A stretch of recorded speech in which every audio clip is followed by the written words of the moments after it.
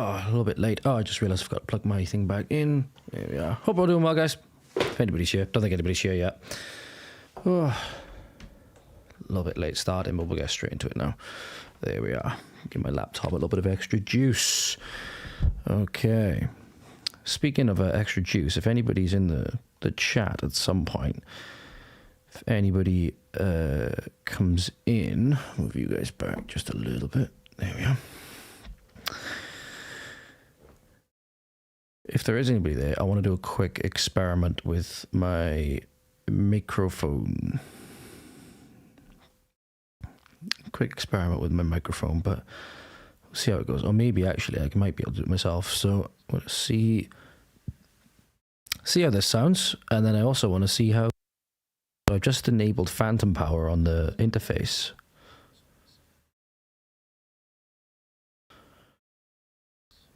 It really hasn't made any difference. I can just see myself in the preview. It really hasn't made any difference, but oh well.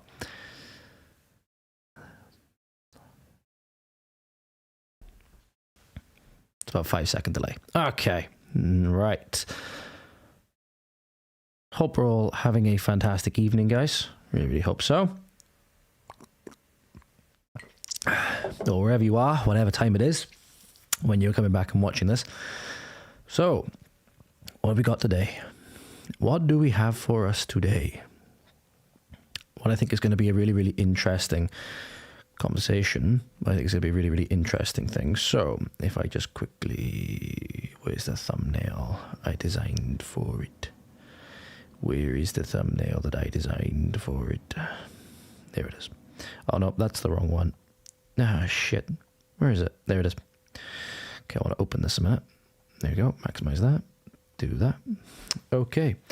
So, ladies and gentlemen, here is... I can't actually bring it up, so I'm going to do a little one of these to reset the thing, because I want to bring in this. So I realize I'm slightly off out of frame. There we are. That's a bit better. If I'd started on time, or God forbid even a little bit earlier, I would have been able to iron out these problems. But hey-o. Watch Party Podcast Review, 8,000 Years Story in the History of the British People. And anybody who's coming in at any point, this is what we'll be going through. I think this is going to be really, really interesting to go through. Whether you're watching this back later on in the VOD, or whether you're watching live with me now, I think this is going to be a really, really interesting podcast conversation to go through.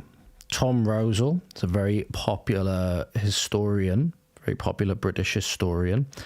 Seems to be quite well versed and has actually done a lot of work, which I found out from just looking into this a little bit before I was going to come back and review it. Otherwise, I'm going into it completely blind, other than a little bit from like the first 30 seconds or so, 30 seconds to a minute. We're going to be going into this completely blind, or at least I am anyway. I'll tell you what I can do. Quickly just share this. Share the link on X. Oh no, I didn't want to do that. I want to share it on X a bit quick. See if anybody else wants to join. I'll share the YouTube link. Yeah, do that. And I also want to share the Rumble link as well. So I'll just do this a bit quick. And then, pardon my voice, guys. I'm still getting over a little bit of a seasonal cold, seasonal sniffle, if you will. But it's manifested as a cough the last few days, and it's taking its time to fully pass. But I'm just going to do a quick test just to make sure that this is working on my end. So far it is, which is good. I don't want it to do that glitchy thing where I can't hear it for some reason. Put it in my headphones, about 75. That'll do. And also then, appreciate you guys tuning in wherever you're tuning in from. Thank you ever so much. There was one last thing that I wanted to do. There was one last thing, but it's just slipped my mind. Oh yeah, I'm actually going to unplug my interface a moment, just so, hopefully, at no point it will do that awful, satanic, frigging, glitchy sound that want to avoid at all costs, but I have no control over, and I have no idea when it even happens, because it doesn't come through my headphones or anything like that to tell me when the, actual thing happens. So I'm just going to unplug.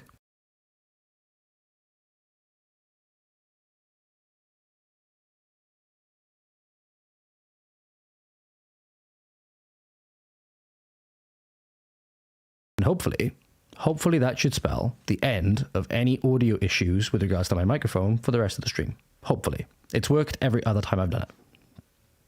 So, without further ado, let's get straight into today. Some of the topics, some of the chapters from this conversation, ladies and gentlemen, which I think would be really interesting. We're not only going to go into an introduction to Tom and what he does. He runs a YouTube channel and an outlet called Survive the Jive, but exploring the ancestry of the British peoples, the significance of stone monuments. So he's a heathen pagan as well. That's sort of his whole thing, right? And I believe he runs a course on heathenry and stuff like that. So obviously people are going to have their opinions about that, but we're more so coming at it from the historical perspective. The history and genetics of the British people is what we're going to be talking about today, or what we're going to be reviewing. I'm not reviewing in any sense that I'm any more of an expert than Tom, right? He knows far more about this than me, but reviewing in the sense of wanting to go through it to bring it to light, because it's been one of the biggest things that, if you've been paying attention to what's been going on in Britain in particular, has been weaponized against the British people as their own history. Orwell making the big point in 1984, you could see this all the way back in the 40s, about the weaponization of history and how you can reach back into the past, change facts, and then once the act of forgery is forgotten, it exists with all the same authenticity as the things that actually did happen, right? Very, very dangerous when you distort the past, but that's exactly what our government have been involved in. And they've been doing so for their own political benefit and the destruction of their people. It has been nothing less than treason. It has been nothing less than treason. Pardon me. So we're going to be going through all of this. And I believe there's a lot of interesting stuff that's going to be discussed. So we've got myths surrounding King Arthur, founding myths of the English people, Christianity's influence on the Germanic peoples, nuances of invasion and alliances, which is a big thing that came up in the Steve Laws, Andrew Gold conversation. So I think that'll be an interesting point to get into about 40 minutes into the conversation. Complexity of Irish history, and then tying it in with modern immigration and historical contexts, and then evolving perspectives on historical narratives. We've got a lot of interesting stuff to go through today. I'm just going to quickly nip back into OBS to make sure that the levels are coming through okay. Hopefully some more people will join as we go through. I'll quickly jump into studio. This is my studio. It's my 10 million pound studio. I'll just quickly play the video. Make sure it's coming through okay. Seems to be quite quiet. Seems to be a little bit on the quiet side. Maybe is there anything I can do about that? YouTube volume is on max. I'm not exactly sure how to make it any louder. Tom Rowsell, welcome to Thinking Class, thanks.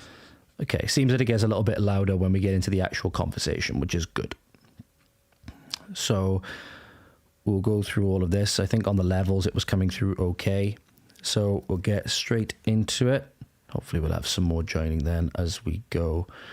But obviously leave your comments and everything in the chat as we go along, guys. As I said, hope you're all having a fantastic morning, afternoon, evening, night, wherever we are. I think we might as well just get started. Enjoy, ladies and gentlemen. I hope that you're going to enjoy this as much as I am.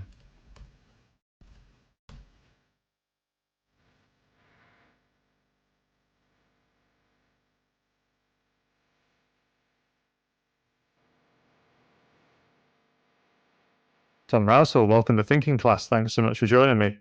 Thanks for having me here, John. Tom, I've been looking forward to the discussion. Anyone with a rich background, and you certainly got one of those as someone who has been a journalist. You've worked for the World Health Organization, of all places, very topical, I think, in this political climate. You've worked for NGOs that have supported the rights of indigenous peoples around the world. And you're also a filmmaker, You're a historian of the religious, genetic, and folk histories of European peoples. And recording this from Edinburgh, I also know you have some pretty august ancestors, as it were. In fact, there's a monument to them on top of Carlton Hill in Edinburgh, which is where I record this from, the Stuarts, key figures in the Scottish Enlightenment. So quite the background. For those of you who don't know Tom, and many of you may do because he has a big YouTube footprint, is he has a channel called Survive the Jive, and I suppose within that you can find all sorts of things. You can find you talking about and traveling around the green and pleasant land that is Britain. You can see you talking about the Vikings while standing next to the Bosphorus in Turkey, and how they've used their great strength to push boats over bridges.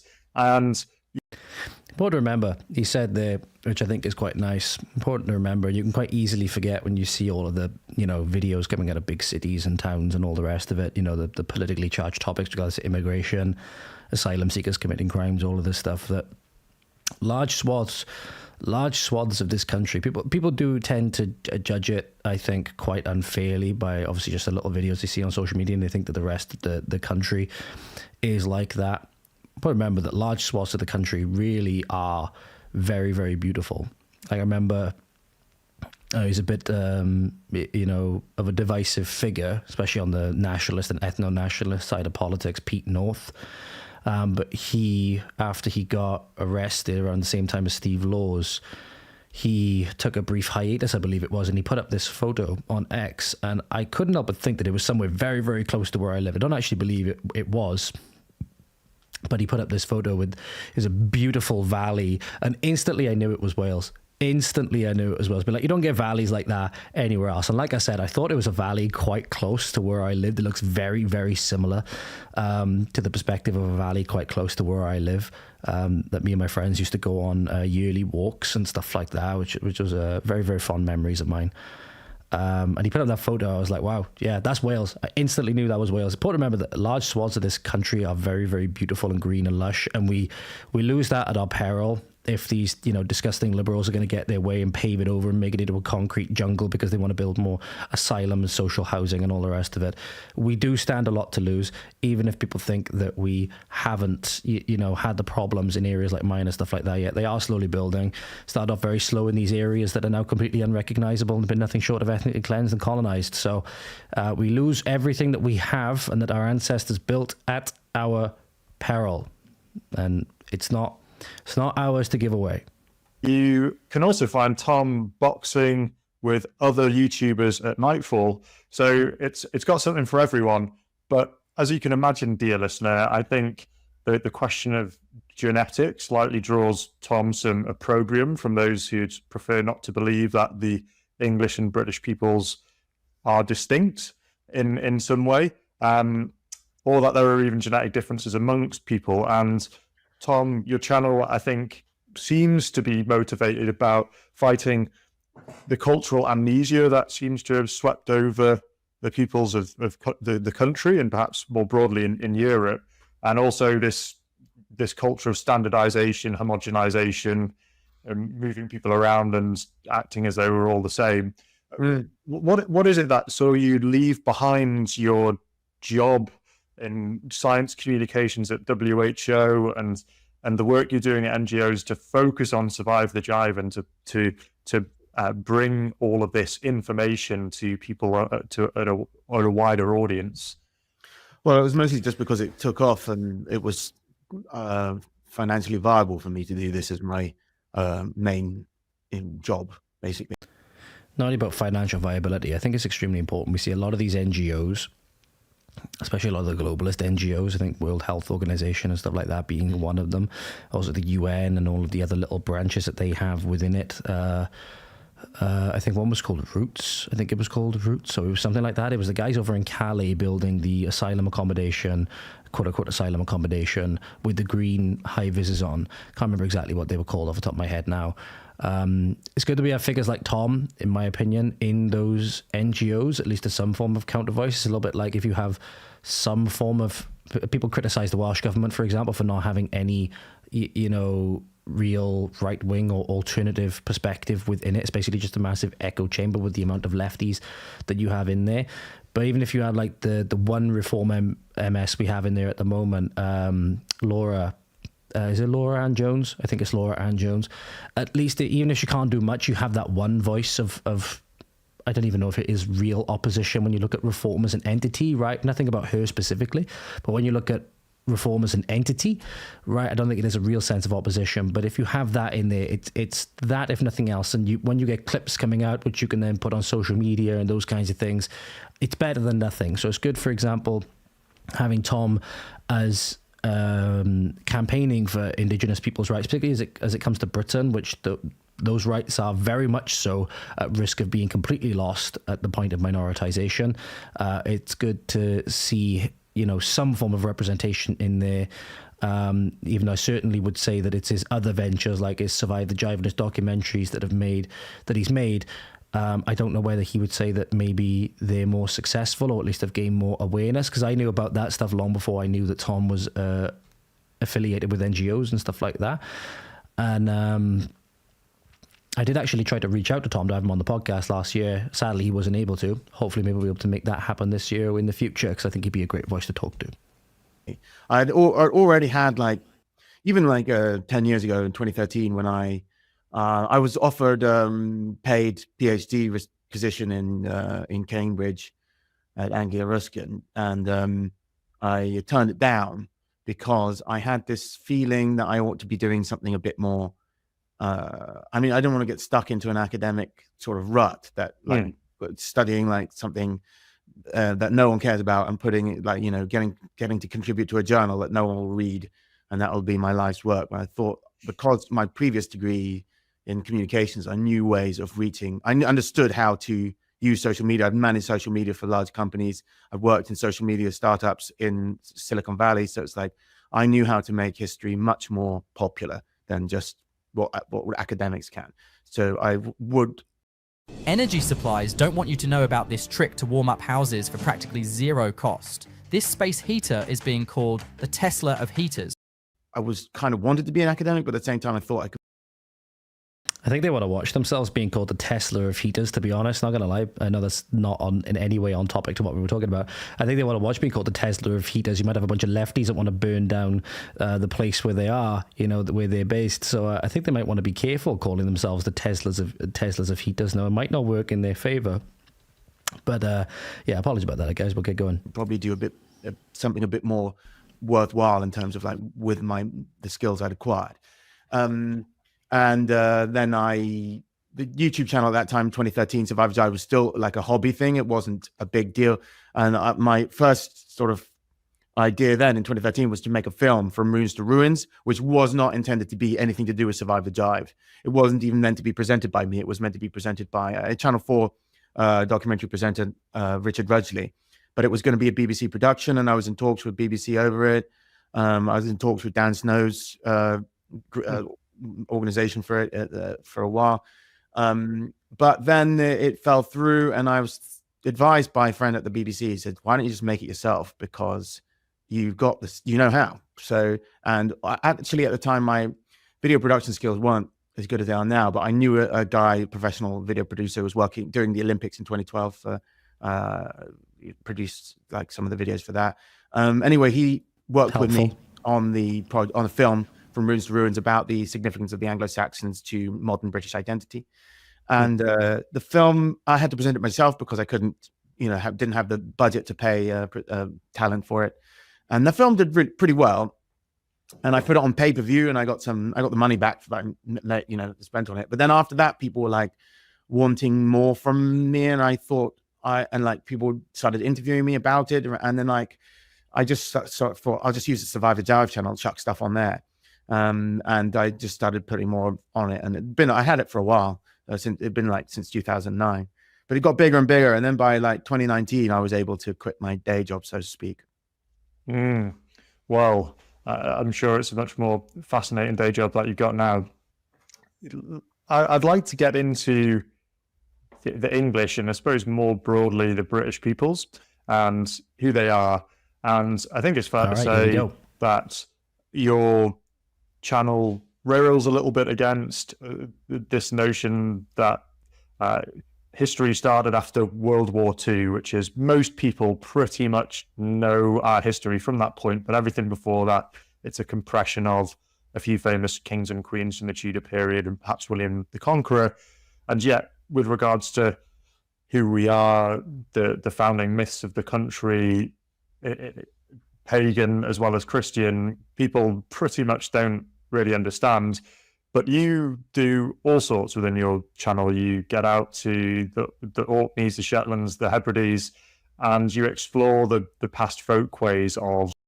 You see this, I just want to highlight this first. You see this, it's been a source of contention on the right between, you know, Christian / civic nationalists and the ethno-nationalists, even when they have sort of the Christianity thread that you think would join them. A good instance in this is how, for example, James Goddard reacted to some of Speaker's Corner Bob.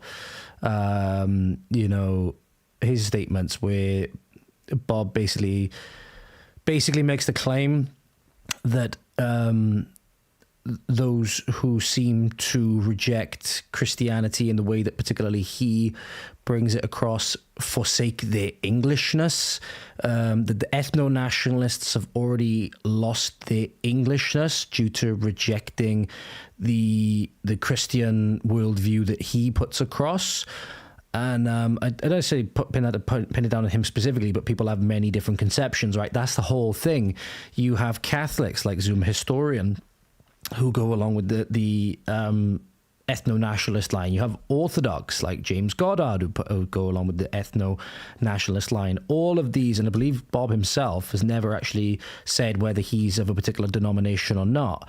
So you have all of these people that claim to subscribe to the same religion, but have, well, James and Zuma in this instance seem to have very similar worldviews, but then seemingly somebody who you think would be on the same team is of a vastly different worldview. And then I think you sort of see that a little bit more with, you know, Calvin Robinson and other figures as well.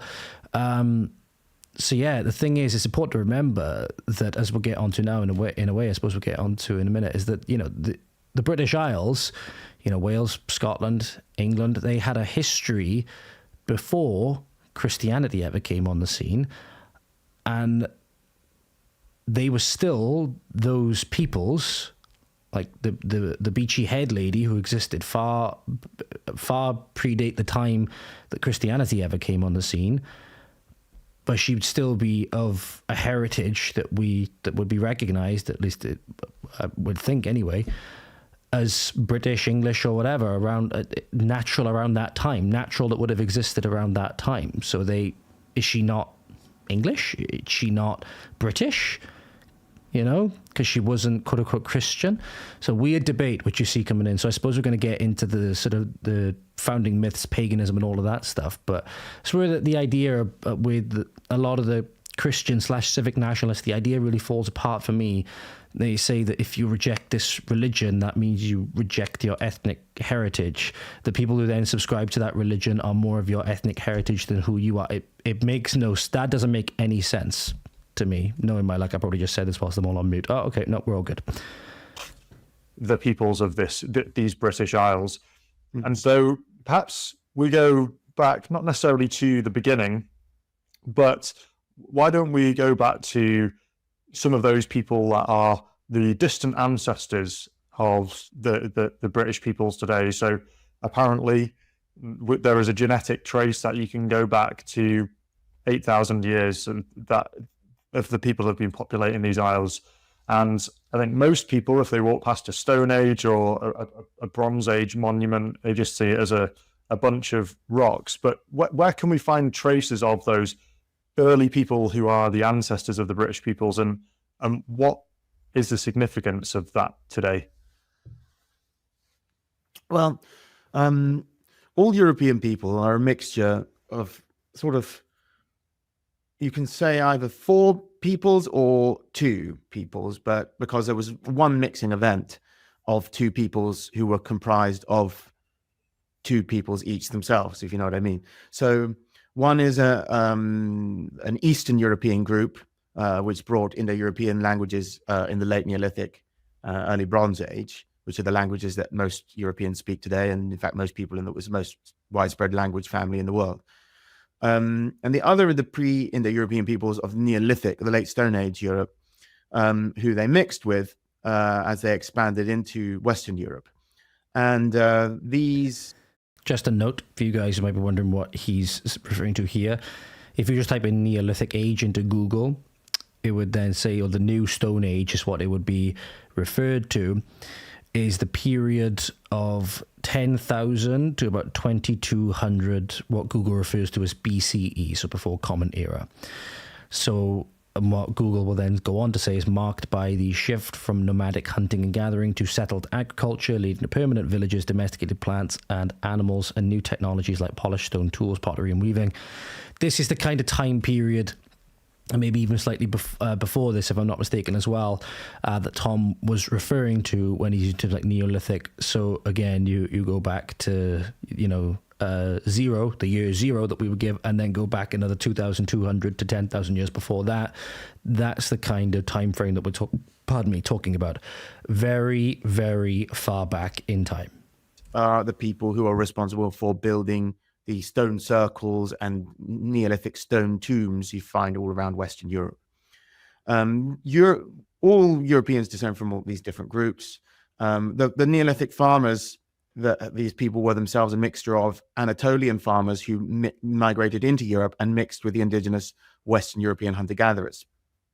The difference between Northern Europe and South Europe is that the Southern Europeans have more ancestry from the farmers, and the Northern Europeans have more ancestry from indigenous hunter-gatherers and the Indo-Europeans.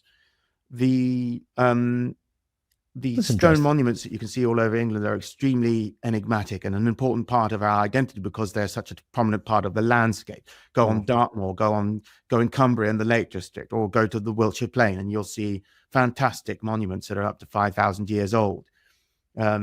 Those people contribute, that race rather, not necessarily the actual people who built those stones, but that Neolithic race of Western European, or the farmers of Neolithic Europe, the late Stone Age Europe, contribute almost half of the ancestry of British people, and the other half would come from the Indo-European people.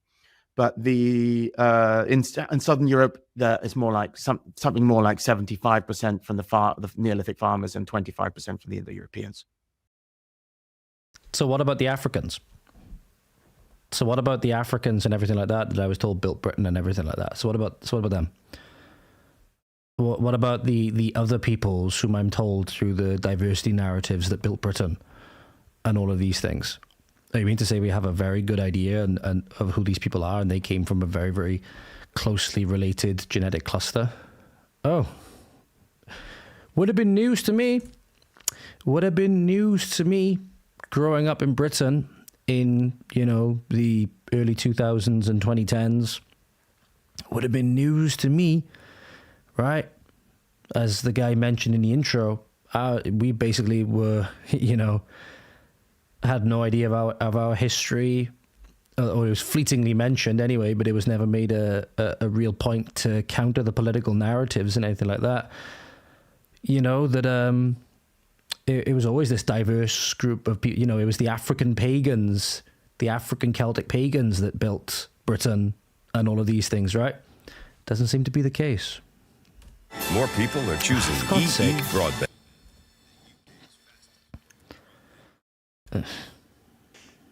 These enigmatic stone monuments that you mentioned, I think I got my first feeling of that enigmatic nature of them when in the lockdowns, the first lockdown, I was living in London. As it hit, I decided to escape back to my ancestral home of Northumberland, and decided I wasn't going back to London. It's far too lovely around here. Never really appreciated it. And I ended up setting up shop in a small village called Rothbury, which I think has an Anglo-Saxon origin to its name, but it's been around much longer. And I found myself falling in love with all of these little parts of history which showed just how long people have been populating what seemed like a small, little, inconsequential village. So in the in the church that has been standing there since the 600s. There's an Anglo-Saxon font in there with various scenes from the Bible chiseled into it. But then just up the hill, because it's hemmed in by the Coquet Valley, there's a few funerary Neolithic burial cairns, which I didn't know what they were at first. I just knew they were around. I knew they were something Stone Agey, but I didn't really know what it was. And then looked into it and thought, wow, so these people were either using them as ritualistic points. They also had standing stones, which I still don't know the full background to them. Maybe you can enlighten me, but these standing stones were used to be able to traverse the landscape, but there's something deeply geometrical about them and very precise about their location, despite there being none of our automatic calculations that we have today. And then surrounded by hill forts, and just knowing that there were people making a living and surviving and perhaps even thriving in these places which you think are just small little sleepy Northumbrian villages was quite humbling to me, and it sent me on a bit of a journey down the exploration of the history. And I think that helped me feel a lot more rooted as a person, actually, instead of just thinking we just arrived on the spot. But what are some of these things? So let's dig into hill forts. What are hill forts about? Well, I can say, before I just talk about hill forts specifically, that the British public have their engagement with history is naturally coloured by the landscape, and the parts of the landscape that have the historical aspects of the landscape that survive are. Sorry, ladies and gentlemen, just before he goes into that, I was trying to look up on my phone whilst they were talking about that, because I wanted to give you guys some idea of what he may have been talking about. So if I type this in. So as an example, to give you guys an example of some of the things that he may be talking about, if you just type in standing stones, oh, that's a very, very small image. Can I make it bigger? Here we go. I think I can make it bigger. Oh no, I don't want to save the image. There we are. That's better. That's much, much, much better. So to give you guys some example of the kind of things we're talking about, because we're not talking about necessarily Stonehenge or anything like that.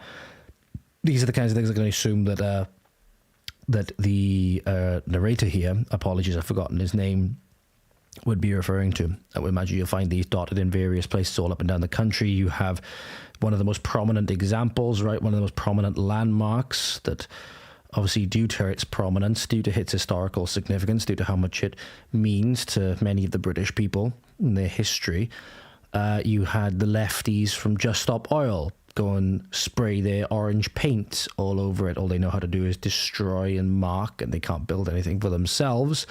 All they do is tear things down. So they went and sprayed, obviously, all of their orange paint all over Stonehenge. Not necessarily accomplishing anything, but show nothing is above desecration to these people.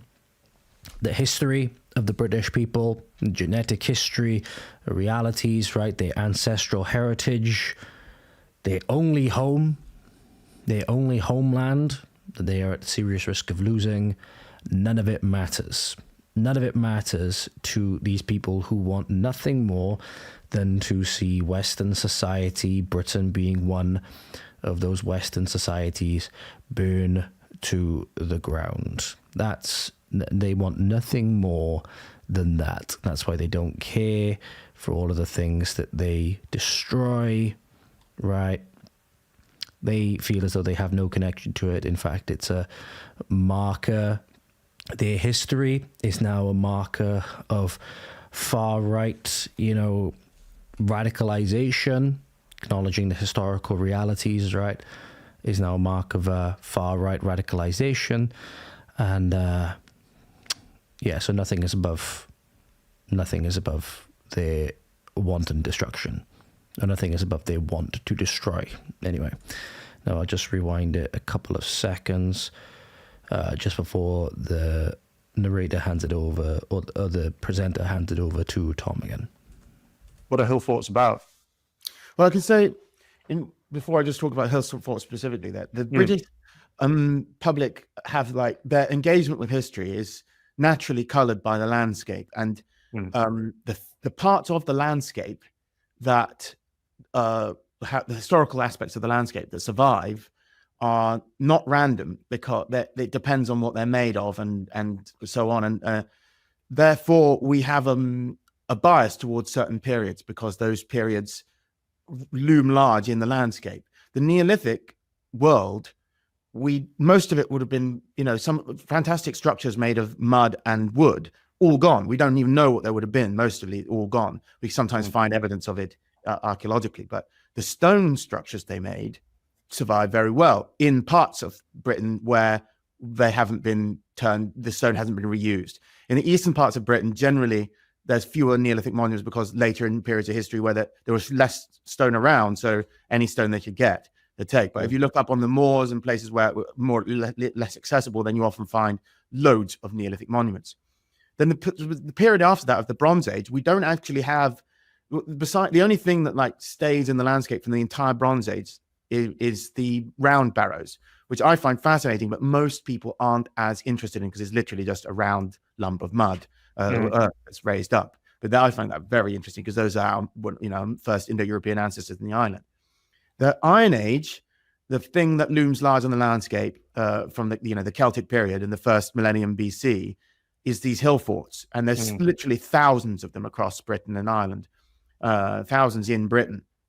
Now, sorry guys, just before we get into the hill forts, I'm going to quickly bring it back so I can show you this, just so if you've never seen them before, you can get an idea of what Tom is talking about when he says these round barrows. If you type this into, again, these are like artist depictions and stuff like that. I suppose if we go on here from Wessex Archaeology, I believe it's a artist depiction, I believe. I'm hoping I'm getting this right. Maybe if Tom sees this video, who knows, he'd be able to correct me, be like, no, this is the wrong image, this is not what I was referring to. But he's talking about the first, I believe he refers to them as Indo-European ancestors. If I'm not mistaken, the first Indo-European ancestors, I believe this is the kind of stuff that he was referring to. And you can understand why that would be a particular fascination. And understand as well why when you look at an image like this, it's not exactly the most fascinating. If I zoom in on this part of the image down here, so I believe this is what he's referring to. You understand when most people see that as, it's just a round, circle of mud or whatever. But important for us to understand, really. We can have a reconnection with our history and where we would have come from, and the actual historic inhabitants of these isles, right? It's important to have an understanding of how they lived and what they left behind, right? And it's good in the way that they made the stone structures that they did and all of these things, because obviously then we have a record that has lasted to this day of what these things would have looked like, right? There's another one here. You might also be referring to this. These are burial mounds. This is supposedly a burial mound. Apparently, according just to the brief description, which you can see, it actually predates Stonehenge. So here you go. Important artifacts of early British history. Their ancestors and so on. Very, very important artifacts indeed. And we neglect our history at our peril. We neglect our history at our peril because if we neglect our history, if we neglect to understand it, it will make it all the more easy for a treacherous politician to weaponize it against us. Just seen somebody join in the chat. Streaky Bacon, how we doing? Alan Wilson has been a fascinating story on our subverted history. I will have a look, my friend. I will have a look. Certainly, Tom's the only one which I've really seen. So I'll certainly be looking up Mr. Alan Wilson as well. If he has a website or anything like that, or if you have any interesting sources or anything that he has, or social media or whatever, to make him easier for me to find, link it down in the chat, my friend, and I'll come back to it and I'll have a look as well. Because people really need to understand how much their history has been subverted. Thank you very much for joining, my man. It's great to see you. Hope you're having a fantastic morning, afternoon, evening, night, wherever you are. Appreciate you tuning in, my friend. What they are exactly has been well, no one doubts that they have military purposes because they're military fortifications, but it's also certain that they weren't just for military fortifications. They're sort of like the Iron Age equivalent of a castle, and they often developed into townships, so they became sort of trading centers and whatnot as well. But they're sometimes placed on, they're strategically military placed in a way because they're up high, but also they're sometimes not very well placed because they can be far from water sources and awkward in that defense, awkward to defend in some places as well. But they're also positioned sometimes on the middle of important trade routes, or rather cattle driving routes, like such as the Ridgeway. And that indicates that they were maybe they were intended to disrupt a previous cultural system of the Bronze Age, which depended on the herding of cattle across these distances. And maybe they were ways of extracting wealth from farmers, and like you can imagine, a bit like the Motte and Baileys of the Normans were built up around the Anglo-Saxons to control the Anglo-Saxons. Perhaps the incoming Celts of the Iron Age used these hill forts as a way to subjugate the native population. It's hard to say. It's more speculative. But in the popular imagination, these hill forts are all kinds of things. In Ireland, they're often associated with the fairies, and in Britain, a lot of the hill forts have local folklore associating them with kings. So the island folklore, quite literally away with the fairies. Sorry if anybody's Irish or happens to be watching this. I love you guys. Honestly, I do. That's quite interesting as well. It's quite interesting as well, the kind of different, almost like mythological creatures that various things are caught up with. I was just watching a video earlier, this random video. It was like size comparisons of, or what would happen if monuments came to life. It was like, I don't know if anybody's ever heard of the YouTube channel Metaball Studios. These weird things like shipwreck, how far comparison of different shipwrecks, how far they are under the sea, and like different, all of these different things, right? Like different, like video game characters, how tall they are, and viewing them from a first person perspective. Really interesting YouTube channel, right? For a nerd like myself. And one of the videos that came up earlier about these monuments was about the Kelpies in Scotland. And this massive Kelpie monument, I didn't even know it existed. Right, I didn't even know it existed. Right, but the Kelpies, the horses, and the myths around them in Scottish folklore, how integral that is to Scottish folklore. Right, it's quite interesting about how all of these different, myths and stories and folklore to these different parts of the country. They're really, really interesting, I find. So it's interesting to find here that the Irish ones seem to be tied up with the fairies and stuff like that. I think that's really, really interesting. Arthur. Everyone wants to imagine that this hill fort is Camelot. This one here is where Camelot was, and I think there's several where locals claim that Camelot. But like they have, and same with the old stone circles. Very often you have folklore around them, from connecting them to Merlin or to Christian mythology, where they say, "Oh, the devil threw these stones here," or more often, these stones used to be women who didn't go to mass and say their prayers, and so they were turned into stone as a punishment. So, like, because they've always been there for thousands of years, these ancient monuments have. Sorry, they were given the lot treatment. They were given the lot treatment and turned into pillars of salt. That's what they were, and somehow condensed and turned to stone. That kind of stuff, right? I'll just try and look up, see if we can find an example, maybe like an artist's rendition or something like that. So, and Tom's talking about here the hill forts and stuff like that in prehistoric Britain. I think this is what the website is literally called. I think it's called Prehistoric Britain.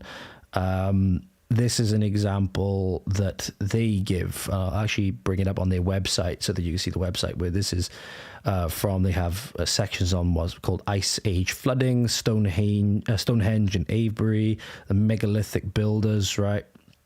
And they have this image of maybe what a hill fort would have looked like. So I'll zoom in slightly on it so you can see it a little bit bigger. This is the kind of stuff that we're talking about. And then surrounded likely by some kind of big staked wooden fence that you can, wooden wall, I suppose, that, they likely would have sharpened on top maybe to make it harder to climb over and those kinds of things. The early communities. And you can imagine around that fence, you have like some people stationed outside, some men stationed outside with swords, and any, merchants that are coming along or whatever, or any farmers that are trying to track their, cattle across these distances or whatever. And if they want to, enact some extra taxation and stuff like that, shall we say, you can see very easily how that would be the case. I think there might be a slightly different image on here as well, if I'm not mistaken. I'll just see. Yeah, here we go. So this is what I'm talking about. This is another image which they have on their website. I'll just zoom out a little bit. Oh, where's it gone? There it is. I think this is a little bit. Here we go. So you can see that there then. So this is another image they have included on this website. So you can see that big fence going all the way around. All you got to do is station some men outside the front with swords and stuff like that. And you have your ready-made taxation route, you know what I mean? And you can see if you build these in certain areas up on top of hills and stuff like that, right? You can see then how it might be a little bit hard with the level of technology that they had to get water and to get all of these things, right? But again, early communities, really, really fascinating. Really, really fascinating. I have not even considered any of this. The last time, this shows you a lot, ladies and gentlemen, at least growing up in the school system that we had when I was in school anyway, the last time you would have looked at any of these kinds of images or anything like that probably would have been about year 3. Probably would have been about year 3 in primary school, which, if I'm not mistaken, in the UK, for anybody else who may be watching elsewhere, with the different grade systems and all of that, probably would have been, around 7, 8, 6, 7 years old, somewhere around there. Imagine going through all the rest of your time, even for your history education and all these things. When you get to secondary school especially, they politicize the history education and everything is Nazi Germany, Nazi Germany, Nazi Germany, which, fair enough, okay. But why don't you teach us anything about the Russian Revolution post-1917? Why do you teach us all about, from just before 1905, the first revolution, all the way up to 1917, and you stop there? Why do you never teach us about anything about Mao's China? Why do you never teach us about North Korea? Why do you never teach us about Cambodia? Why do you never teach us about all of these things? Right? The Holodomor. Because it was always politicized, because it was state education. They wrote many books. They wrote many books on King Arthur, about the origins of the Welsh people and how history has been changed for political purposes. Sounds really interesting. Does he have a website or anything like that, or books? I'll have a look him up, and I'll see if I can find some of his books later. It's been one of my really interesting areas to sort of research and read about at the moment. So yeah, I think that'll be really interesting. It's Massey and Mayfair area. Very well could be. I'll just double check on that website actually if it actually says where it was. Bear with 2 seconds, ladies and gentlemen. Ian, appreciate you tuning in. Thank you very much. Pleasure to see you as always, my friend. Does it actually say where it is? Does it actually say where? It just says traditional view as, quote, a fortified refuge or defended habitation on elevated ground. Doesn't actually say where it is. There's another image on there actually of the Maiden Castle constructed over several millennia. So I think, yeah, very, very well could be. Very, very well could be. Who knows why the Holodomor isn't mentioned? Yeah, maybe. But yeah, various different reasons as to why, they wouldn't want these things mentioned and stuff like that, especially when, why do you think they never want you learning anything about the Chinese Revolution, for example? You look at China today, and then you realize they want to implement that kind of system. It makes sense not to teach you about those kinds of things. But yeah, they very well might be other reasons as well. I can certainly understand that. But yeah, that often comes up about, I think we covered that. A little bit in the Laura Towler stream, I think we covered that a little bit in the Laura Towler stream, because Ricky Doolan kept going back to the Holocaust, and then she brought up the Holodomor, and it was kind of this interesting thing, right? Ricky didn't really have a response for it, which was quite interesting. But yeah, very, very interesting indeed. Makes sense to why they don't teach us about those things. Again, lies by omission can be some of the most effective lies. Lies by omission can be some of the most effective lies indeed. Oh, there we are. Developed new histories, new meanings in the popular imagination of the British people. And they continue to do so even now, with Stonehenge being very popular, with all kinds of hippies who go there and claim that it's on a ley line, or that it's the aliens who put it there, or I don't know, whatever stuff they make up. But it's all, an ongoing process of the British people incorporating the landscape into their imaginations. And the landscape is always part of who British people are. So when British people change, they tend to try and change the way they interpret the landscape too. You're bringing up King Arthur there. I had a little bit of that. I had a little bit of that. Have you ever just gone to some places and just taken in the landscape, taken in whether it's like countryside, whatever it may be, and you just feel something?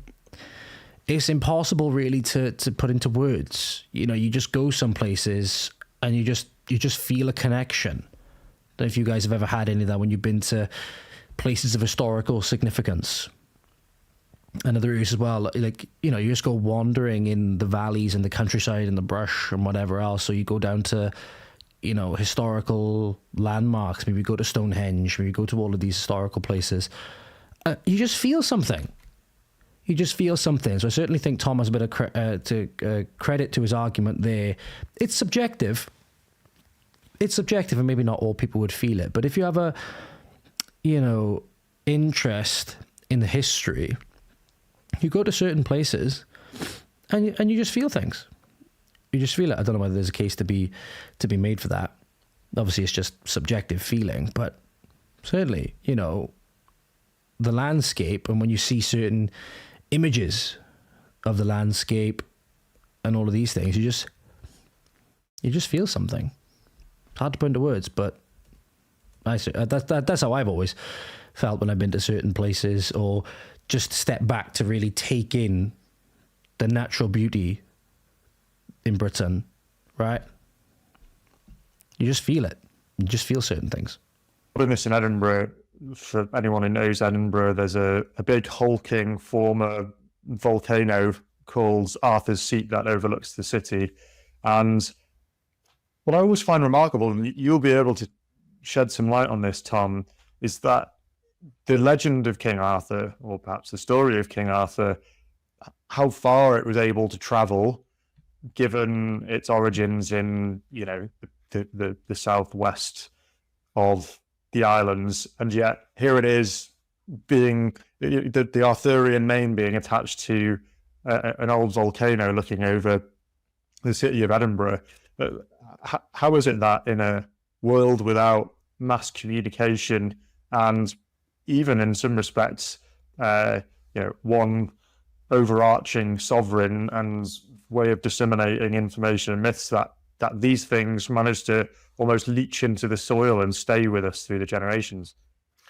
Well, there are many people who argue that King Arthur was a real person who lived in the Dark Ages at the time of the fall of Rome and fought against the Anglo-Saxons. There's some evidence that there are a few candidates of people who could be Arthur. That's rather besides the point, because the actual Arthurian romantic phenomenon is 1,000 years later, in the High Middle Ages. So you're not talking about the 400s, you're talking about the 1400s. And that is what Arthur is. He's like the Star Wars of the time. And most of the really important literature or Arthurian literature was being written in France, and it's French literature. And it's in the style of the romantic or European romance, which is the start of the novel, and it's very influential on the entire European literary tradition. This is very different to, say, earlier forms of literature that were, or like storytelling that were enjoyed in the Germanic world, that, you know, which could be seen in the examples of the Icelandic sagas or in Anglo-Saxon poems like Beowulf. Those are completely different style of literature. And in Iceland, they got replaced by romantic literature of the French type as well. So this style of literature became the fashion all around Europe. It's Bloody mostly French. of French origin, but, you know, there's Arthurian literature written in Britain. There's Arthurian literature written in Germany. And sometimes they add bits in, like, you can know, like fanfic or whatever. It's kind of like that. Everyone thought King Arthur was a really cool story. And it was like by no means limited to Britain. Like people, I'm sure, all over Europe were reading about King Arthur. I'm sure they were reading about him in Russia. And his. So does that mean that if we're talking about King Arthur as a myth that came about like 1,000 years later, does that mean they had like they had the fandom, and then they had the people that took those things way too seriously and started thinking that they could actually use the Force, like the kid from the meme? I don't know if you guys have ever seen the kid from the meme. I think he's about to get picked on like an American school or whatever, and he has like this like kind of like, I don't know if it's like a PVC pipe or whatever it is, or it might just be, I might just be remembering it wrong. But he says, "I have the power of God and anime on my side." Did they have the weird nerds of the time That's why I want to know now. If there's this weird fanfic element and all of these things that Tom is talking about, did they have like the weird nerds of the time? But I didn't know that. I actually know that a lot of the myths about King Arthur came, 1,000 years later than the time period it would have actually been referring to. So that's important extra little context there, for anybody to keep in mind as well. I feel it when I return to Wales. Can understand that. It's a very, very beautiful place. Alan Wilson believes there were 2 King Arthurs. Oh, does he really? Is that like again, not to make too much of a joke on it or torture a point, but torture a joke too much? Is that the concept of like a two spirit King Arthur or something like that? Obviously I'm just joking, but no, it'd be quite interesting to hear a lot of people's different interpretations on it. It sounds like I don't know whether Tom has maybe had a conversation or any discourse with Alan Wilson as he bring it up. I think it'd be quite interesting because Tom's essentially making the pardon me, in case you're, at least when he's comparing it to Star Wars, that it would be, pretty much like fictional or myth coming a lot later, right? That was generated up around I think you said the high Middle Ages or in the 1400s. And then you had this other guy that has an interpretation that maybe there are actually, is that 2 candidates? Like 2 candidates of who it could be if there was actually a person of this caliber that was talked about throughout history. I think that'd be really, really interesting to look into as well. But yeah, I wonder if they had the nerds at the time that took the mythology or took the fandom far too seriously and sort of alienated this out from their communities. I think that'd be quite funny. Adventures. And he was an example of a Christian ideal in the High Middle Ages. And often there are morality tales where they sort of give examples of someone not being very Christian, and then the problem is solved by being more Christian, something like that.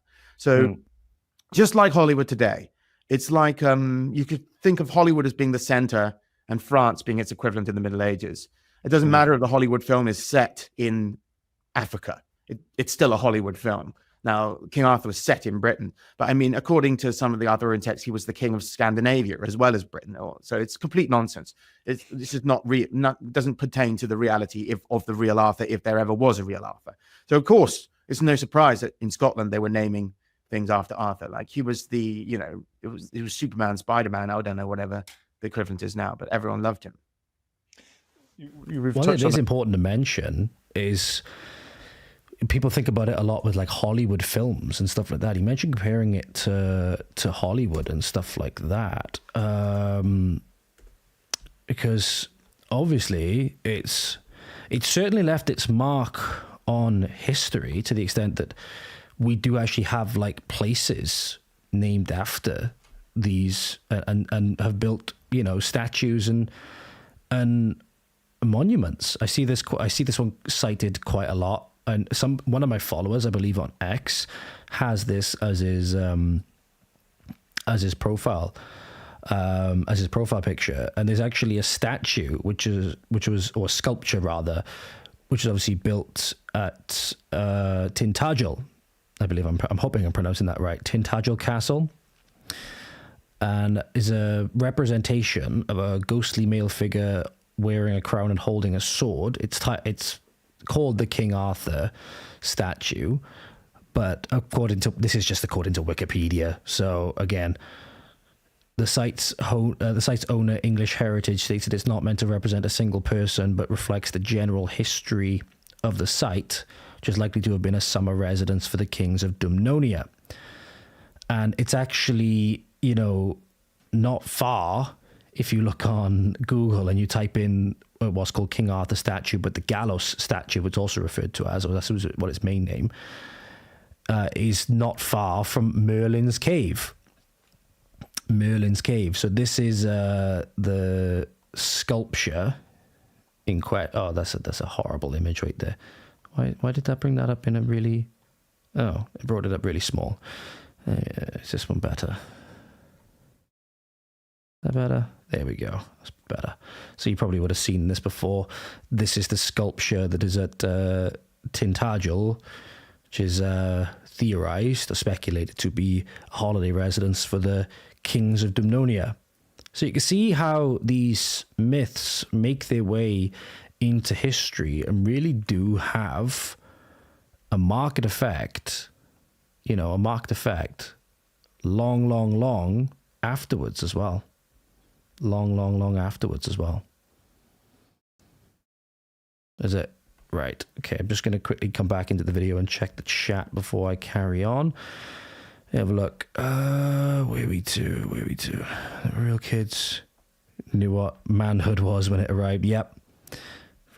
Just read on the YouTube channels I gave you. They wrote so many books. Arthur is a fascinating story subverted. I'll certainly have a look. My friend. So Welsh king and his later ancestor Arthur was also a few centuries apart. It'll certainly make for some interesting reading. And I find, like, especially the mythology and stuff like that, really, really easy to get lost in. You know what I mean? Really, really easy to get lost in. Like, I could just keep on going down rabbit holes for ages. So, yeah, I appreciate that, my friend. I'll certainly give those a look up for you. And a few of these myths that have been, or in this case, historical reality, whichever way we're going to fall on that. But we touched on the myths of the British Isles. Before we delve into Christianity and how that changed the culture, the psyche of the British peoples, what were the founding myths, I suppose, of the English in particular? So those derived from the Anglo-Saxons and perhaps even the Vikings. We could check into the mix. Well, this is an interesting question because it sort of got disrupted. Initially, the Anglo-Saxon founding myth, as described by the Venerable Bede in the 8th century, pertains, what we can tell now from archaeology and genetics, exactly to the reality of their history. They remembered in the 8th century the factual events of their founding migration in the 5th century, and they built a mythos on that. It had been somewhat disrupted by the process of Christianization because, well, Bede's, who wrote it down for us, has built it into a Christian narrative. But it was a little bit difficult for him to do that because already when the Anglo-Saxons arrived in the 5th century, they were pagans. And so the mythic progenitors of their race, the Hengist and Horsa, the sons of the sons or grandsons of the top god Woden, were said to be among the early migrants, or even they are the first English people in Britain. Whereas we know from in Holland and other parts where they're referred to that these are actually gods, not people.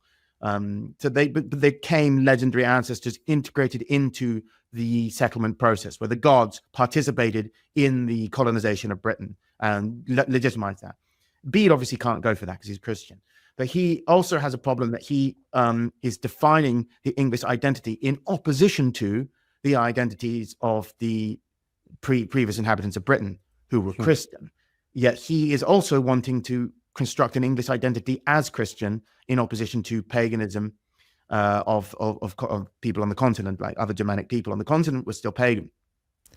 You're seeing as well, I appreciate how Tom's breaking this down or going into this. You got to appreciate that he's talking about somebody coming at it from a potentially biased standpoint, whoever this person is, this Bede, who he's going on about. Obviously, Tom being a heathen pagan himself, you have to see that he's coming from that worldview, right? What matters ultimately are the historical facts and stuff like that. You're seeing how really hard, like I'm listening to this as a very, very ignorant observer, right? As a very, very ignorant listener, not having really a clue what's going on. No wonder it's so hard to understand when you got to try and wrap your head around not only the historical implications and the different faiths and different claims that have been made around those faiths. So Tom going into, there were claims made around the first Anglo-Saxons that came here, pardon me, were the Woden or the descendants of Woden, whoever it was themselves, but then from this, Holland, from the Netherlands, were meant to take these as gods, and so they may have been complicit in it, but not the actual people that came here. You got to try and make sense of all this. Then you got to try and make sense of this other viewpoint where Bede's coming from it, where he wants to weave in this Christian narrative, being Christian himself. It really does make it really, really hard to understand, doesn't it?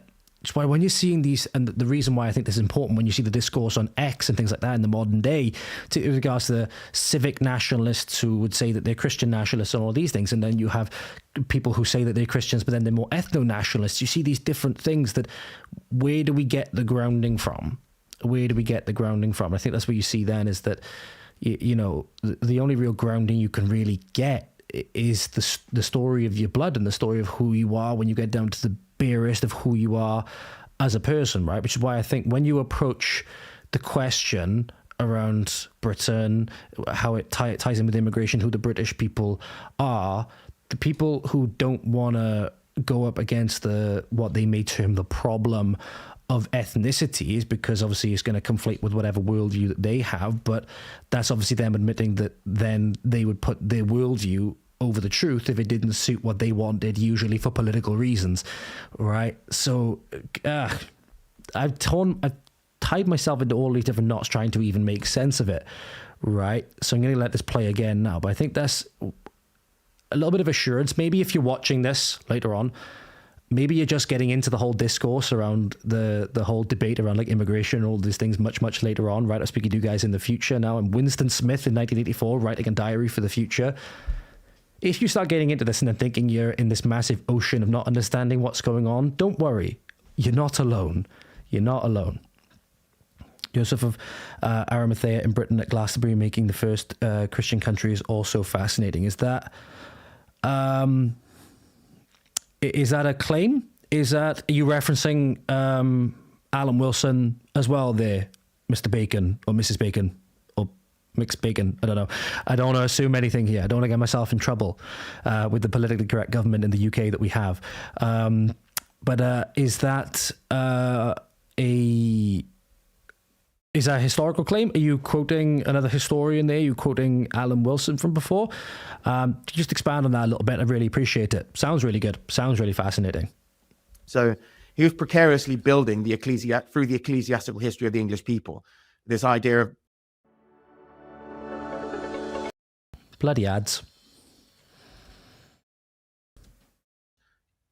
As simultaneously being not at all like the Christian inhabitants of England who were Celtic, but also being Christian. And he tries to dismiss some of the ideas of like the earlier Christians having miscalculated Easter and things like that as being, significant. And that builds into a mythos that something called a Celtic church existed, which it never did.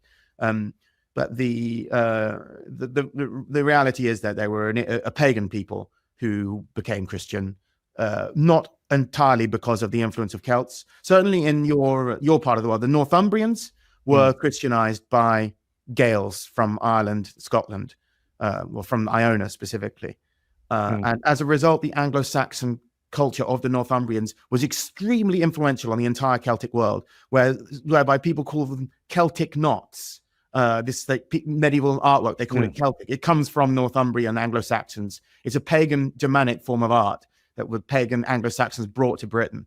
But then when, in the process of Irish people Christianizing the Northumbrians, this style of pagan Germanic art became definitive of Christianity and Christian art in medieval British Isles, not only among Germanic people like the Northumbrians, but also the Celtic people such as the Picts, the Britons and the Gaels.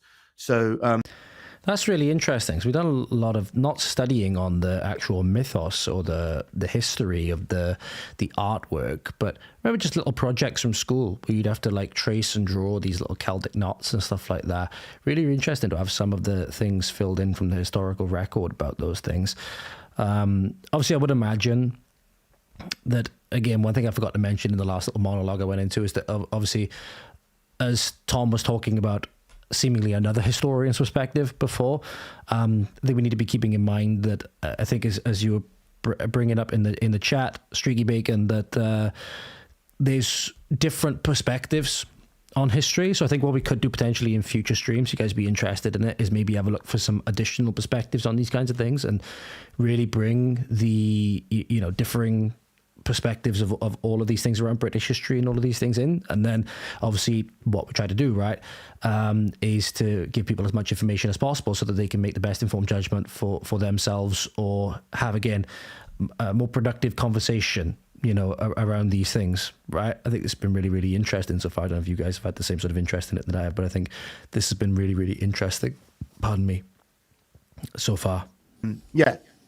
The English founding myth was therefore this complicated mix of it couldn't be entirely based on Christianity because it had to be also in opposition to other Christian people. So it had to be focused on its unique Germanicness, but also it's not like Germanic continental. It has to be a new thing.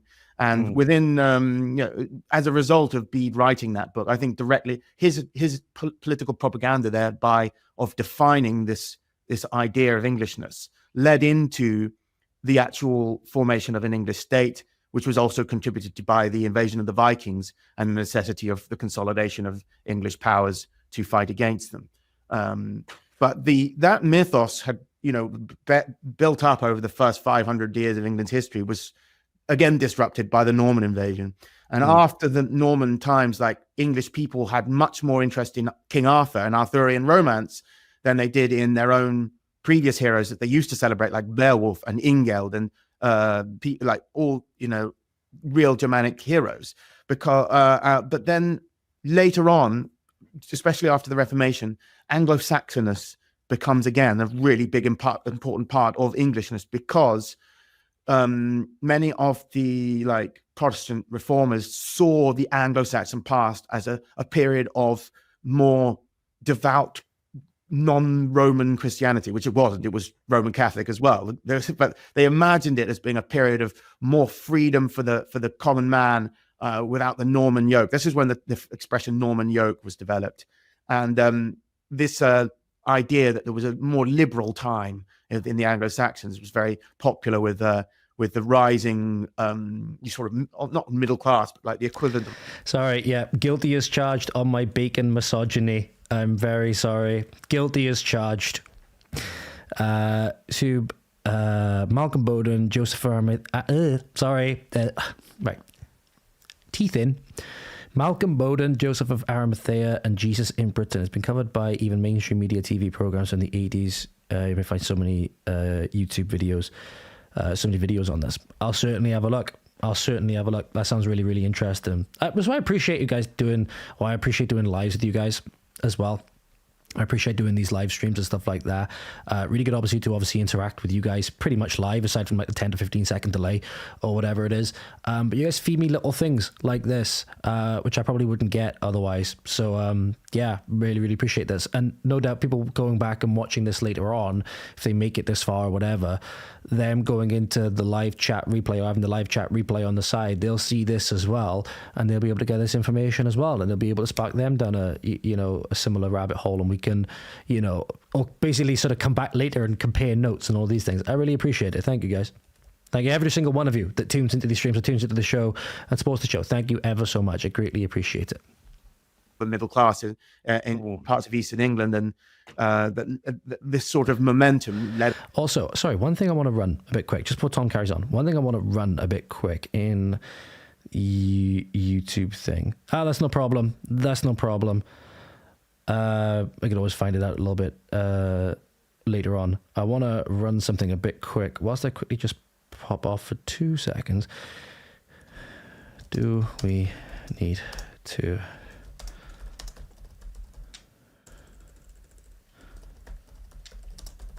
Sorry, I know I'm quiet. I'm just going quiet whilst I'm typing this for...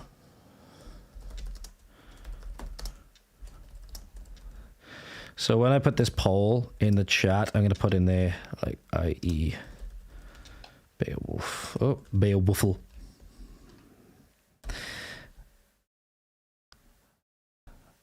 Unsure. There we go. Always put the unsure option into my polls, just in case. Just in case.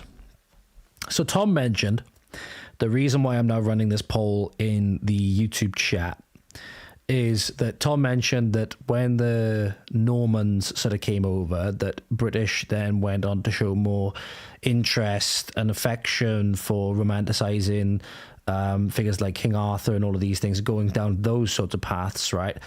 and losing track on the Germanic figures that existed before. I think he mentioned Beowulf and Ingeld. I might be getting that slightly wrong. Because obviously I'm not as versed in these figures and these topics and stuff like that. Am I still coming to you guys live? I hope I am. Sorry, I thought I saw something a bit weird on my OBS. Can you drop a thing in the chat if you can still hear me, please, or you can still see me? I'm still coming through okay. I just saw something weird on my OBS, and I want to just make sure I'm coming through okay. But yeah, he mentioned that the Britons around the turn of like the 1000 and then through the 1400s took more focus of romanticizing these other things, other mythos and those things that came over with the Normans and stuff like that. And as a result, lost track of, or lost maybe appreciation and focus on their own folk heroes of Beowulf and Ingeld and all these other things, right? Do we need to show more appreciation for them? Do we need to show more appreciation for them and understanding how pivotal these other myths that came before the Normans, came even before maybe the advent of Christianity in Britain and those kinds of things?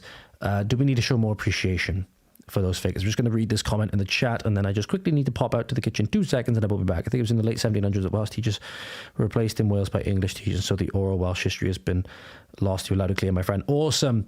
Yeah, and that's a big thing. I understand the grievance that a lot of people have in those instances when they're looking at the history of like the persecution of the Welsh language and stuff like that. I understand a lot of the gripes that people have.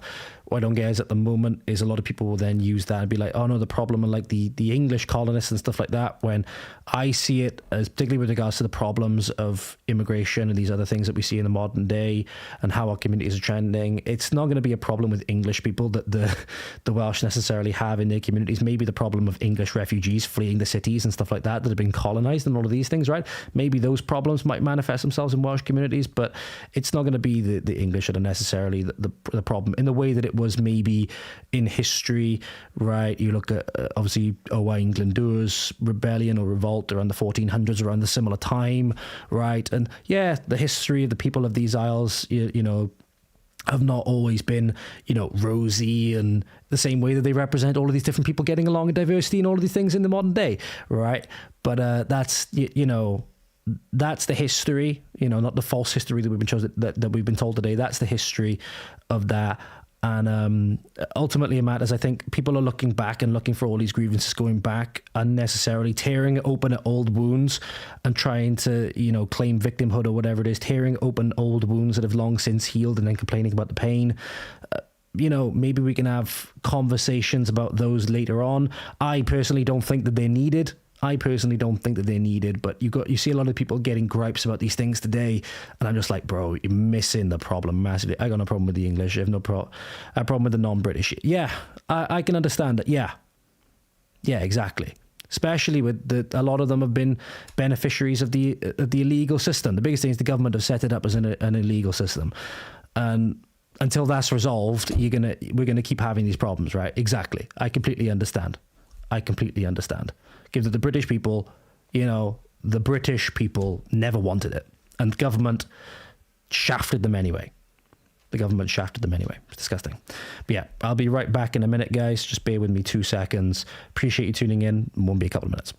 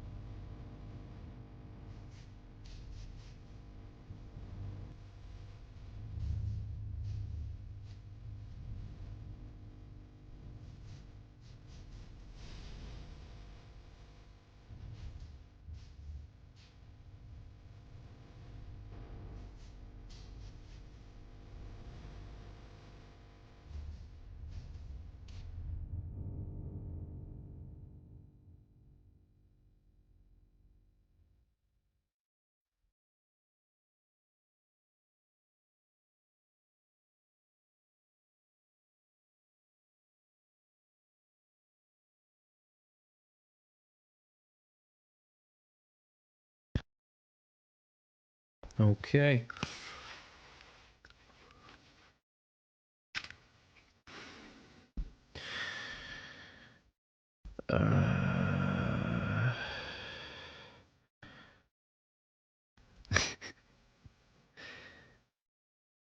There we are. Awesome. Over to my guys. Sorry about that. Just wanted to quickly go off and do something. I needed to go off and do something. And just want to quickly come back and check in with the chat. Yeah. Exactly. Yeah. Coming in and seeing exactly what you're saying. Streaky bacon. Scots, Irish, Welsh, and English need to link together now more than ever. Yeah, exactly. It's a bit, I see that. When I see people now, like, you know, I think there was a movement that was getting started. I think they called it the White Eagle movement. It got suspended from X very quickly. I wasn't sure what to make of it. It's like a Mudiad Erwin. I believe that's the Welsh that they used for the name. And again, they were there was a lot of things which I looked up in the manifesto I wasn't exactly very fond of. But again, one of these people that is like Welsh separatists, right? Seemingly another branch of like the Welsh left-wingy separatists, and are going on about the English, right, and stuff like that. And I'm like, not right now. If anything, right, if we really need to have that conversation, certainly not right now, because you're absolutely right. Countries, whether it's Scotland, whether it's England, and I said this in my interview with Joe Marsh, it's like it's England today, or it's England that's happening now, it's Wales tomorrow, or it's Scotland tomorrow, it's Ireland tomorrow, right? It's just England is so far down this route that and people can't pretend that because it's happening in England, it's either not happening here or that we don't have effects from that, right? So, but like, again, we don't have a land border really with England. You can very easily just come across the bridge. There's not even tolls there anymore. It's not like there's a enforced border between Wales and England, right? People who arrive at Dover could be in Cardiff in not even a day, potentially, depending on what they manage to get access to. God what the government gives them, right? All the taxi rides and everything else. But they could very easily just be shepherded down to a asylum hotel down in Cardiff, Newport, or wherever else, right? You can't pretend as though that's not a problem. And people, I hate this when I say that people vehemently disagree with me on politics and stuff like that. They still then say that they notice the changes that are happening. I'd be like, yeah, you notice it, right? What does that tell you, right? But then they just they get into this thought process thinking it's not a problem. I'll be like, well, they're going to be taking things that wouldn't otherwise be taken, right? And whose right was it for the government to give those things away from people who native people who slaved their lives all for them, who paid into pensions and paid into all of these things, paid into the government, and rather than the government then wanted to pay out, they want to expand euthanasia. That tells you a lot. The country's never faced a threat like we have now. Yep, absolutely, yeah. This is far more dangerous, right? Far more dangerous. The slow ethnic cleansing, the slow genocide of Britain has been possibly the greatest, threat that we've seen, certainly in the modern day, right? And this is the only home, right? This is the only home that the British have. They don't have anywhere else. So you're on about a lot of people that are coming here from elsewhere. They have other homes that they can go to. This is the only home. This is the only home that the British have, and the government had no right to give it away. The government had no right to give it away. If you were Welsh, you would have had a bucket under your seat for tea breaks. I'm a little bit more sophisticated than that. Okay, I'm a little bit more sophisticated than that, right? I don't know. Maybe that does make me a fake Welshman. Who knows? Maybe that does. Who knows? But yeah, I'm a little bit more sophisticated than that, right? I'm like the dog in Bruce Almighty. I pee in the toilet. You know what I mean? I just compared myself to a dog.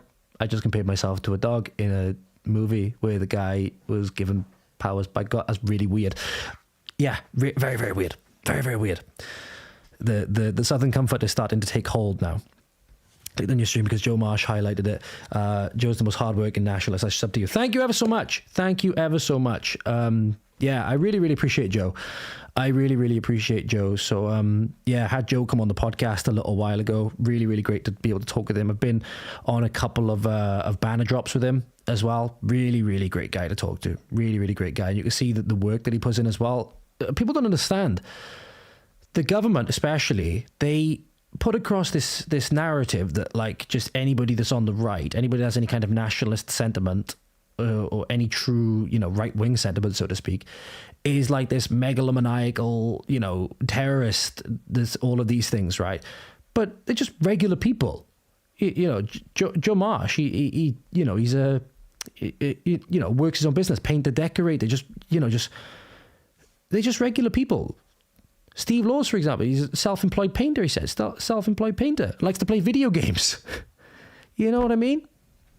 But yeah, Joe is great and extremely hardworking, organising demos, organising banner drops, all of these things. A lot of the activists that I've met on the banner drops, very, very hardworking people and very, very, very, just very, very nice people as well. That's another thing, is that these people are not necessarily bad people, right? Not necessarily bad people.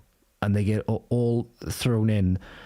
And I was going to say then, I highlighted this in my interview with John Carr as well, not to sort of give the enemy ideas, so to speak, but this is where the left, in not understanding the ramifications of what they were going to do, particularly like the Hope Not Hate guys and all of those things, right? Funny how one of their guys just got outed as a not so good person with regards to children, should we say? In doing this whole thing where they call everybody, no matter their political affiliation, if they're not towing the correct line, the arbitrary correct line from the government, and calling them all of these things and marking them for death, not only have they massively emboldened people that they never would have otherwise, they've given, the best source of camouflage to those people that would, in theory, be their most ideological opponents, right? People who are genuine, like national socialists and genuine fascists and those kinds of people, right? They've now been given the best camouflage by the enemy casting this massive wide net. I'd be like, not only is the left murderous, but they're stupidly murderous, right? Yeah, I went on banner drops with Joe. We've done one in, I'll get back into the video in a minute, guys. We've done one in Caerphilly right before the by-election. I went to the one in Caerphilly right before the by-election that he'd done. And there was another one down in, where was it?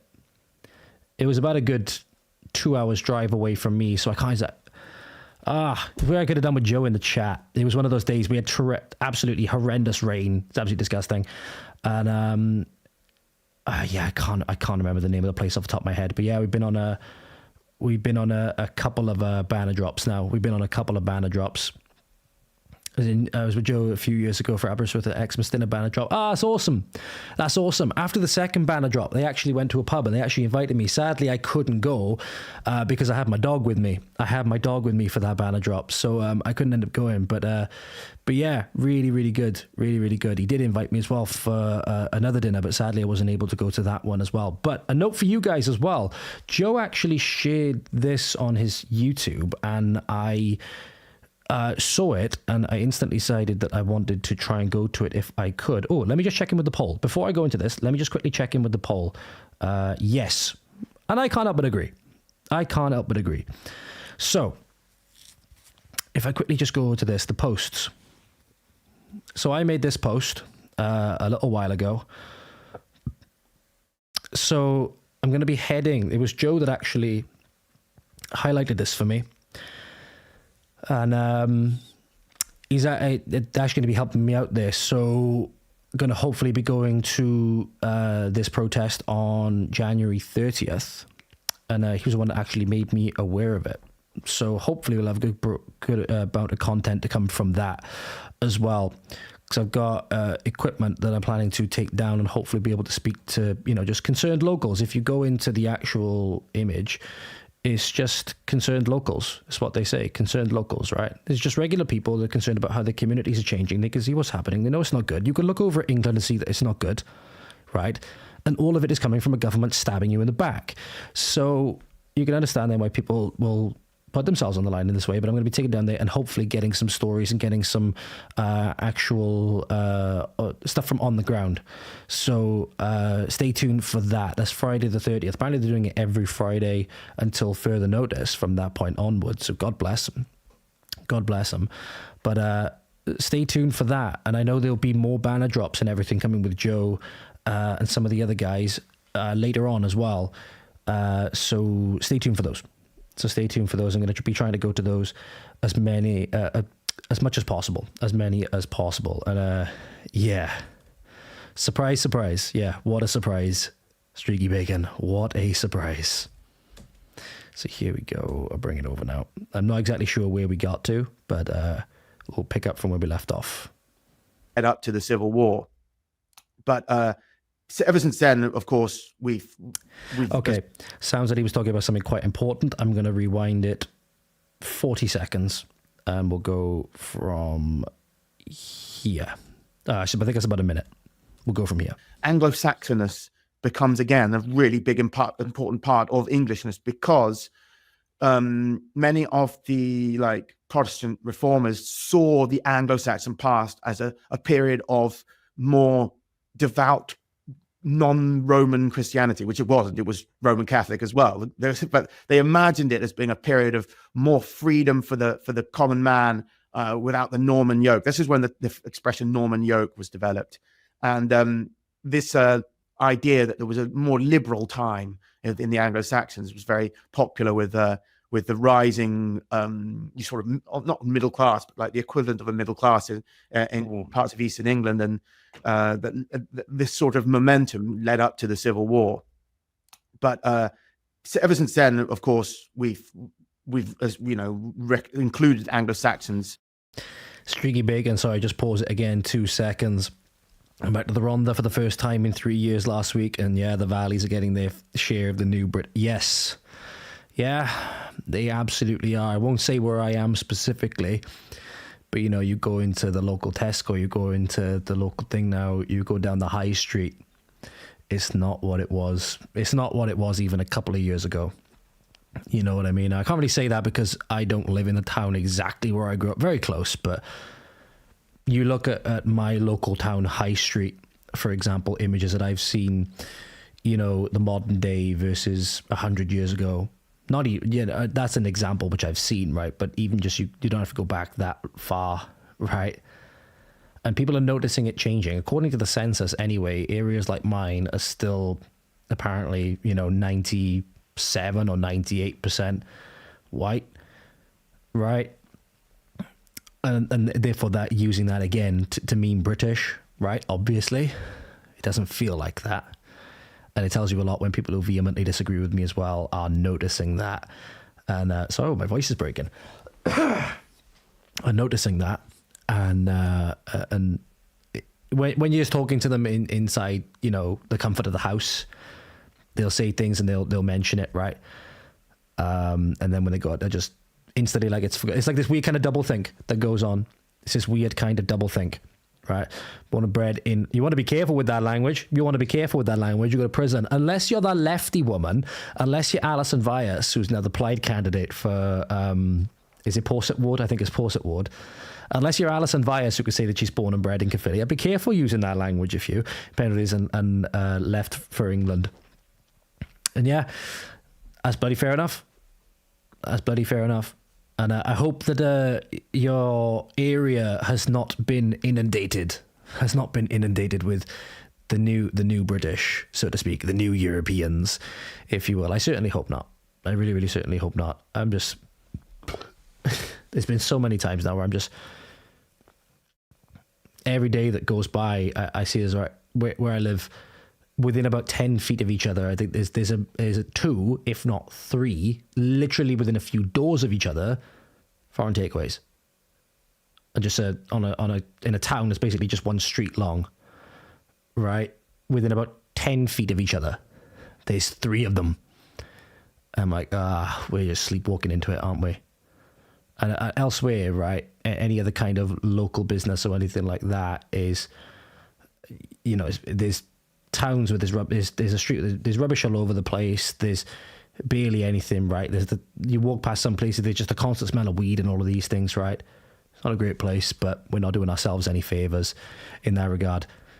Yeah, that poor reform woman backing down in Scotland. Yeah, in Falkirk. Yeah, she said born and bred in Falkirk, but it's okay for Alison Vyas to say born and bred in Caerphilly, because obviously she has the correct politics.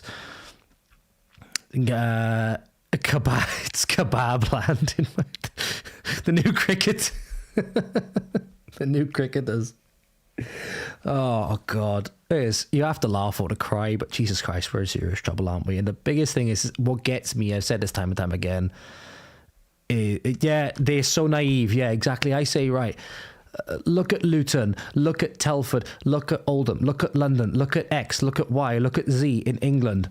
Right, I even say now, look at what's happening in Cardiff, look at what's happening in Swansea, look at what's happening in Newport. I'm like, yeah, well, that's not here. I'm like, right. So you need to wait for things to start coming around here to start taking like preventative action. Do you ever heard the phrase, an ounce of prevention is worth a pound of cure? Right? I never thought maybe if you prevent things from getting any worse, you don't need to take the drastic actions that people are complaining about now. Do you ever think that maybe if people had prevented things from getting so bad as it was in England, you wouldn't have this massive conversation around ethno-nationalism and remigration if people had nipped things in the bud when they're small? So maybe we can learn some lessons there. But again, it's like, and then you get called Nazi, fascist, and antichrist, and all of these things, and you get the death sentences put on your head because of it. That's just par for the course, obviously. But yeah, they are massively naive. They are massively naive.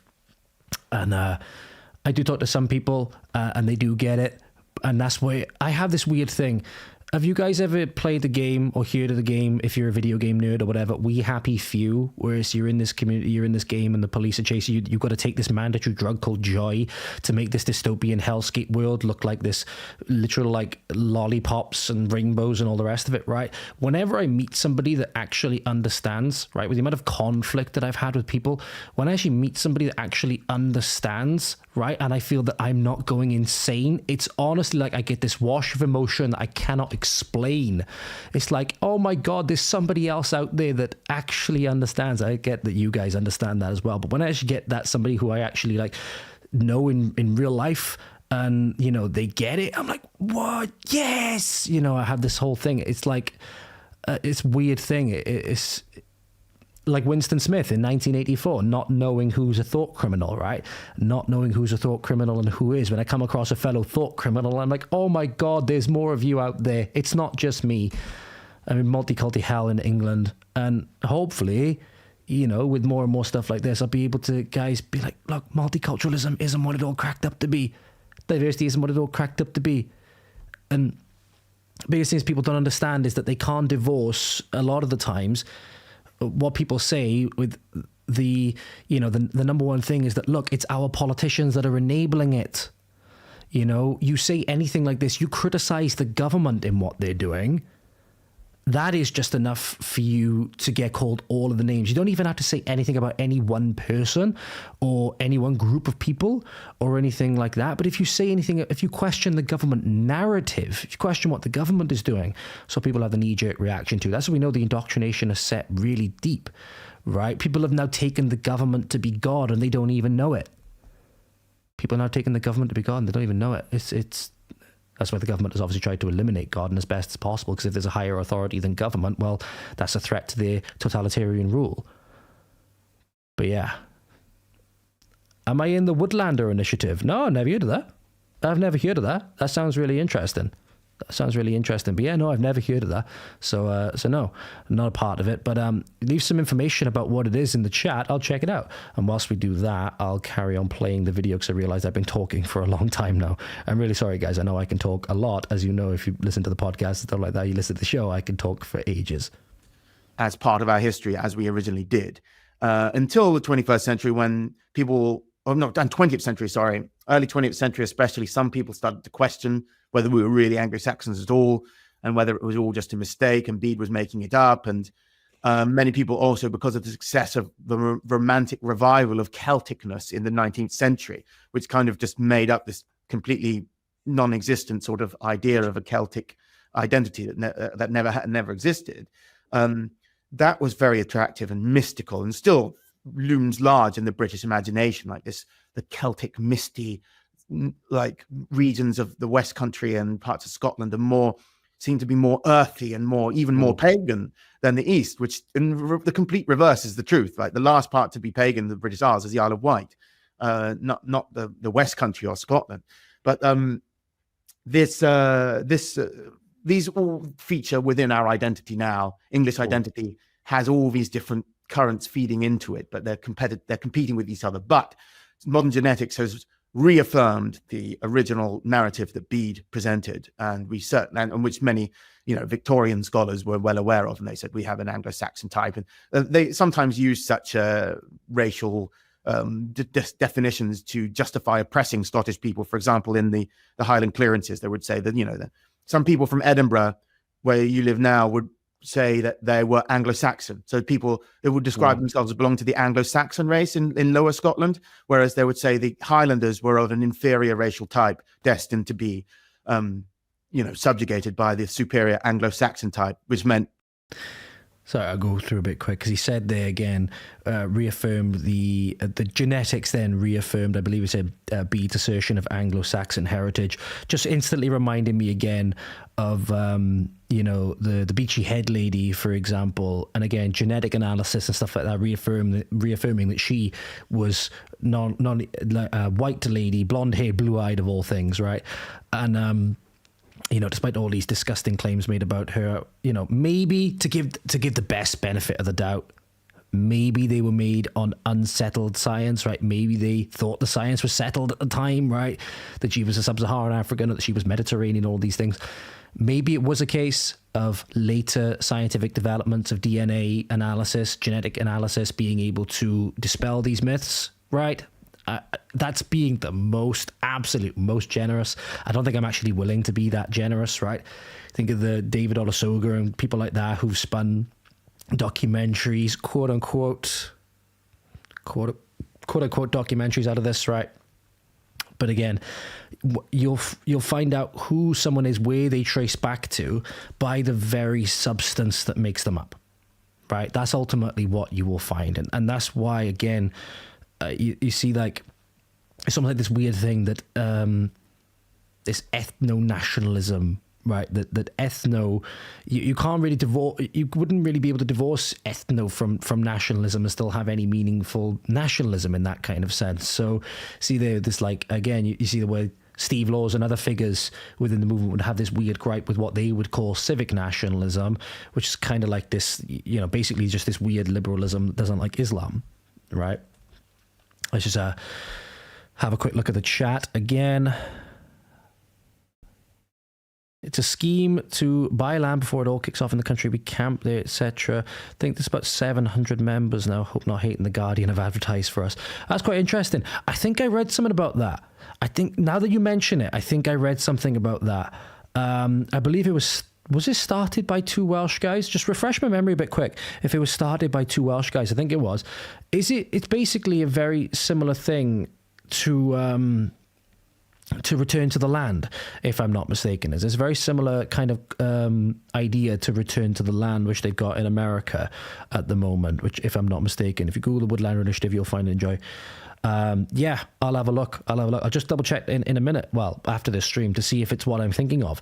But yeah, I think I've seen that before. I think I actually covered it on the podcast, because I'm thinking, I think my statement at the time was, you can't fault people now for wanting to go into their own enclaves and setting up these own enclaves for their own people because they want to live amongst their own people, right? Freedom of association, right? When they see that their cities, their towns, and all these things, the government has a systematic agenda to turn them over to people who are not of their people, and they don't want it, right? So it's people now making the decision, as you mentioned before, to go buy up land, to go set up their own new settlements and stuff like that. Sooner or later, the government will say, no, you have to have a bunch of foreigners on you. Where's the freedom of association? Where's the freedom of association? Where's the private property rights? Where's the freedom to associate in your own communities where you want to associate and to only have who you want in your community? That's globalization for you. That's communism. That's collectivism for you. And that's what happens when, it's why, again, one of the biggest things I have as well is giving the state this kind of power, because you see how they have used it, right? And yeah, I see that now. Yeah, civic nationalism is basically just like this weird liberalism. It's basically, again, people going about the Fabian society as this wolf in sheep's clothing, right? It strikes me now as this, wolf in sheep's clothing with regards to real nationalism, right? Trying to masquerade as a real thing, but it's nothing of the sort. So by Simon the Woodlander, we know about the Return to the Land project. Simon is famous in these circles, up against BlackRock, etc. Yeah. And BlackRock, one of the biggest people, buying up all these homes, pricing British people, pricing European people out of homes, buying up. They have 11 trillion or more assets under management. And then what do? They, in line with all these NGOs, they flood these countries full of these people that have no business being here, and they completely destroy the democratic rights and freedoms of those people in those nations, right? Because they have stuff to gain from it. Yeah, BlackRock's been one of the worst. Absolutely, Larry Fink. Yeah, absolutely disgusting. Absolutely disgusting. But see, I don't know if you've seen that Lewis Brackpool has been trying to get to the bottom of the involvement that he has with our government, and the government is absolutely, stumm. The government is absolutely stumm about it, which makes me think that he has a lot more involvement in our politics than they are actually letting on. And we already know that he has a lot of involvement in our politics, a very, very dangerous amount. People from lowland Scotland. Now, that is not justified by the genetics, but what is justified by the genetics is that the Anglo-Saxon invasion did occur, and the English people are distinct from other parts of the British Isles by having a greater degree of ancestry from continental North Europeans. You've spoken a lot about the influence, I suppose, of Christianity on the Germanic peoples, but I also know, and it's something that I read about recently through, I think it was Oswald Spengler, who's talking about through the rise of the West, as it were, which is based upon Christianity when it became the foundation of that civilization, and the decline of it was having lost sight of that. He said in that we often think that Europe and Northern Europe was Christianized, but actually Christianity was Germanized. And I think you've done some films that make that exact point, which is, and perhaps you can unpack it for us. How did the peoples of the northwestern Europe, very different from those in I suppose the Middle East, end up taking on the Hebrew God, as it were? I think this would be a really interesting segment to get into now. I'll just pause a bit quick, just so I can check the chat a bit quick. I think this would be a really interesting segment to get into. Starmer had a visit as soon as he was PM from Larry Fink and Bill Gates. Yep, he's a globalist tool. Yeah, absolutely. Completely agree. You'll get absolutely no arguments from me on that one. Like, he got backdoored by his rent boys, and now he's backdooring us into the EU. It's absolutely disgusting. Absolutely disgusting, right? But yeah, he's nothing more than a pawn of them. And now it's kind of fitting how they let the rape gangs terrorize the country through generations, right? They won't do an inquiry today. They'll still try and scupper an inquiry today. They won't do any of these things. The minute Grok decides to strip some girls because some people asked for it, right? That's when the whole thing about, misogyny and protecting children and all of these things. And granted, it should never have ever been allowed to happen, right? Should never have ever been allowed to happen, but pretending that all of that now is like this big threat that we need to pretending that all of that is this big threat that we need to ban X for. The whole thing is they wanted to ban X for the freedom of speech, right? We know that, and now they're just using any little bit of legitimacy. Just flash over a bit quick, because Mike Tapp of the Labour Party mentioned this recently. I need to showcase this. I actually quoted one of Mike Tapp's posts and said this because it was absolutely disgusting, this talk of banning it. Did you see that, leave it in the chat as well, did you see that Chris Bryant, I think it was the Rhondda and Ogmore, I'll showcase both of them now, MP, got absolutely rinsed by Community Notes, not even 12, about a couple hours after he posted something that was nobody's talking about banning X, is conspiracy theory 3672 or whatever it was. Literally 12 hours later they were talking about banning X, and people were rinsing him for it, myself included. This is something that came out recently. I'm not sure where it is from, but this is why they're calling us Prison Island, if you haven't already seen it. This is why they're calling us Prison Island. I don't know where this data is from, right? So do take that, obviously, with a bit of understanding, right? You have Konstantin Kisin a little while ago said that the UK has more freedom of speech arrests than Russia, right? About 3,300 it was at the time. Obviously now that's ballooned to 17,000 or more? 12,000, sorry. It looked like 17,000 on my little preview screen. Mike Tapp posted the comment saying, yes to free speech, no to enabling abuse. This is what he said. This is actually what he said. I'll bring it up on screen for you.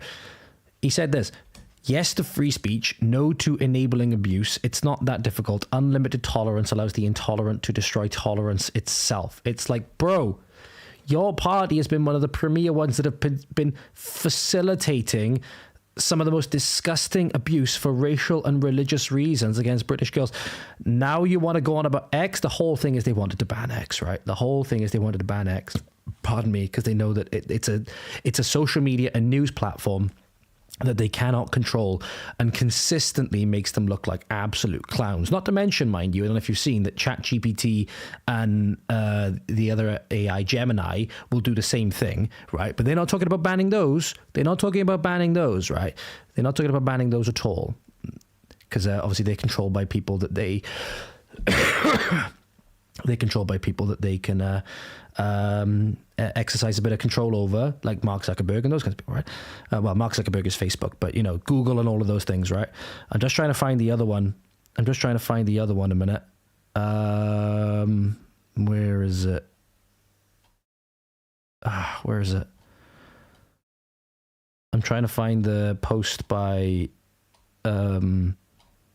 Chris Bryant. I don't know where it's gone. For God's sake. Where is it? It wasn't that long ago, was it? I don't do that much reposting on X, surely. When I have to go back and do this, here it is. Here it is. I realize I do a lot of reposting on X now, which is kind of disturbing. So I actually said this to Chris Bryant then. Less than 12 hours for you to be proven too incompetent or treasonous for the office that you hold. He said, nobody is talking about banning X or Twitter in the UK. This is conspiracy theory number 3627. As you can see, he got gloriously community noted.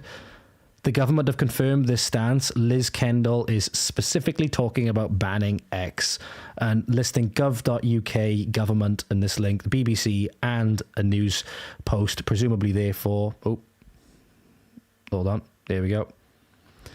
So there we go. This is from the GB Politics. The government has confirmed that Ofcom now has full support to block X in the UK should the platform fail to take appropriate action regarding Grok. And to be fair, should never have been allowed to happen. Should never have been allowed to happen. But obviously, as you can see by the comments on that one, it's not X that's the problem, right? It's not X that's the problem. Otherwise, they'd be saying the same thing about Gemini and ChatGPT, but they're not. It's obviously because it's something which they cannot control. Something which they cannot control. Yeah, 2 Ukrainian rent boys. I think there was a third potentially implicated as well, wasn't it? I think there was a third implicated as well. Chris Bryant is a disgusting, sick individual. Yep. Can't disagree. And don't forget as well, there was the Plaid Cymru MS that called me a chihuahua sent to bark because I mocked the whole nation of sanctuary thing on a post which I quoted. So they have no respect. They have no respect as well. I could have been a constituent of theirs for all they know. That's what they think of you. That's what they think of you. If you disagree with them, they just think that you're literally, that you compare me to a dog, and a particularly kind of dog. You know, chihuahuas, small and yappy. That's what they see you as, small and yappy, if you disagree with them. And that's why I really have no sympathy for them whatsoever. There was another Kate Holland, the Labour MP who was MP for Blackburn and Darwin before I believe it was actually, it was a foreign Muslim that took her spot. And now she's going on and complaining about the abuse that she had and all of these things, right? Despite the fact that she was on the council from 2004, I believe, if I'm not mistaken. It was either 2004, 2007 she was on the council from, and then she was Labour MP up until 2024. I'd be like, she's been directly a part of this system that has facilitated the exact kind of abuse against her constituents. Her constituency experienced, I believe it was a nearly 9% increase in Muslim population over the 10 years from 2011 to 2021, and now she's complaining that came back to bite her in the ass. I have no sympathy for those kinds of people. I have sympathy for the British lives that they destroyed.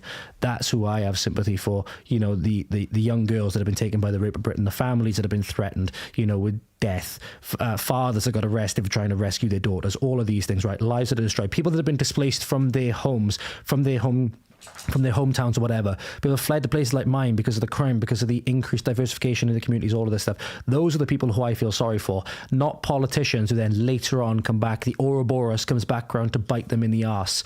I have no respect nor sympathy for those kinds of people. I'm not sure if you've seen that. I'll bring that up in a little bit after we go back through some of this interview. But yeah, Chris Bryant, not exactly the most upstanding individual from what I understand. There's a popular narrative that, of the Germanization of for those who aren't sure what's going on, and I'm going to need to quickly go and rescue my slipper from my dog's mouth in a moment because she's decided that she's going to go nick and chew on my slipper. We're talking about the Christianization or the Germanization of Christianity that occurred in Britain.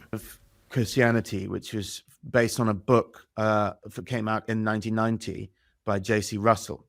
And I have no doubt that there are survivals of Germanic culture in the Germanic countries after they became Christian. I mean, it's absolutely certain because you see in the law code specifically that that the laws in early Christian Sweden, in early Christian Germany, even among the Lombards in Italy and in England, Anglo-Saxon England, they still contained things that were trying to cope with the pre-existing culture of the Germanic peoples, which didn't just go away when they became Christian. They remained Germanic peoples with, like, for example, duties of revenge.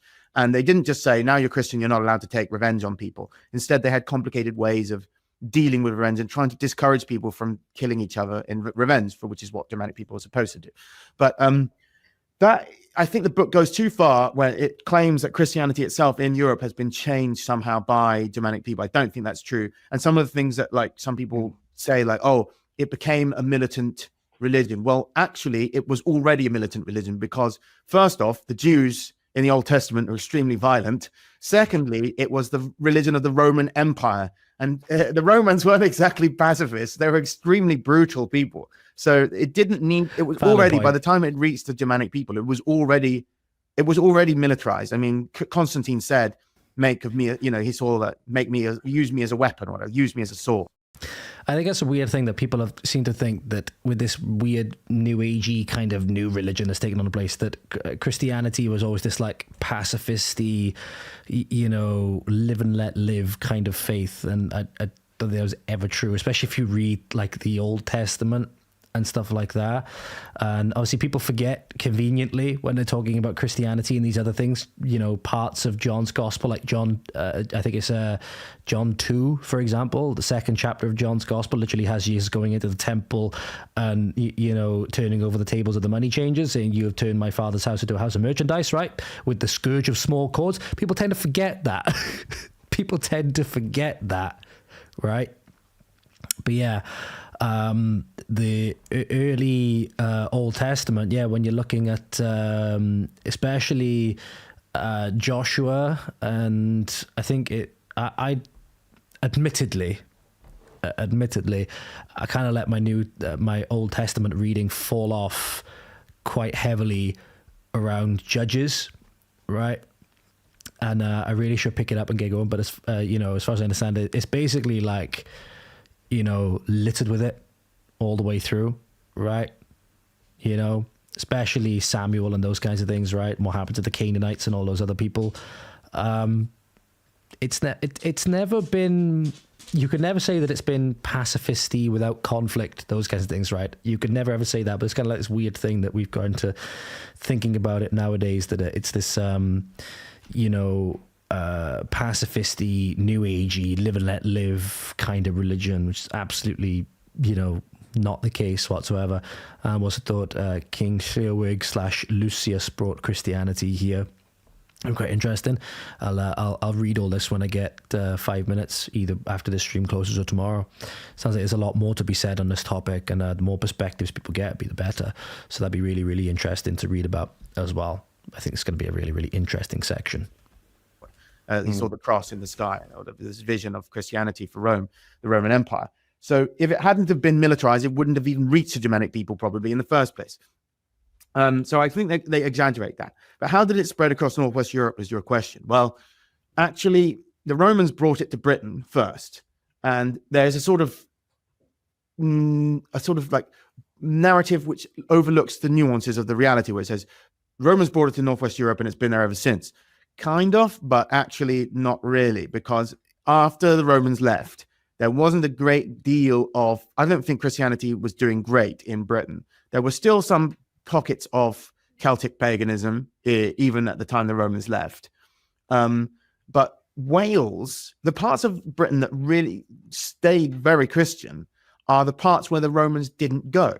So, or the British Isles rather. So Wales, which was not particularly Roman, didn't have a large Roman presence, was very important for the survival of Christianity in Northwest Europe, because Wales sent a mission to Ireland. St. Patrick was there, and then Ireland became vital for the survival of Christianity in Britain because they set up the Columban monastery on Iona, from which missions were sent to the Picts to convert the Picts to Christianity, because the Romans. I think that's really interesting. I'll let this play in a moment. I think that's really interesting because if I'm not mistaken, St. David is one of the I haven't cross-referenced it with St. Patrick or St. Andrew in Scotland. I would imagine St. Andrew might have been a little bit earlier in that regard, but obviously patron saint. It's a little bit weird. Obviously David, born in Wales around 500, if I'm not mistaken. Let me just double check when that was. It was one of the earliest times, I believe. So I know he died. He was born in 500. I couldn't remember if he born or died in 500. Yeah, he died 1st of March 589. So we're talking very, very early in that regard. If I'm not mistaken, that would have been not long after the Romans left, if I'm not mistaken. I could be wrong. I'm not a historian, obviously, but it's kind of interesting to note that it was many of these areas that the Romans, even though they later, after persecuting the religion, particularly in the Middle East and stuff like that, right, they later on adopted it, legalized it, Constantine legalized it, that it was then these areas where they did not. Sorry, she's nicked the sock now. My lovely little shit of a black Labrador has nicked a sock and is chewing on a sock now. That it's quite interesting that a lot of these areas, and that where the Romans didn't go to, is where these sort of religion sort of like made a beachhead, if you will, and then sent, missions over to Ireland and those kinds of places, right? Oh, that's kind of interesting. I never knew that. Did you guys know that? Is it true? Obviously, that people have different perspectives on these kinds of things. I disagree. I think Christianity was here 5 centuries before, and we were the first Christian country. Let's have a look. I'm just checking the comments in the chat. Crusades were such a peaceful era. Yeah, exactly. The Crusades were very, very peaceful. I heard they were mostly peaceful. They were mostly peaceful. I heard the Crusades were.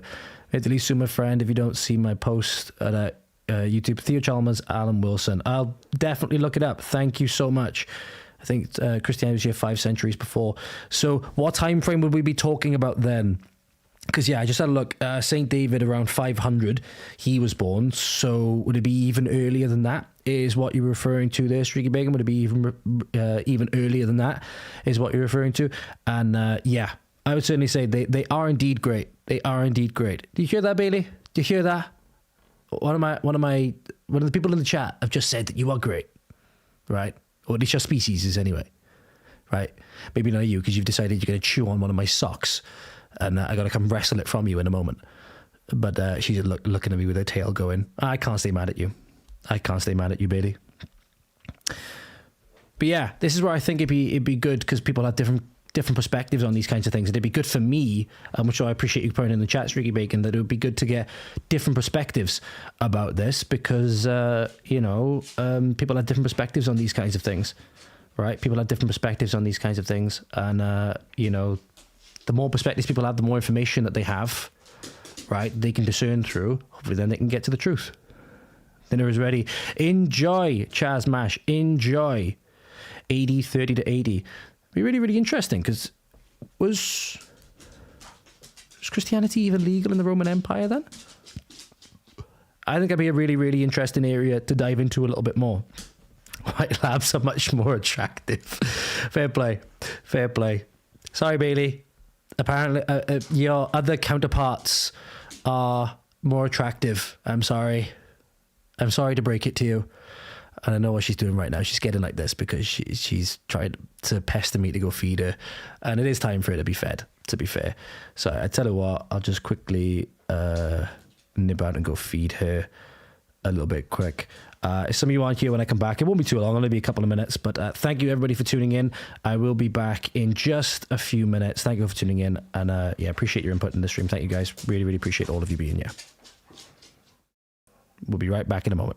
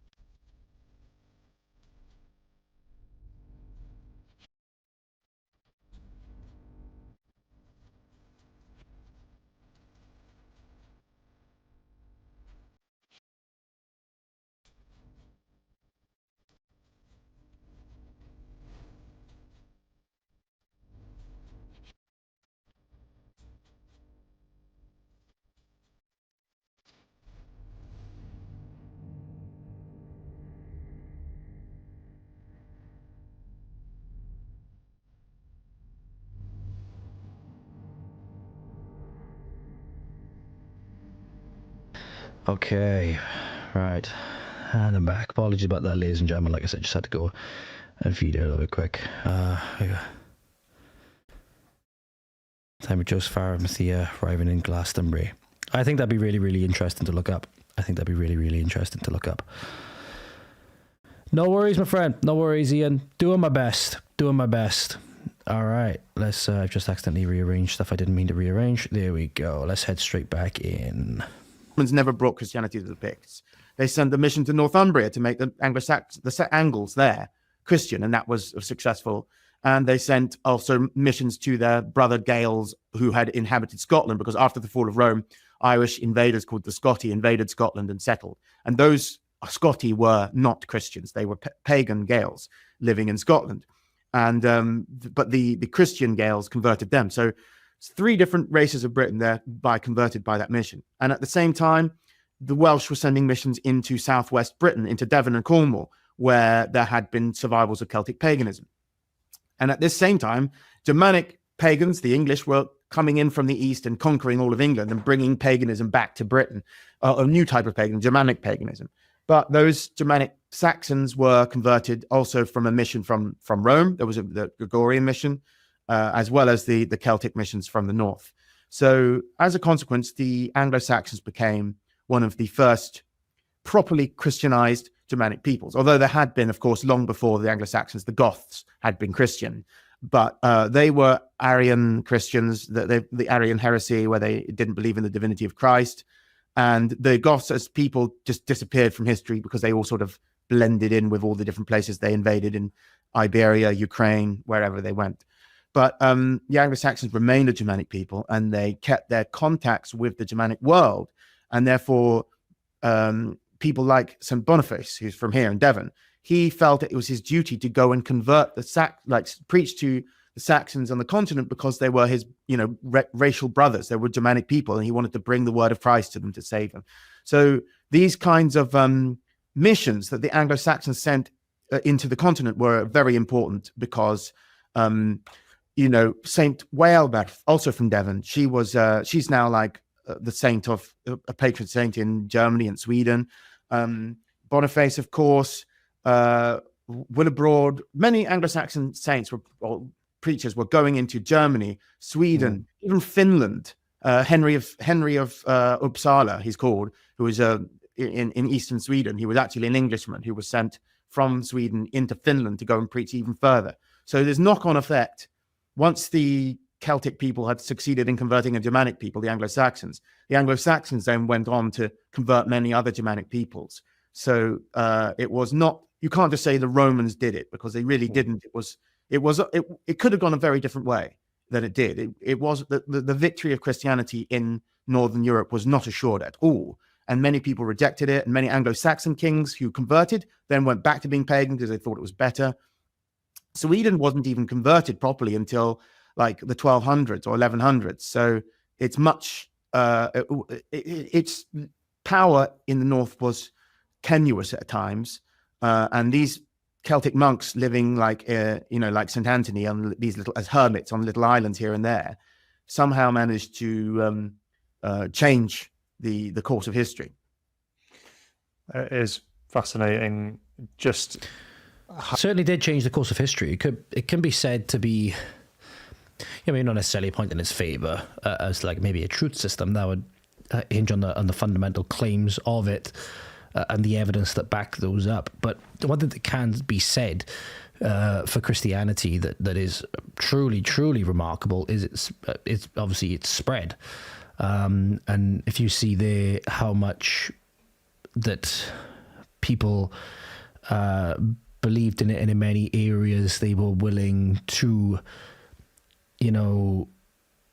go up against either great persecution or, again, a central message of it really to bring it to people who the most need to be saved, at least from the religion's perspective, right? Pardon me. That is something always worthy of consideration. After you've done the investigation into maybe the claims of Christ, who it was, that whole thing, the truth, the whole truth of it, right?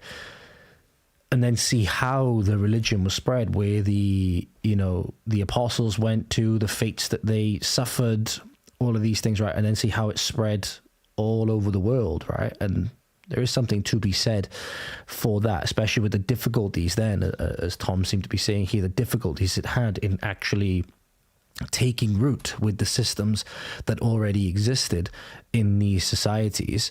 It certainly hasn't been a case of, missionaries arrived and people were keen to take it up by the sounds of it.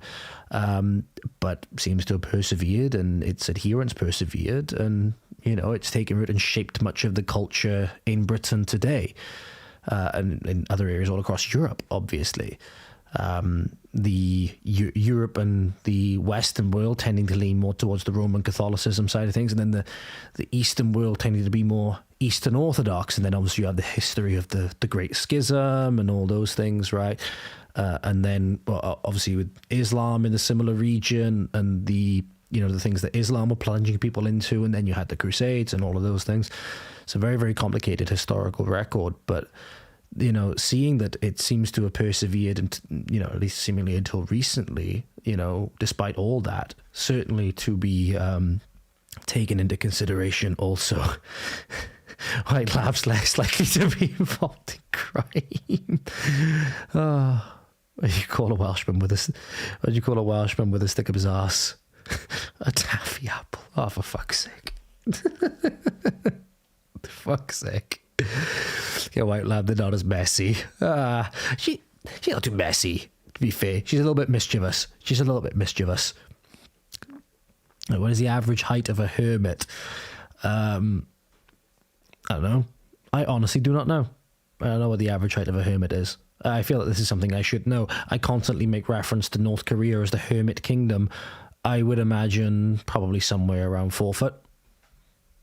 Probably somewhere around 4. If we're talking average, a relatively tall hermit might get up towards the upper echelons of 4 foot, I guess.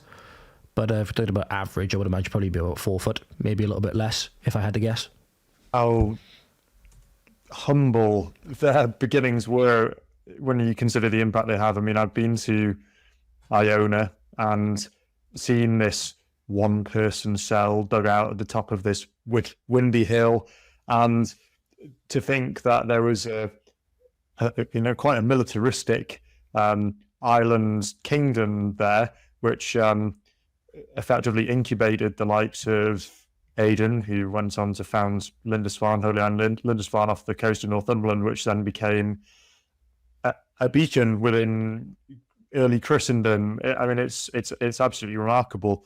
What do you make of the notion, which I think it was Peter Heather, who's a historian of the Roman Empire, he wrote a book called Christendom: The Rise and Triumph of a Religion, and he talks about the Saxons coming to Britain and says that, yes, whilst that ended up being a conquering, as it were, is that actually it didn't begin as a conquest. They were actually invited over by Romano-British elites who were feeling exposed after the fall of influence and support from Rome because of the imperial centre collapsing in and out around itself. Is that something you've come across in your research, that the Angles, the Saxons, were invited and then over time they became the de facto rulers, or was it more bloody or more benign than that? Interesting question. That is one of the narratives presented in a near contemporary early medieval source, that the people were invited over.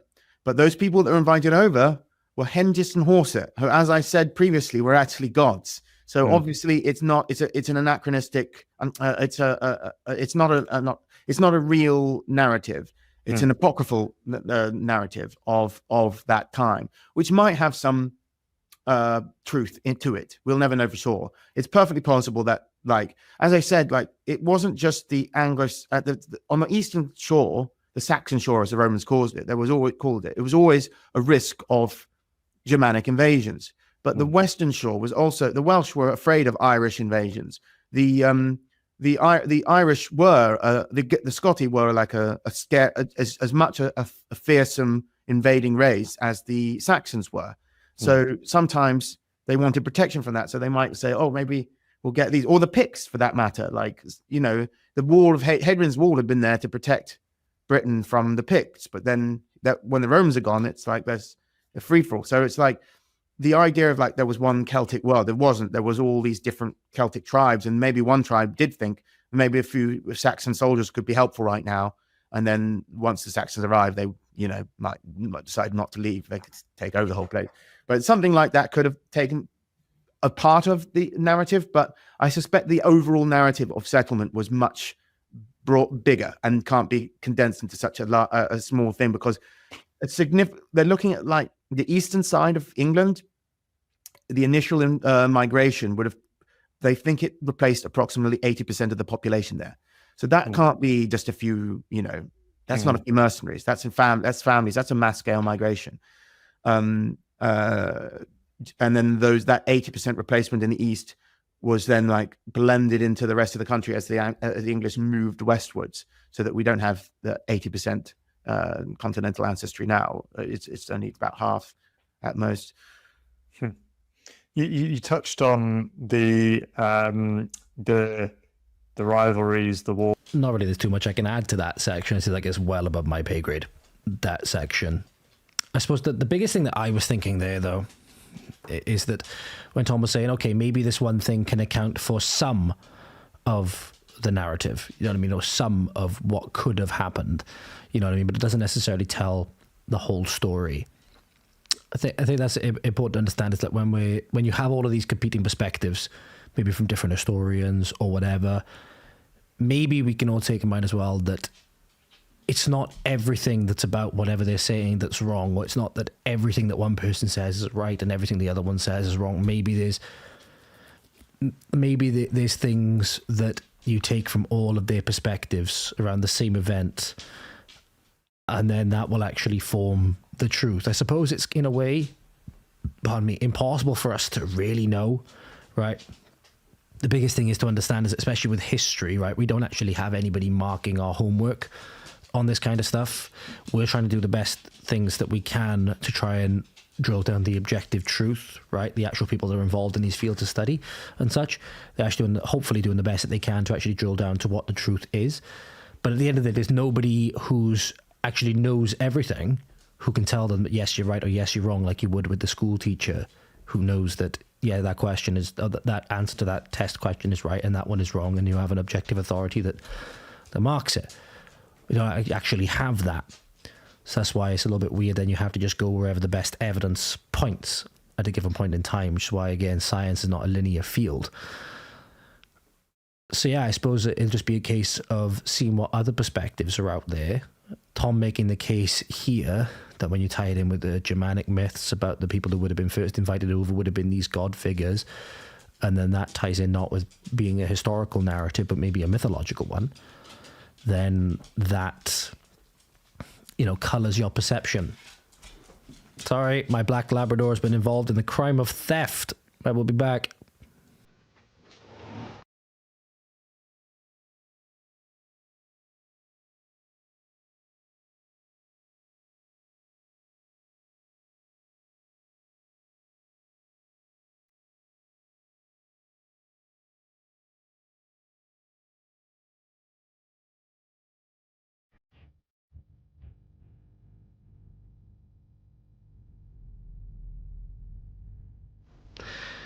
Oh, God. She's not doing the stereotypes any favors, guys. She's not doing the stereotypes any favors. My lovely little doggo. Well, she's not so little, actually, but you know what I mean. Yeah, it's supposed to be a case of going over, maybe we can do more of these streams in the future about the history of Britain, and maybe see if we can sort of see what points are that can be taken from other historians' perspectives and whatever, maybe see what some of the things they agree on, some of the things they disagree on, and try and expand our, you know, knowledge that way, so to speak. I think that'd be really interesting for more content as well. Warfare between different Celtic peoples, tribes, and I think what's quite a prevalent view in the modern day is that the history of the English is one of invasion and subjugation of the innocent peoples, the innocent Celtic peoples, Brittonic peoples of the British Isles. You've touched on the fact that some of these peoples were not exactly shrinking violets when it came to warfare. I think, yes, it's probably fair to say that England's managed to gain a level of military and technological supremacy through, from the conquest onwards, perhaps before that. But what would you say about the notion that it was a one-way street, that ultimately it was the English peoples always seeking to subjugate, or is it, as ever, more nuanced than that? It's more nuanced, of course. It's always more nuanced. In history, you can always say to someone in response to anything they say, well, it's a bit more nuanced than that, and you'll always be correct. So it's like a bit of an annoying thing to say, because you can say at any given point. But the nuances go on and on, because reality is always nuanced. If you go to a party and give an account of it, there's no account that you could give that couldn't be more nuanced, because there's always so many little things that could have happened. But the fact is, yes, like sometimes... to be fair, you mentioned there when you go to a party and talk about these things, it can also be more nuanced. I want to know what kind of parties Tom's going to, because they sound like my kind of parties, to be honest. That kind of person that gets the... young me would have just been like, nightclubs and stupidly loud music and all of those kinds of things, people off their face and whatever else that they were on, right? I want to go to parties now where they talk about the history and the genetics of Britain and British people. Those kind of parties that I want to go to. Don't know about you guys. Just to give an example, just to like sort of disrupt that narrative. Sometimes the pagan English were allied with Christian Celtic peoples against Christian English. So you know what I mean, like a king of an Edwin of Northumbria is a king, a pagan, a Christian, and he was fighting against, I think it was Penda, who was allied with some Celtic Britons. And then later on, after the English are all Christian, that's the Vikings come, and then you think, oh well, who are the pagan Vikings going to ally with? Well, sometimes they ally with Christian Celts against English people. It's not so much like Christian versus pagan or Celtic versus Germanic. It's more just like little kingdoms who are willing to make alliances with anyone if they can win against the enemy they happen to have at that given moment. I see that a lot nowadays. You see this kind of weird thing on the right, something you'd never have thought you'd have ever seen, right? You have fracture. It's actually kind of bearing out in the modern day what Tom's actually saying here. On the right, you have the fractures between Christians, between ethno-nationalism and civic nationalism and all these things on the right. You can see how this would have played out in history by looking at how it plays out in the modern day. Because you see this fracture between Christianity on the right, where you have pagans and Christians, even Orthodox Christians, stuff like that, seem to like ally against each other against a common enemy. You're actually seeing this kind of play out in today in a more controlled kind of sense, less with swords and spears and horses, more with ex posts and reposts and quotes, right? That's what you're seeing more nowadays. I can actually see this how that would have taken place in the historical record, to be fair, based on what we see nowadays. You see Orthodox Christians who are taking the ethno-nationalist position, allying or seemingly being on the same page, rather, with people who identify more as pagans. And obviously throughout history, those two groups have really not always gotten along, right? And it's kind of weird how you see that nowadays, and it kind of plays into the whole thing with the saying where you have you don't necessarily have permanent friends, you sort of have mutual interests at a given point in time, right? Seems as, again, if you can win the conflict or win the war, or to get the land, to get the resources, to get the money, to get the women, whatever it is, right, that it's the object of conquest at that point in time. That speaks as well to human nature and fundamental human nature and preservation, and want to, expand your community and your tribe and do the best for your tribe and those kinds of things. And you'll ally with people whom you seem to have mutual goals in mind. And you can often find yourself being at this weird kind of conflict with people who you think would be on the same page as you because you're in the same group, but actually you have conflict with each other over these weird things, which hopefully we see those things iron out, right? Hopefully we see these things iron out and actually solve the problems that we have in the modern day in Britain. Okay. Well, that's something that I think I was expecting you to say. It is something that I find frustrating. Not that I find it frustrating because I'm some jingoistic, Anglophile that suggests there are no skeletons in the closet of the English people. I mean, I also have some Scottish in me too, and so I have sympathy for all of the British peoples, really. But I always find it quite remarkable when I hear people suggest that there is almost nothing good, and that it's only ever been a one-way street. As though, for example, I think the Irish, because of I suppose the Cromwellian, absolute subjugation of them, which is going to hold on a minute. Sorry, guys. I think my interface has done that weird glitchy thing. Bear with me 2 seconds.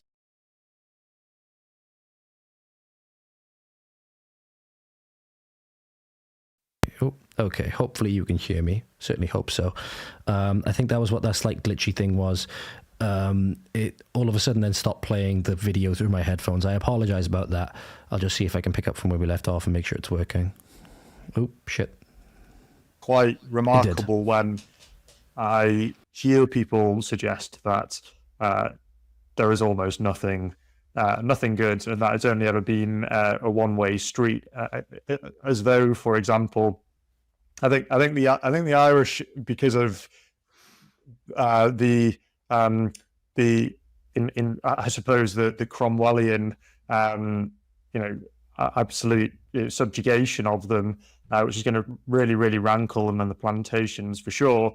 But I think the notion that the Irish were just an innocent peoples is something that I've always found to be far-fetched. And this isn't trying to attach any kind of everlasting sin on a nation at all. But I think it's interesting that when you look into the genetics, and as you've alluded to, Anatolian peoples, people from modern-day Turkey, came to these isles, and I think Ireland, particularly all of the men, are descended from Anatolian folks who arrived and effectively put the Irish men out of business. Well, I mean, in this respect, Ireland is in no way unique at all, but for having Anatolian ancestry. Everyone in Europe is between 75 and half of descended from the farmers of Neolithic Europe, who themselves have an Anatolian origin.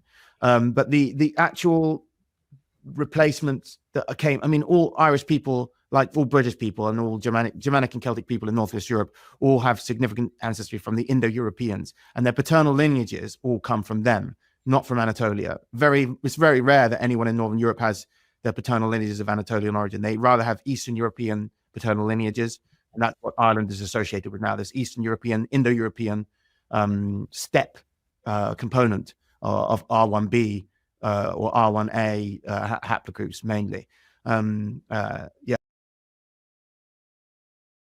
There we go. Just to give you guys a bit of extra context, if you type in Indo-European to Google, just to give you guys a little bit of extra thing, it seems to basically give a whole thing of everything. So I wouldn't necessarily, I don't know if this would be correct. Maybe if Tom was to be asked what does it actually mean by Indo-European, maybe he'd be able to give a more just a concrete answer on what he's referring to.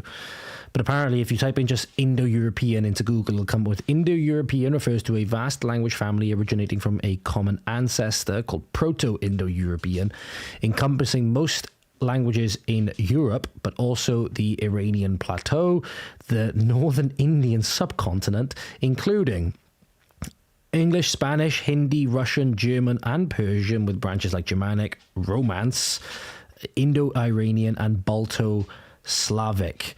So it seems that we're referring to, at least if Google would, say a very, very vast categorization. I think it might have been nice just for the viewer or for the listener. I don't know whether maybe it'll come up later on or whatever, because it's a term that Tom has used. Pardon me. It's a term that Tom has used a lot throughout this conversation, and the presenter, the interviewer, never really dialed on what it means. Now, maybe he instinctively knows either. Pardon me. what the common accepted meaning of it is, or what Tom is meaning by it, it would have been good for him to ask that question just as a little bit of a follow-up question, just for the viewer, the uneducated viewer like myself, right, to understand what exactly Tom means by Indo-European. So you type that into to Google. I don't know. I'm just a little bit skeptical of that, particularly what Google will tell me about these kinds of things, right? What the AI is programmed to say. But it would have been nice to just see that dialed down, just so we can understand exactly what Tom is meaning by who these Indo-Europeans are. Yeah, but the Irish are continued that warrior cult. The Irish, like the Germanic tribes and the Celtic tribes, all of them continued this warrior culture of the ancient Indo-Europeans, which was often focused on cattle herding and things like that. The Irish, being industrial, simultaneously, Irish are interesting because they're simultaneously one of these very early Christian peoples who adopted Christianity so early on in history. And in that sense, you would see them as being more civilized and being one of the more advanced peoples of Europe. But also at the same time, they had the Industrial Revolution so late, and they often depended on pastoralist kind of economies, high amounts of dairy, risk of famine, very violent internecine conflicts, the clan-based systems, which are actually very old-fashioned sort of Bronze Age ways of living. So it's interesting that Ireland are both those things at the same time. It's hard to imagine why. I mean, the Normans used to say, I think some of the Normans said that the Irish had green skin. So even as recently as that time in history, 1,000 years ago, the Irish still had this almost mythical quality. They're the Irish are just a bunch of mini Hulks in these people's worldview, right? The Irish are just a bunch of mini Hulks, and they've taken the leprechaun mythos to a whole new level in this mythology. Like green-skinned monster people or something. Like no one really knew what they were, and their belief that they lived entirely off milk and stuff like this. But those were probably exaggerations of the reality. But it just shows that Ireland's quite an enigma in that sense. It's not easily defined. It is different from the rest of the British Isles, different from the rest of Europe. But they're not. We're a warrior race. So yes, they were oppressed by the English people, but Cromwell particularly, and they suffered badly under the potato famines.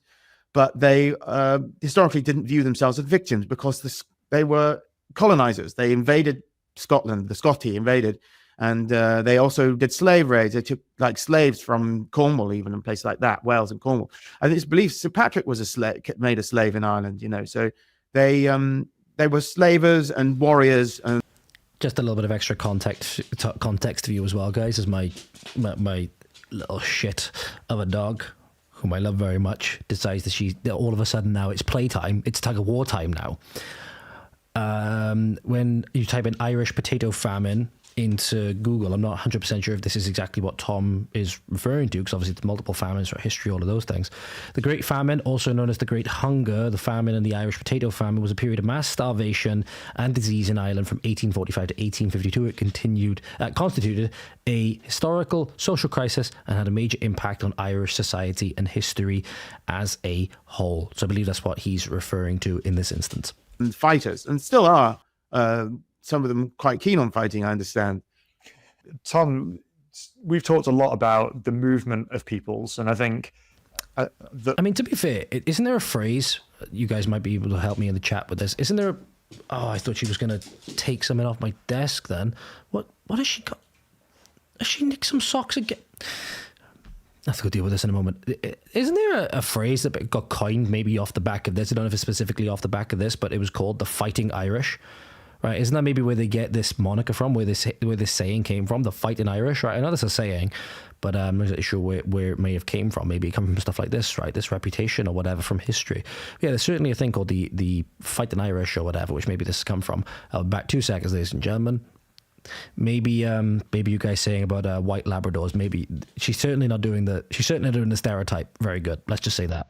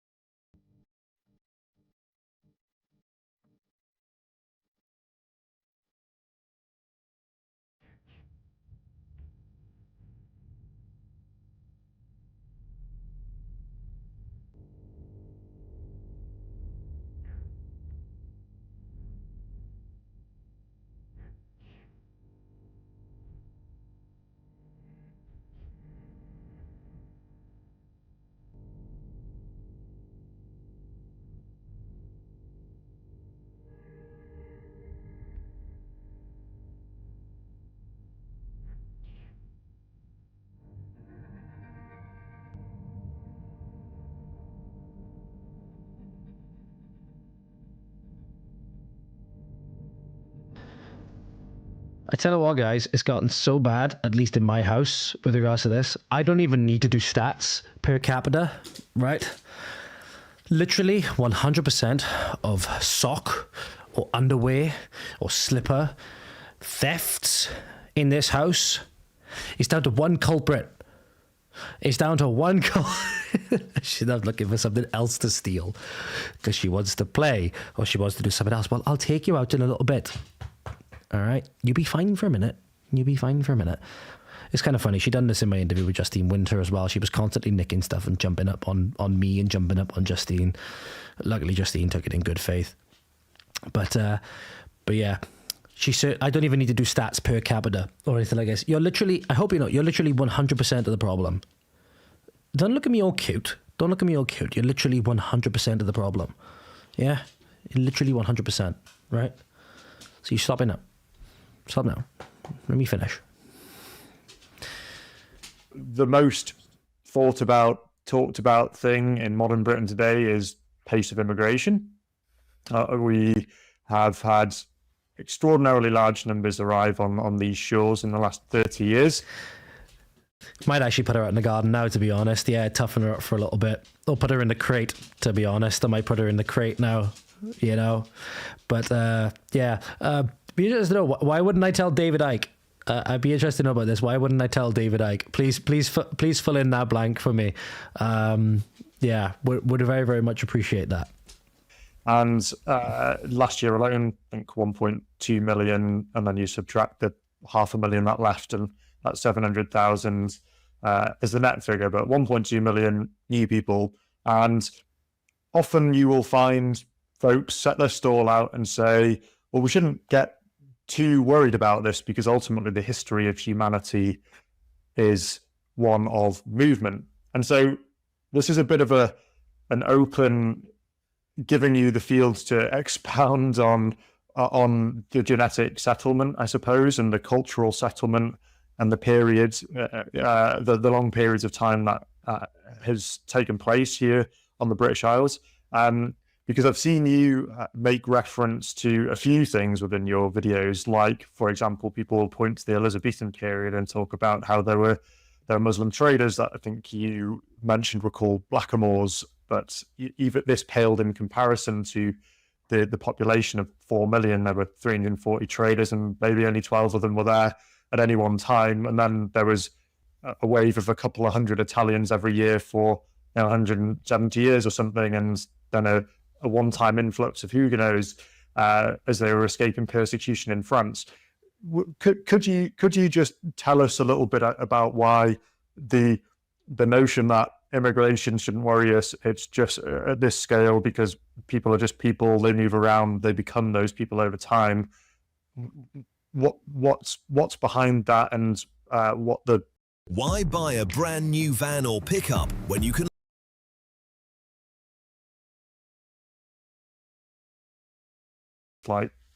Yes, bloody that expression and that mode of arguing is disingenuous and depends on a truism. Like, you can say that, tides have always existed, but if a tidal wave happens, that doesn't really, you can't tell someone as a tidal wave approaching, well, tides have always existed, or waves have always existed. This is something different. It's not the same thing. Geneticists have shown, I talk about all these different ancient migrations, and it's easy for someone to interpret that to say, oh, we really are a mongrel bunch, aren't we? We mix all this. But actually, all of the different peoples that contributed were all Northwest Europeans, like the Angles, the Saxons, the Celts, the Gaels, whatever. They're all Northwest Europeans. The Belgica folk, the first Indo-Europeans to come to Britain 4,500 years ago, came from Holland. We are an indigenous Northwest European people. All the peoples, the 5 peoples of the British Isles are indigenous Northwest European peoples. The other migrations are insignificant. The only significant migrations historically have been. The thing is, wouldn't that pass? Wouldn't that pass as non-PC or all of this other kind of stuff, right? By saying that we're all indigenous Northwestern Europeans. And whatever else, what was it? The Angles, the Celts, the Gaels. I'm obviously not going to remember all 5. Maybe you guys could put down. They included the Picts in that. The Saxons, obviously. Obviously, well, the Picts were Ireland, I think you remember him saying. So you had the Celts, then you had the Angles, the Saxons, the Gaels, and I'm forgetting the other one, maybe the Goths, I think you might have been referring to. But yeah, I think that would probably pass. I don't know. Put in the comments or put in the chat, whatever you may be watching this on, whether you're watching this live or whether you're watching this as a VOD. Put in the chat or comments what prison sentence you think would be applied to Tom nowadays and the Keir Starmer's regime of enforcing political correctness. Going backwards, the Bell Beaker migration. First you've got the native, you've got the hunter-gatherers, and you've got 6,000 years ago the first farmers come. 4,500 years ago the Bell Beaker Indo-Europeans come. 3,000 years ago Celts, and that's quite a small migration compared to the others, and then the Anglo-Saxons. The Romans don't even count as a big thing because they didn't actually change the gene pool. And none of the subsequent migrations have contributed very much to the overall gene pool. They've not really. That's the thing we touched on in the Steve Laws conversation. One of the info boxes that was mysteriously missing from Andrew Gould's fact checking when he consistently went back to the Norman invasion and all of these things. Oh no, I think he was talking about the Romans. Oh shit, it's not particularly relevant. Sorry, yeah, I jumped the gun a little bit there, talking about the Romans. I believe he said they didn't meaningfully change the gene pool. It's kind of an interesting parallel when people will instantly they'll go back to these kinds of things. Andrew Gould went back to the Normans all of this time, right? And they didn't meaningfully change the gene pool either. So I think that's an interesting parallel there. Yeah, I misheard. I think that was my problem. Sorry, ladies and gentlemen. I will go back to the video. So it's disingenuous to talk about, well, there was this one guy who came in in the Elizabethan era. It was a black guy or whatever. Well, yeah, so what? It doesn't really change who we are. It doesn't change the makeup of the country or the history of that of who we are. They're trying to distort things, and the idea to say we're a mongrel people or a mutts or whatever, which is insulting. Compared to who? Is that meant to be? Because actually, what genetics has shown, the modern population genetics, is that Northwest Europe is characterized by genetic stability over long periods of time, not instability, where other parts of the world are extremely always in flux with constant movements of different people replacing each people. There have been replacements here, but they're happening over the course. We have to talk about over the course of a 5,000-year span to talk about them. They don't happen on the way they're happening now. In the last 20 years, more people have come to this country than have come in the previous 2,000 years. There we go. And you're hinting on a massive difference there on how people will use it, how people will use history to pursue their political aims in the modern day. We're seeing now, you're seeing migration numbers on levels that would have been unheard of 5,000 years ago, whatever it was. We're getting like hundreds, if you extrapolate how much maybe would have happened over 5,000 years or 10,000 years of history, whatever it is, we're getting that, potentially every year. You know what I mean? Or every couple of months. It's absolutely ridiculous, the scale of what is happening in the modern day. But people are trying to claim this equivalency game or play this equivalency game. It's absolutely ridiculous. And it's ultimately with its ends, what it seems to be orientated towards is the complete replacement and an ethnic cleansing genocide of the British people, right? All of them. Doesn't matter whether they're in particular of Gael descent or Anglo descent or Celtic descent, right? All of them have been marked in the same way, and all of them are going to suffer the same fate, right? Is what seems to be. Is STJ live now? Just have to say STJ. I'm not sure what STJ. STJ means. Just go through that for me. My dog has decided to go and steal things again. Bailey, you're not doing the stereotype. You're doing the stereotype perfect justice by you, babe. I'm not gonna lie, you're doing the stereotype perfect justice by you. Gold to say the Normans and Saxons got along fine and built something great, which ignores the invasion and the harrying in the north. Yeah, absolutely. Absolutely. And the south of England is made up to 20% French Norman, so much more than the Romans. Yeah, so they had much more of an effect than the Romans did, right? And even then, I think the numbers were about 30,000 or so that came over with the Norman invasion. Again, not meaningfully to change the population, but massively distort and used to be supporting political narratives in the modern day with something that we never would have seen. Yeah, he's not actually live. This is a conversation that he had about a year ago. So for those of you wondering, ladies and gentlemen, where this conversation is from, you can find it linked down below in the show notes. This is from the Thinking Class channel with John Gillam. It was published a year ago. So that's for the conversation that we're going through today. I'm not sure if Tom is live or if he's published his most recent documentary or anything like that yet. If that's a freely available thing on YouTube or Rumble or whatever he's publishing on, I'll certainly be looking to go over that, 'cause I think that'd be really, really interesting. I know that he's been out in Germany and other areas of Europe at the moment. He's been doing a lot of interesting work. Yeah, Tom Rowsell. He's not live, but this is a conversation he had about a year ago. Was it tight nylon rope that I looped to both his two big toes upside down with a visitor from time to time to say hello because I'm a friendly chap. Very friendly. Very friendly. So it's like, that's not, you can't really talk about it anywhere near the same. It's not at all equivalent. It's complete false equivalency. And to try to use like the fact that we descend from Anglo-Saxons as a justification for hordes of unwelcome migrants who will, not contribute to the economy, who will be a net negative to our way of life, who will cause the house prices to rise, wages to go lower, and to say we should welcome that because 1,500 years ago, some Germanic warriors sailed over with sword in hand to conquer new lands. There's no connection to those events. It's completely dishonest to try and make them seem equivalent somehow. This is. What are you on about, Tom? Didn't you hear that diversity built Britain? What are you on about? Didn't you hear that diversity built Britain? Didn't you hear the beachy head lady was actually sub-Saharan African? Oh, sorry, Mediterranean. Oh, sorry, white, blonde haired, blue eyes. Didn't you hear, Tom? Didn't you hear that it was diversity that built Britain and multiculturalism is this amazing thing? Didn't you hear that those two were perfectly comparable? Gah, dinosaur, bigot. I'm joking, Tom, obviously. If you happen to be watching this, I'm joking. Yeah, completely. People will use these terms like Andrew Gold did, for example, and pretend that there's an equivalency there. There's no equivalency whatsoever with anything that's going on in the modern day in Britain and anything that's happened at any time in history. There's absolutely no equivalency whatsoever. Our country. So we should decide who can and can't come in. And the fact that we descend from people who have their origins elsewhere doesn't in any way distinguish from anyone else in the world. All peoples have always moved. All peoples have always mixed to some extent.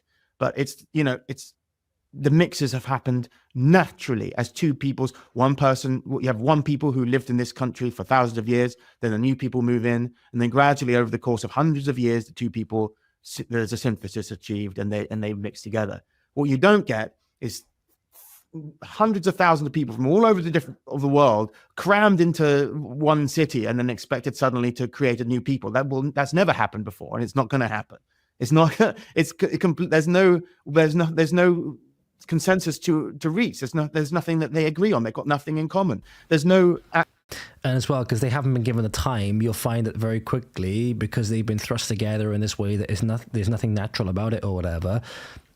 They often retreat into their own little social enclaves, right? And then all of a sudden you have Somali areas of London, and you have Pakistani areas, you have Bangladeshi areas, you have Indian areas, and all of these other things, right? And you have people naturally engaging in this kind of tribalism, right? That when people have been thrust together, and all of a sudden you have these unfamiliar people in this unfamiliar place, and they've just been thrust together with no rhyme or reason whatsoever other than political power on the part of a treasonous government, people will naturally band together in their tribes with people who they know, people who look like them, speak like them, sound like them, come from the same blood and ethnic history and ancestry as them. That's just natural. That's just natural. And as we see, this kind of sectarianism where people then act on their own interests, there's no kind of synthesis and kind of common integration of, ideas and a mutual benefit, so to speak. No, it's just, at this point, it's like, who can get power first? and who can keep it. And then you wonder why modern cities in particular look like hellscapes, which is why I don't want a town like mine, which is a quaint valleys town, to turn like that. But obviously our government and our politicians would love to turn them into those kinds of things, global cities and global towns. I'm like, no, because obviously there's a much wider game at play. There we go. Actual agreed culture that they can all center themselves on. Even the Roman Empire, which successfully had, some kind of... Inquisitive Vex, I appreciate you telling me about that. I didn't know that he had Jive Talks. I'll certainly tune into that, because I don't know. Let me know if you find this. Maybe, I don't know. This is going to sound weird, no matter what way that I say this, right? This is going to sound closeted, no matter what way I say this. I don't know if you guys get this impression. I could actually, like, we've listened to this conversation now that's gone on for nearly an hour. I could listen to a lot more of this just throughout my day-to-day, right? Tom just has one of those voices that I could listen to for hours, right? He could, like, I don't know if he could narrate audiobooks or whatever, right? He just has one of those voices that's just really easy to listen to. And I know that makes me sound gay as hell. I'm not. Let's just put that straight. I'm not. But yeah, he's great. He's absolutely great. And I always like it when I tag him in a post that I made. There was a short that I put up, which was talking about one of his older videos that came out a little while ago about Cheddar Man. And I tagged him in it because I wanted people to be able to go straight to the source where the information was from. And he liked it. I was like, yeah, good. He's good, you know what I mean? I actually reached out to him a little while ago to see if he'd come on the podcast, and he did get back to me. Sadly, it wasn't possible at that time. Hopefully I'll be able to get him on, because I think he'd just be great to talk to about this kind of stuff. There's things that I'd like to ask him from this conversation, for example, like things that I've dialed in on that I'd like to ask him, right? That that isn't really touched on in this, but sadly he wasn't able to. So hopefully if he has a bit of time, he'll be able to make that happen in the future. But yeah, maybe that's me revealed. Who knows? But yeah, Tom's one of those voices I could just listen to for hours, right? And maybe that makes me a little bit closeted. I don't know. Who the fuck would want to integrate light bulb heads?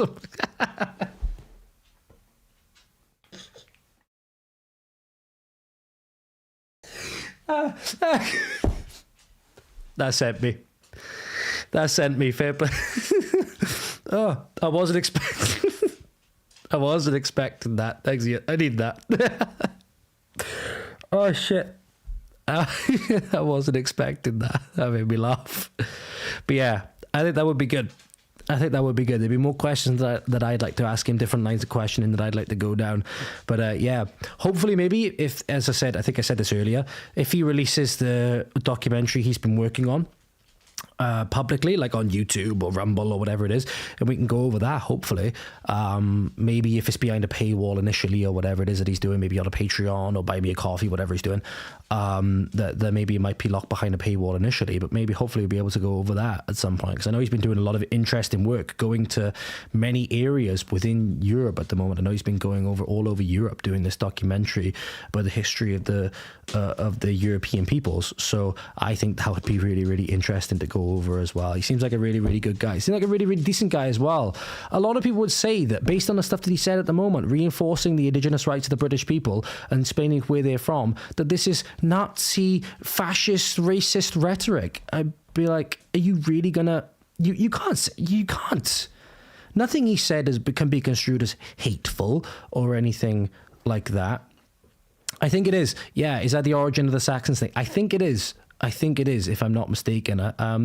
Be really, really interesting to see it when it comes out. I'm not sure if... let me see if... bear with me 2 seconds, ladies and gentlemen. I'm just going to check his X page to see if he's put anything out about it, to see if it's a documentary that...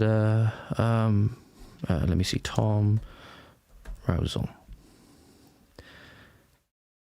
And I'll put on the documentary.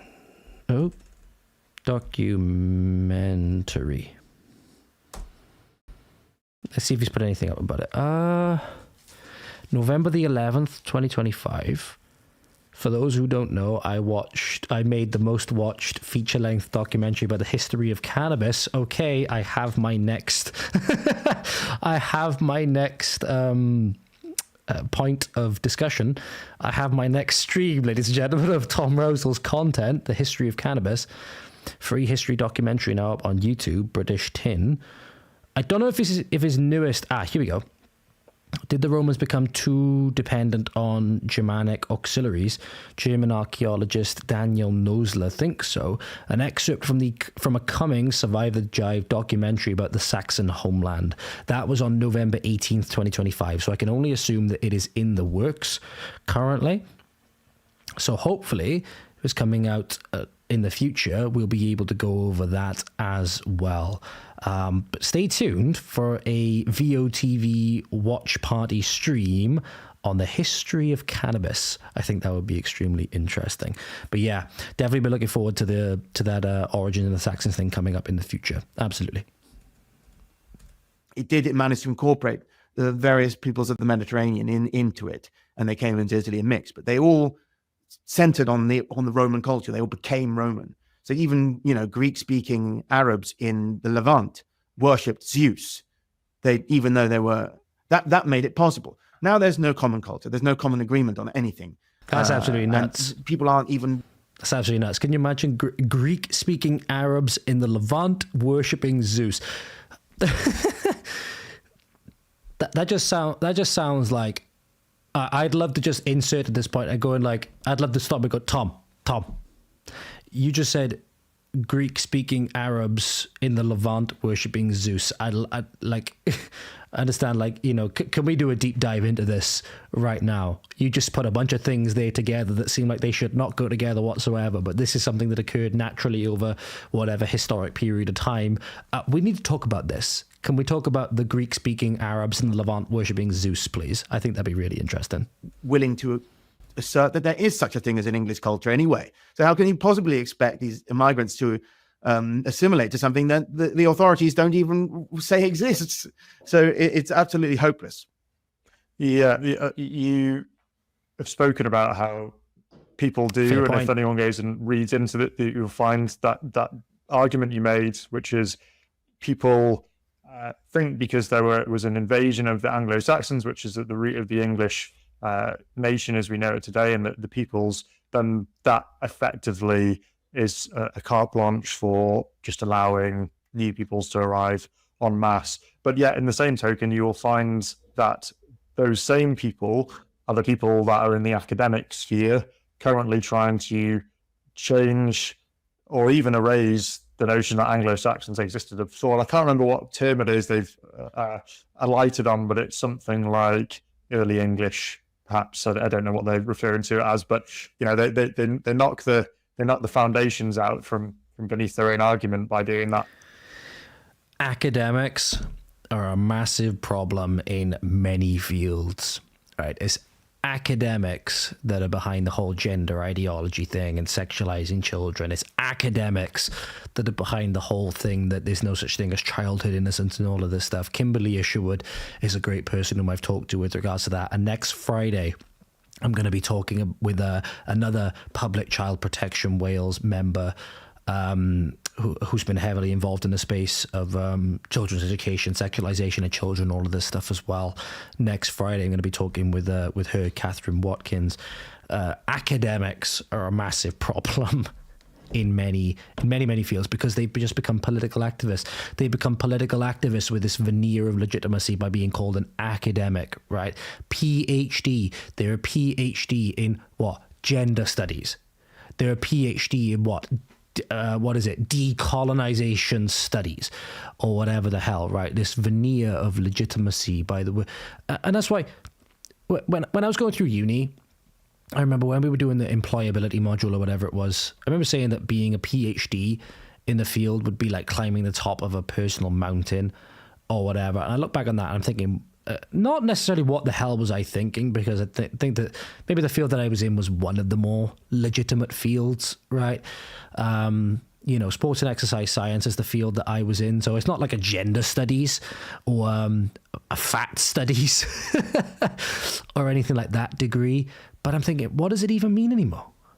What does it even mean anymore? It doesn't mean anything. Those words mean nothing now in many ways. right? In many instances, there's been people with those letters, behind their name that have been behind some of the most damaging initiatives that have come across Britain and Europe and all these other places, right? These quote-unquote academics and intellectuals. I'm like, do I actually want to surround myself with those people? I got my best, interactions and stuff like that from a lot of time. I'm hanging around with just regular people and activists and nationalists, just people who are just regular people. Regular day-to-day people just going out with their business, whatever it is. They might be self-employed, painter, decorator, electrician, landscaper, whatever the hell it is, right? Just regular people on the graft every single day that a lot of these academics have contempt for. And a lot of these academics having the contempt for the regular people put across, or the founding minds, if you will, the minds behind a lot of the initiatives which affect the regular people. And then you think, oh, well, they have all this contempt for the regular people, so why would they put across initiatives that would actually benefit the regular people? Academics are behind a lot of the bad things, that we see. Just checking the chat a minute as well. Spot on, academics. Yeah, there's an quote unquote academic by the name of Emma Reynolds. It came up in my conversation with Kimberly Isherwood into child sexualization. She was one of the founding. I'll do this a bit quick. I'll actually do this a bit quick. Bear with me. I'll see if I can find her. She's at Cardiff University. Let me see if I can find her. She's at Cardiff University.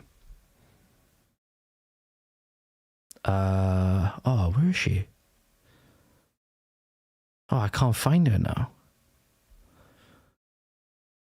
Okay, I know where I can find her. Right, bear with me a second, ladies and gentlemen. I'm not going to go anywhere. I just need to look up something. This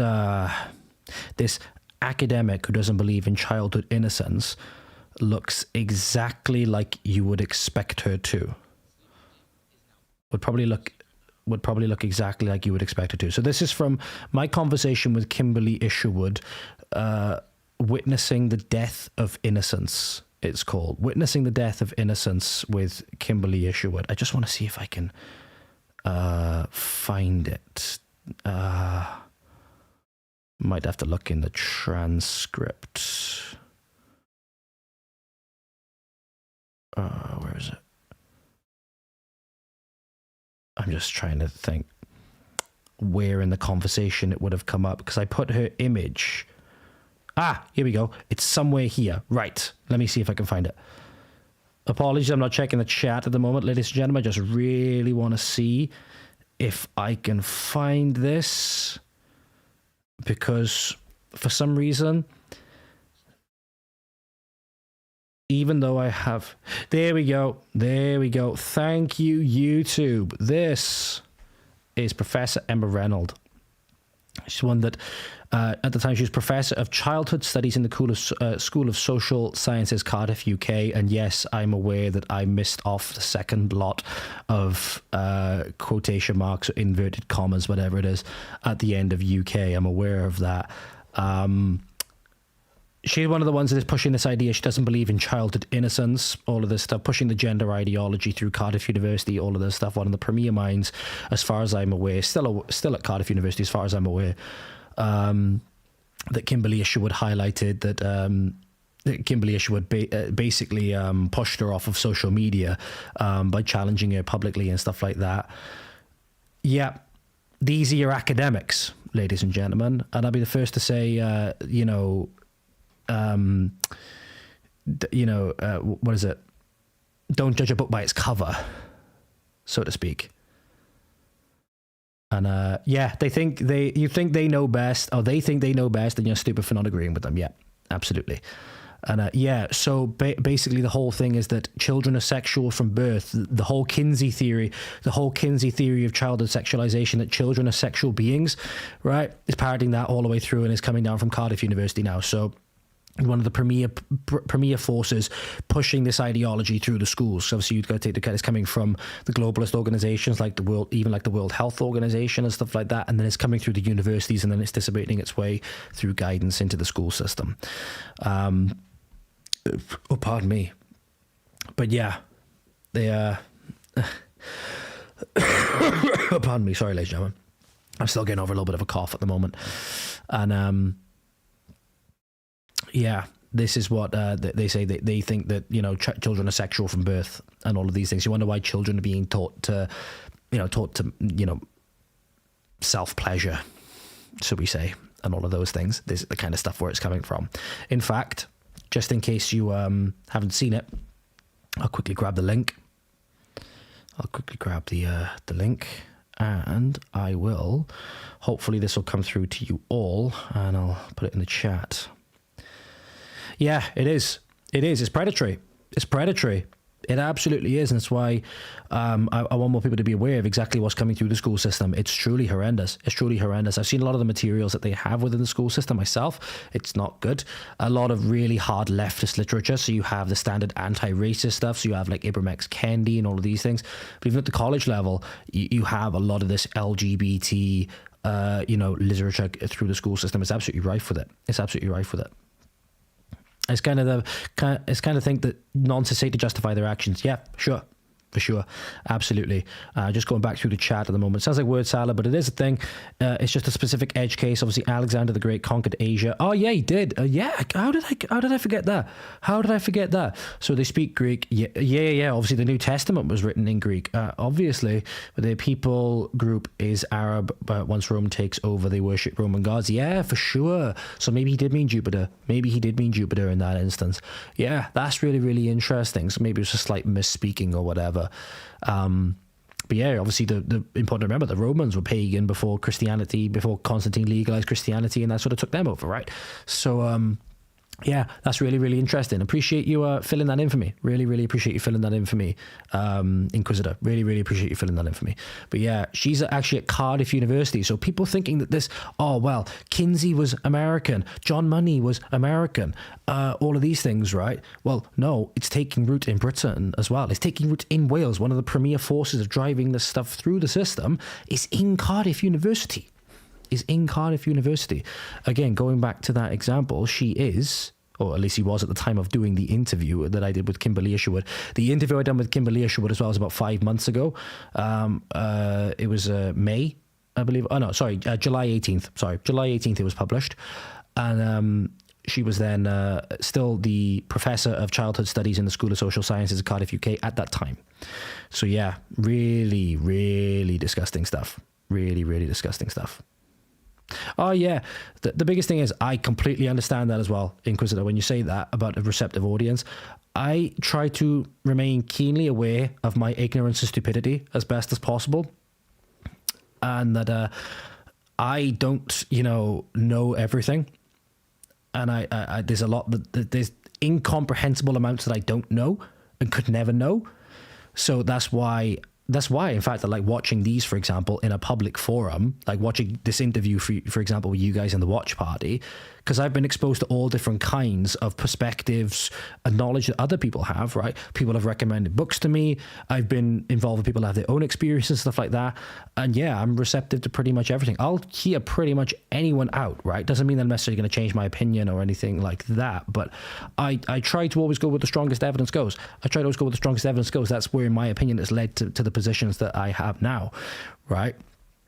And I like a quote by Ross Edgley, of all people, for example. So my background is in health and fitness and stuff like that. It might not look like it, but my background is mostly in health and fitness and stuff like that. And Ross Edgley, in my opinion, the guy who swam around Great Britain, has a really good quote for this, in my opinion. It's like, there's many ways to get bigger, stronger. Oh, what was the quote? There's many ways to get, I think it's bigger, stronger, fitter, or faster. Don't discriminate or what's the exact quote? Shit, it's in my mind, but I've forgotten. But basically, the ending of the quote is, if you close your mind, you limit your potential.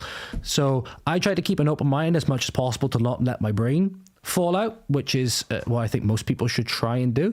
And that's pretty much what's led to the positions that I have now. If you ask me these questions, or think that I would be, if you asked me about 5 years ago, or say the height of COVID, for example, would I think about doing this or anything like that, or would I...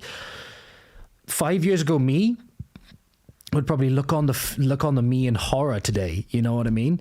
about how the hell could that be the same person that I'm going to be in 5 years. But that's where, in my opinion, I'm constantly trying to learn from people's experiences and learning from other people's experiences, but also then just understanding that there's infinite amount of things that I couldn't know. Yeah, I hate it when I forget a good quote. There's many ways to get leaner, faster, fitter, stronger. Don't discriminate, or it's gone. I need to find it. Sorry, guys. I know I'm going off on a massive tangent. I need to find it now. I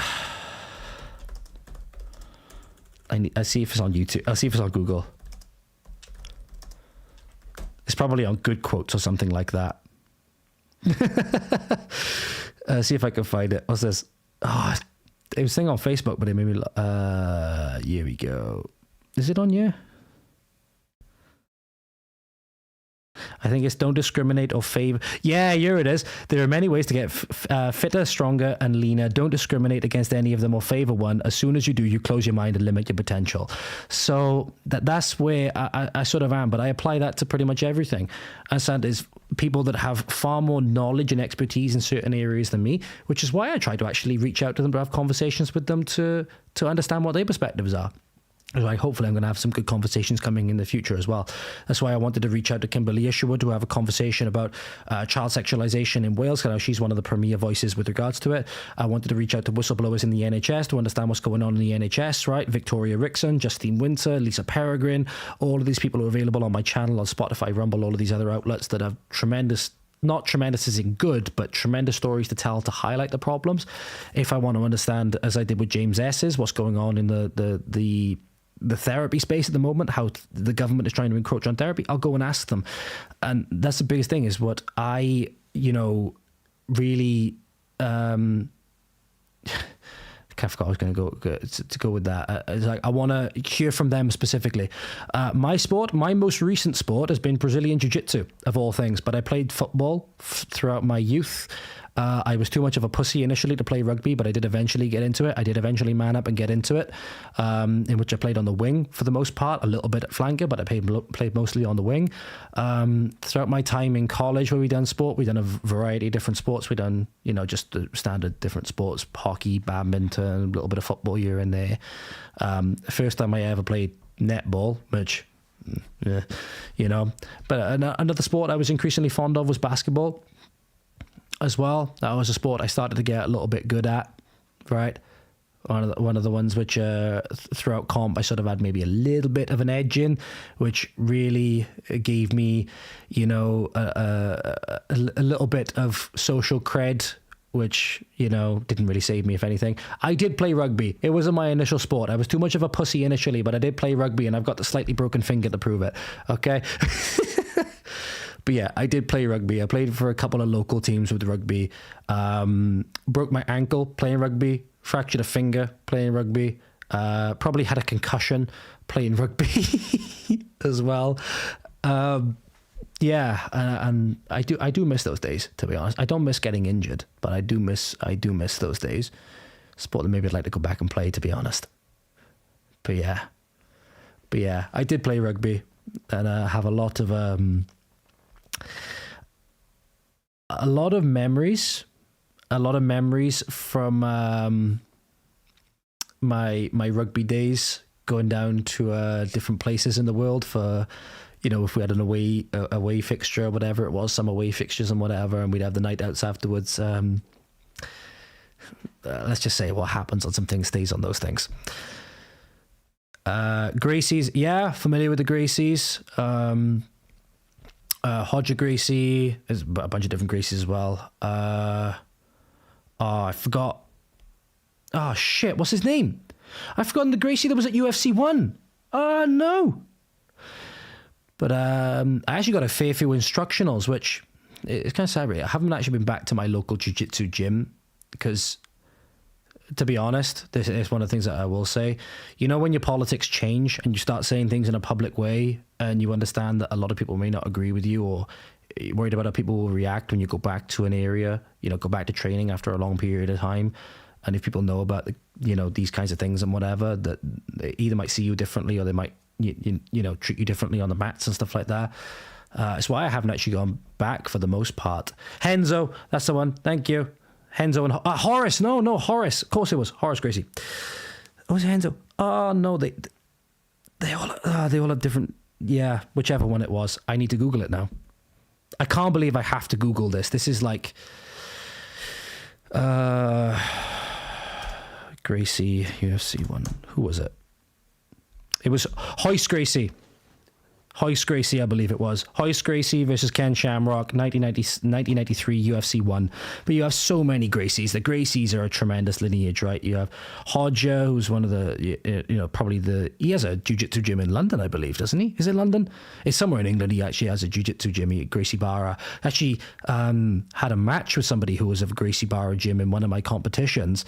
I think it was a white belt competition, though.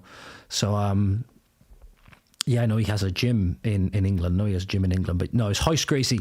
Hoist Gracie. Back in the days when UFC was a guy in spandex or a guy in the trunks and a wrestling shoes versus a guy in a jiu-jitsu gi, right? Hoist Gracie. But yeah, I've seen many different matches. There was another one of the Henzos. I think had a match. Another one of the Gracie, sorry. I'm a little bit drunk, if you can't tell. I'm a little bit drunk.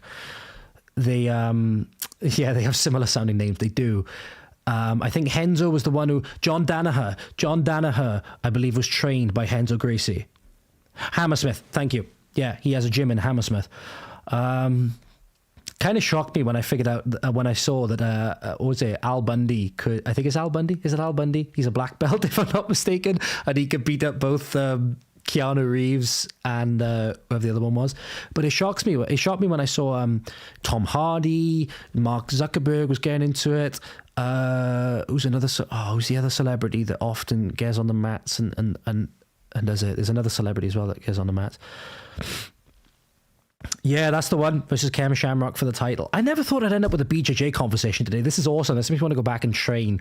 This makes me want to go watch like a ADCC match with Gordon Ryan or something like that, or Craig Jones. And what is really getting me at the moment, is I don't know if you guys have seen, there's been a lot of scandals breaking in the BJJ community at the moment. I still keep up to date with it where I can, with Isaac Michelle, who used to be at B Team, I believe, and also Jay Rodriguez, Nicky Rod's brother, Nicky Rodriguez being another one of the B Team guys. There's there's Isaac Michelle, who I actually covered in one of my first podcasts on my other outlet, which is called the Evidence-Based Excellence Podcast, where I was doing a lot of fitness content, or at least scientific studies and breakdown, stuff like that. In episode 4, I believe it was, or was episode 5, I can't remember, or it might have been episode 2. It was one of the early episodes. I broke down because Polaris actually came to a town very close to me, and we actually went to go and watch it. Me and my girlfriend and a bunch of other guys from the gym went to go and watch it. It was really, really good. And I done a breakdown of it for the podcast. And Isaac Michelle was there. He had a match. And later on, now, he's actually involved in some really serious allegations, against females. Let's just say that. I believe he's actually wanted in Texas. And, he... there was a lot of, it was weird. You were seeing these BJJ superstars come into a small town in the Welsh Valleys, right? Giancarlo Bodoni? Is that his name? Giancarlo Bodoni? Where is it? Let me just double check. He was one of John Danaher's students, Giancarlo. I think is his name, Giancarlo. Oh. Giancarlo Bodoni. Yeah, Giancarlo Bodoni was there. There was there was a couple of Brazilians that were there. Heavyweight guy at the moment. Brazilian heavyweight. Not Felipe Pena. Kainan Duarte was there, I think it was Kainan Duarte, and a different guy. It was 2 Brazilians in the final of the no-gi match. But there was just tremendous competitors and stuff like that. But yeah, I'd love to have a roll. That'd be good. Pure JJJ is kind of boring, but good BJJ in an MMA match is good. Yeah, I certainly do understand that. I think you have like a Gordon Ryan figure. When he calls the submissions, it adds like a really interesting element. What's the submission that he's going to call when he calls like a triangle or calls like an armbar or something like that? I think that adds like a really, really good element.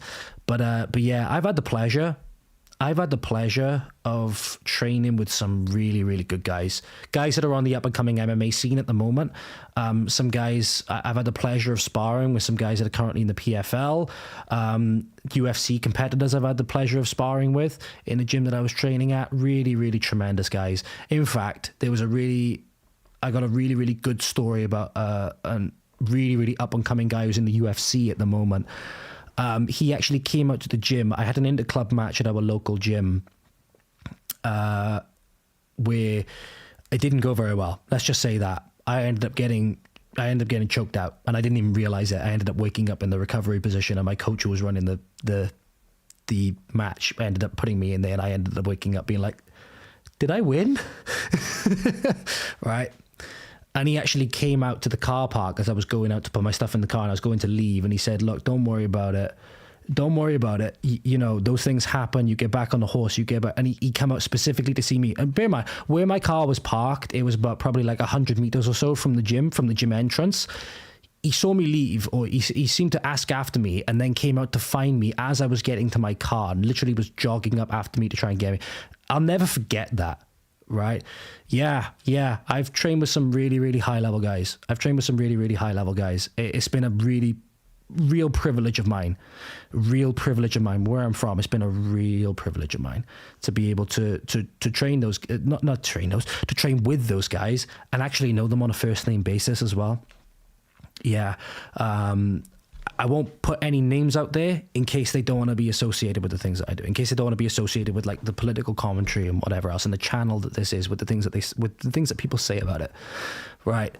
I understand that not a lot of people, you know, share what is my views or would support what I do and stuff like that. Right. So I don't want to put any names out there, but I've had the pleasure of, even within my community, actually live within, you know, some of them are from the same hometown where I come from. So I've had the pleasure of knowing and, you know, training with some really high level guys, being coached by the people that coach those people, right? It's been really, really something which I won't take for granted ever.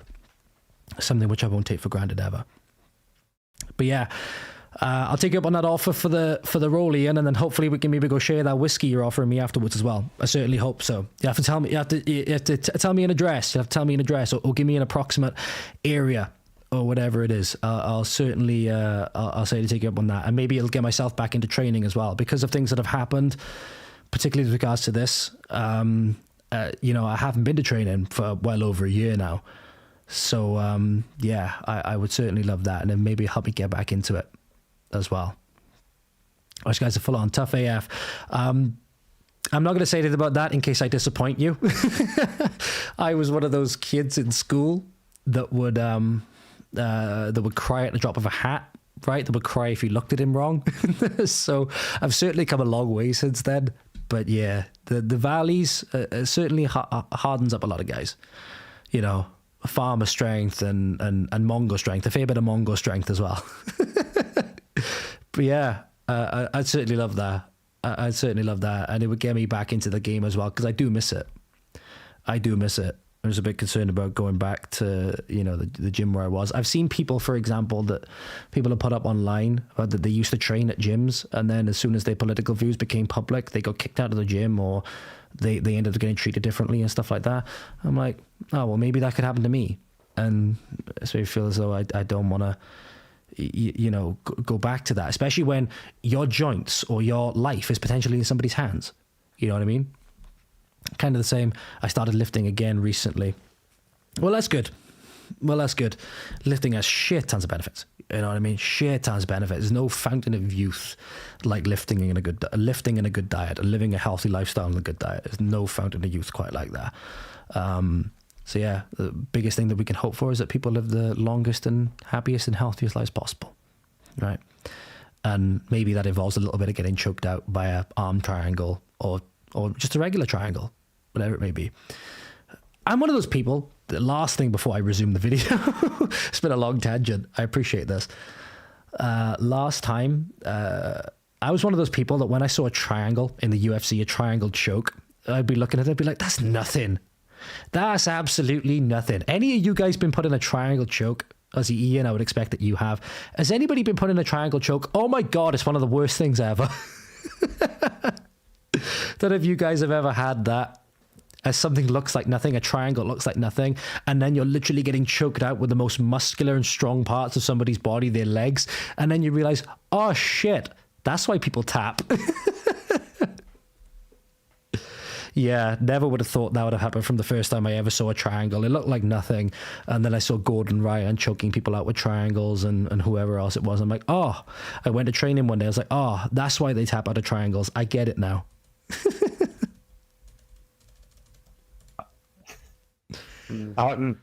Tom, I think there are many things that we could understand. Can I just say, I really needed that conversation. Thank you, guys. Never would have thought I'd have got it from a virtual online audience or anything like that. This kind of therapy session, if you will. Thank you. I really needed that. And maybe thinking about going back to training in the near future. Maybe. I hope so. Might be common objections to your work when you're ultimately talking about the cultural... My wife is a 50-year-old black belt. She could probably kick my ass. Yeah. She'd probably kick my ass. I got to blue belt, and I probably think that was undeserved, but I'm not going to say anything because my coach at the time he gave it to me, thought that I was worthy of that. So he understands the game a lot more than I do. He was much more knowledgeable than I do. So I can only assume that he obviously knows the game, and he obviously thought that I was worthy of it. So I deeply thank him for that. I don't think I would be worthy of it now. Mind you, I would want to demote myself. But yeah, she'd probably kick my ass.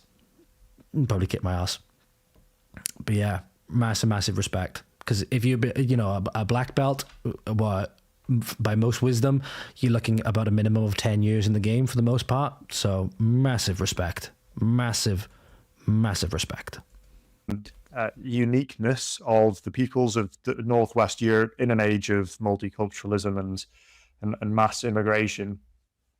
You have done an awful lot, both in your working life, you've done an awful lot in your academic life, and been exposed to lots of information, history, culture, genetics. So I suspect that the stage is probably set for you to have had quite a few changes in outlook. And one question I like to ask all of my guests who come on to the show is, what is something that you have changed your mind about that you once thought was set in stone, perhaps even a good thing, but that you since changed your... What is it, 16? I'm assuming that means 16 years. I'm assuming that means then that they should be in the game 16 years. That's a long time. Is it who gave this blue belt? We have to check. Yeah, I was going to say, who gave you this blue belt? We have to check. I thought you were asking then. I wouldn't drop my coach's name. I wouldn't drop my coach's name on this podcast just in case they don't want to be associated with it, just in case they don't want, people have called me, this is the thing, right? People have called me Antichrist, Nazi, fascist, all of these things, right? So in this instance, if you were to ask me I understand that you're quoting Islam here, right? I understand the meme, I understand the joke. But in this instance, I wouldn't say who my coach was. I wouldn't say the gym where I wouldn't say the gym where I was affiliated at. Or Hamzat Chimaev, whoever it was, right? I wouldn't say the gym where I was at, just in case that, I don't want anything happening to them. You know what I mean? I don't anybody that may attend the gym who may not share the same political views or may not want to support me or may want to pretend that they don't want to know me or anything like that. I don't want anything coming to the gym where I trained or anything like that. I haven't been there for over a year now. There's I got nothing but good things to say about everybody that goes there. Every single person that goes there, as far as at least as far as I'm aware anyway, you know what I mean, is a tremendous person. I made so many friends through that as well. People whom I deeply care about and stuff like that. And if you had to tell me who my coach was, it is/was, because I have intentions to go back. I want to go back, because I'm not content with just blue belt or anything like that. And I want to go back just for myself as well, The biggest thing was, I've said this before, I don't know if you're familiar with Jocko Willink, the ex-Navy SEAL, right? And he put it very well in a podcast one time. And he said, like, if somebody puts their dukes up and they want to fight you, I was been one of those people that have been scared, right? That's when I've been. I'm very easy to take advantage of in that way. Never stuck up for himself, all of this stuff. Jocko Willink made it very clear, like, if somebody puts a dukes up, what can I do? I can run away. And this is a guy that's like 260 pounds, Navy SEAL, could handle himself if he wanted to, saying that if somebody puts a dukes up, I can just run away. But like, oh, okay, well, running away is a perfectly good thing, provided I don't have my girlfriend with me or my family with me or anything like that. But if somebody grabs me like a collar and wrist, or grabs my collars or whatever it is, well, I can't run away anymore. I got to know how to handle myself at that point. And then there's wrestling, then there's BJJ, and then there's all of this other stuff, right? There's standing gi, there's standing no gi, all of this other things that feed into it, right? But that's what actually got me into it. That's one of the biggest things that got me into it. I remember my first day, you know what I mean? Just like, wow, just like feel like you're drowning. And going back every single time after that and still feeling the same way, even after blue belt. You know what I mean? But it never gets any easier, because everybody's obviously progressing at different rates, and people who you're training with, they might be progressing faster than you are, and you'd be training the same amount of time from when you started, but they progress so much further. It's like, wow. And it's just like, I never felt so much fear. I've never felt so much fear when somebody's in top mount, truly good top mount, and it's about to choke me out. They've worked systematically. I cannot escape, no matter what I do. And I'd be like, oh, this is fear. This is what Khabib says when he says about taking somebody out to deep water and they discover themselves. You know what I mean? This is fear. I'm like, oh, I need to do more of this. I've come out of sessions, damn near crying and stuff like that. But Dagestanis are boring when it comes to MMA. They absolutely are. It's effective. Khabib just keeping somebody down for like 5 minutes, forcing them to expend all their energy, pounding them every now and again and stuff like that. Yeah, I can understand that. I can absolutely understand that. They're absolute animals, though. In fairness, they're absolute animals, running the mountains of Dagestan and all of these other things. Absolute animals. But yeah, you can understand them when it becomes boring in BJJ, boring in MMA. A lot of people have the same or similar criticisms with like Gordon Ryan and people in BJJ. He just lied on top of somebody for 7 minutes and then choked him out. It's like, what am I supposed to watch? I like it when I'm watching from trying to watch it from more of a technical perspective, trying to see the things that he's doing. Be like, oh my God, he put a post there, so that's why he done this, because then he could do this. And then that's what fed into the triangle or the armbar, whatever it is. I'm watching it and my girlfriend's like, eh? I don't mean that to be insulting to my girlfriend or whatever. It's just like, obviously she doesn't train. I'm like, oh my God, he's put that post there, or he's put his arm on there to negate this so that he can do this. And then it's kind of like, oh, well, I can see it when Gordon Ryan's doing it. When I'm trying to do it, it's just not working. It's just not working. You know what I mean? But yeah, that's the biggest thing. I say I've been trained by coaches that have coached people to the UFC. I've been trained by people that have been coached to the UFC. It's a massive privilege of mine. Right? Especially from an area like mine, which people couldn't point to on a map. Right? But it was a really big thing that I ended up going to uni, and there was a guy there from Porthcawl who I ended up speaking to. I can't remember how I spoke to. It was in my first year. And I said, oh, I'm from X. I'm from this. This is where I'm from. And he said, oh my God, so-and-so, famous MMA fighter, goes there. I'd be like, oh, I know him. He'd be like, same place. I'm like, yeah. I was like, wow, this is why somebody knows where I come from, because of this other famous person that is from there that has made it to the UFC. And probably people can work out where I come from that now. But yeah, I wouldn't want anybody to come in to undue criticism or anything like that because of my political views or because of this public outlet or anything like that. That's why I wouldn't want to name the place that I trained or name the coach or name any of these famous athletes and stuff like that, because I don't want them coming under undue stress. You know what I mean? But tremendous guys, a lot of them. Coaching staff, MMA fighters. Some of them are in PFL, some of them are in UFC. Some of them have gone very, very high. Some of them are in Cage Warriors. Yeah, some of them come up in Cage Warriors. What end of God's country are you from? I'll say that.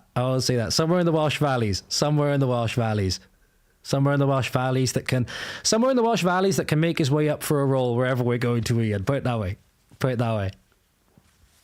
But yeah, I went to university in Swansea. If that's what's relating back to that story, I went to university in Swansea, so that's where that came from. So yeah, I'm keeping my location deliberately vague. People could probably find out where I'm from, but I'll keep my location deliberately vague. So yeah, I just don't want anybody coming in to undo, labeling and people making different assertions about them because they had a guy they had a guy train with them that had unfavorable political views at the time. It's like, I don't want anybody being caught up in that, because people will throw that label out there and then they'll come under undue stress, and I wouldn't want that. But yeah, from bumfuck nowhere. It's what I usually say. Sorry. From bumfuck nowhere is the joke that I usually make. Your mind on, and why? What was it that made you change your mind?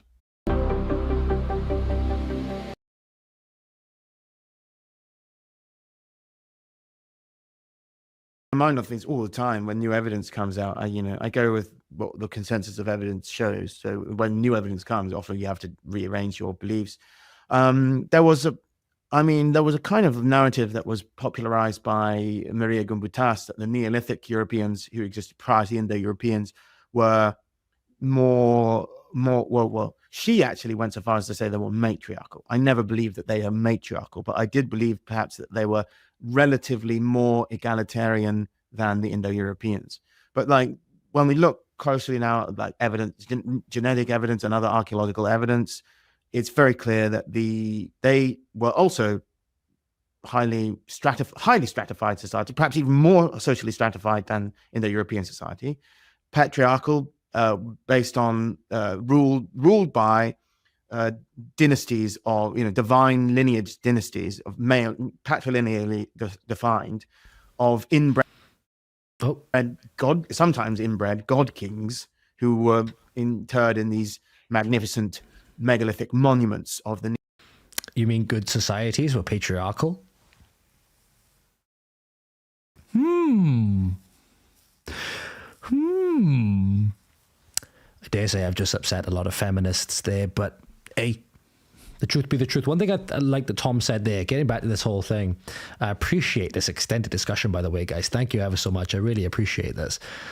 He said there that, again, changing my mind when new evidence becomes available. Because the good thing is, when new evidence becomes available, you're able to examine it, you're able to evaluate it, you're able to critically appraise it, and as a result, then you're able to tailor your understanding of things based on those things. You don't just shotgun conclusions.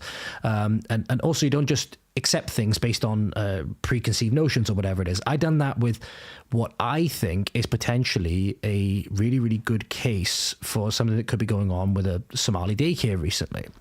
So there's a Somali daycare out in Leicestershire that has some, in my opinion, some really suspect activity going on, which I talked about in the most recent episode of VOTV, which I've done. So if you haven't already seen that, VOTV 87, the first hour of that podcast is dedicated to going through this from soup to nuts, basically, from what I understand, from everything that's publicly available. So I would strongly recommend you do that. But again, changing your mind based on the available evidence, and when new evidence comes out, change your mind to then fit that new evidence, but understanding how that new evidence fits in as well. A lot of things people come out and they make it sensational or whatever else, but like, okay, how does this fit into the wider body of literature? That's Tom approaching this very much so from the sort of intellectual academic lens, but based on what we know about Tom, it's not fair to put Tom in the same category, in my opinion, as somebody like a Dr. Emma Reynolds or something like that. Again, Dr. Emma Reynolds or something like that. Tom understanding that there's things that we don't know. There's always new things that come out, right? Archaeological digs or whatever it is, not expedition so much, but findings might unearth new things that we didn't know before. So it's just a matter of, putting those into context and understanding those in the way that best aligns, not just with what we know, but then how it synthesizes and maybe changes a little bit about what we know. I think that's an important note to hit on there as well. I do think the winds are changing. Don't think our views will be unfavorable for long. Yeah, I think so as well. Because people are noticing. For sure. People are noticing the community's changing. People on a subconscious level, maybe, are realizing that maybe this isn't good, or maybe they should be asking questions at the very least. Why is this changing in this way? Why all of a sudden am I seeing more and more and more, exponentially more faces that I know are not part, on a subconscious level, which penetrates deeper than the political correctness programming, the right think, so to speak. I know that as people coming in here, there's more and more and more unfamiliar faces, and I know that they don't come from Wales. I know that I've been conditioned to not notice that, but I am noticing it. And that maybe then there's a wider agenda at play. I don't think it's not going to be unfavourable for long, for sure. I think you saw that in Caerphilly. Because in Caerphilly, the Plaid candidate may have won, but he won on a minority of the vote. So Plaid Cymru, these internationalists, they tried to masquerade as nationalists, but they're internationalists, and they say as much. People still somehow think that they're nationalists, and they think just because the leader's Welsh that it automatically means that it's a good thing. They did win the Caerphilly by-election, which is the most recent, biggest by-election in Wales that we saw. A lot of clips coming out of people calling, I believe, Llyw Powell all these names and all this other stuff, right? He won on a minority of the vote, which, thanks to first past the post, means that you win with all the authority of somebody that won 100% of the vote. Right, so I think he had about 47 or 45%. I went through the numbers in one of my older episodes as well, which was more pertinent to the time. But he won on a minority of the vote, less than 50%. But Reform were very close in second. Now, Reform, I believe they are much more of a, containment, personally. Whether Reform in Wales is going to be exactly the same as Reform in England, they have the same leadership, so they probably will be. I don't know. Laura Ann Jones seems to be pretty good on a lot of things from what I've seen. Again, apologising for certain things, which maybe she shouldn't have apologised for stating the truth and for stating things that people would just say because they are true. And why are you apologising for saying the truth, right? So maybe there's problems for sure, but certainly the best that Wales is going to get. If anything, it's certainly not going to get any worse, and may provide a foothold to go even further to where the direction that we need to go. So yeah, I certainly don't think that they're going to be unfavourable for long with the change that Caerphilly, which has been 100 years Labour-strong constituency, not only lost to Plaid Cymru, but Reform were very close in second. Very, very close. That's a very, very positive sign, in my opinion. Neolithic.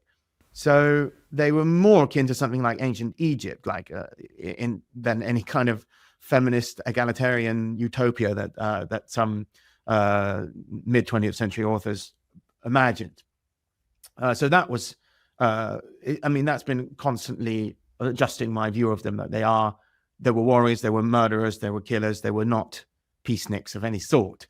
Although I never fully bought into that narrative anyway, but now it's just it's going to be completely demolished. It just doesn't have any basis at all. Similarly, I've always been a little bit curious about to what extent Christianity survived among the Brythonic peoples of England after the fall of Rome, because there are narratives, especially perpetuated by the church, that it was always Christian. There was always Christianity, and that the worshippers of Woden were just a minor, bump in the road, and it would continue Christianity. But I didn't see a lot of evidence for that. In fact, I thought the other way. I thought it was quite likely that Christianity was completely eliminated in the southeastern parts of Britain when the Anglo-Saxon came, and then only. Now, see, this interview has only got about 3 minutes left. This something as big as this, right? Calling into question a narrative from the church, right? Something as big as this whole thing where questioning around Christianity always being here in a specific area of England versus, the worshippers of Woden, for example, being far more than just a simple bump in the road. This could have been something which, based on Tom's seeming knowledge and him obviously being a heathen pagan himself, as he identifies, as far as I'm aware, you could have fleshed an additional, I don't know, depending on what information is there, maybe an additional 15, 20 minutes out of this or whatever, and really help people's understanding of this. This would be something I'd love to ask Tom about. Be like, fucking hell, let's go into details of this. Why do you think this? All of this stuff, far more than what you've got left in just this overall summary in the last 3 minutes. This would have been a tremendous area to maybe really dial down on, to really help people's understanding of the role of, faith and stuff like that. And, his view of the historical record around the time the Romans left, right? This would have been a tremendous thing that you could have got maybe a good, 10, 15, however many extra minutes out of this that would have been really useful out of this, I think. Came and had to be reintroduced. If it didn't have to be reintroduced, then why would Rome have sent a mission to England? Why would the Gaels have sent missions to England if there was constant Christian presence? It seems now that there's quite good evidence that actually, especially in burials, like the women, because the Anglo-Saxon, the Germanic migrants were marrying into native families. And it seems very often you had mixed religious marriages where sometimes a pagan man would marry a Christian woman, and you could have a household perhaps with both religions in it existing, and maybe Christianity was, or it seems that Christianity in early medieval England was more popular with women, and that women played a crucial role in the survival of Christianity in Britain, in South Britain anyway, which is very interesting, and it would not be an. How mad is that when you consider how many, if you think about it, the common discourse within women nowadays, the rise of the feminist movement, all these things, how mad would that have seemed versus how we see it today? Or is it? That's basically his whole channel. The stuff he does on genetics is more recent because there's been papers released and stuff in the news, but his bread and butter is Anglo-Saxon history of England. Yeah, I think that'd be really, really interesting. I mean, the Celts and native Britain, yeah, absolutely. One of the 5 groups we've been talking about, Michael. Michael, welcome to the stream. Thank you very much for tuning in. Hope you enjoy what remains of it. There's only about sort of 3 minutes of this interview interview podcast, whatever, that we've got left to go through. But thank you so much for tuning in. Greatly appreciate it. Hope you're having a fantastic morning, afternoon, evening, night, wherever you are, my friend. Greatly appreciate you. Oh, pardon me. Yeah, absolutely. And that's why I think the pagan religion aspect, even people who identify as Christian or whatever else, should be willing to confront or acknowledge or accept that period of history, because it's a part of British history. It's a part of British history. So you should be willing to at least confront it, right, and understand how that fits into how Christianity filtered into the land and filtered into the people, right? A lot of people then, I think I talked about this earlier with Bob from Speaker's Corner, want to tie Englishness, as in who the English are, up with Christianity. Right, and I think you have to then, understand that no, you had English, right? At least people that would have comprised the northwestern tribes, which the English would have come from, long before Christianity ever came on the scene, right? So I think that's where a lot of the divide happens.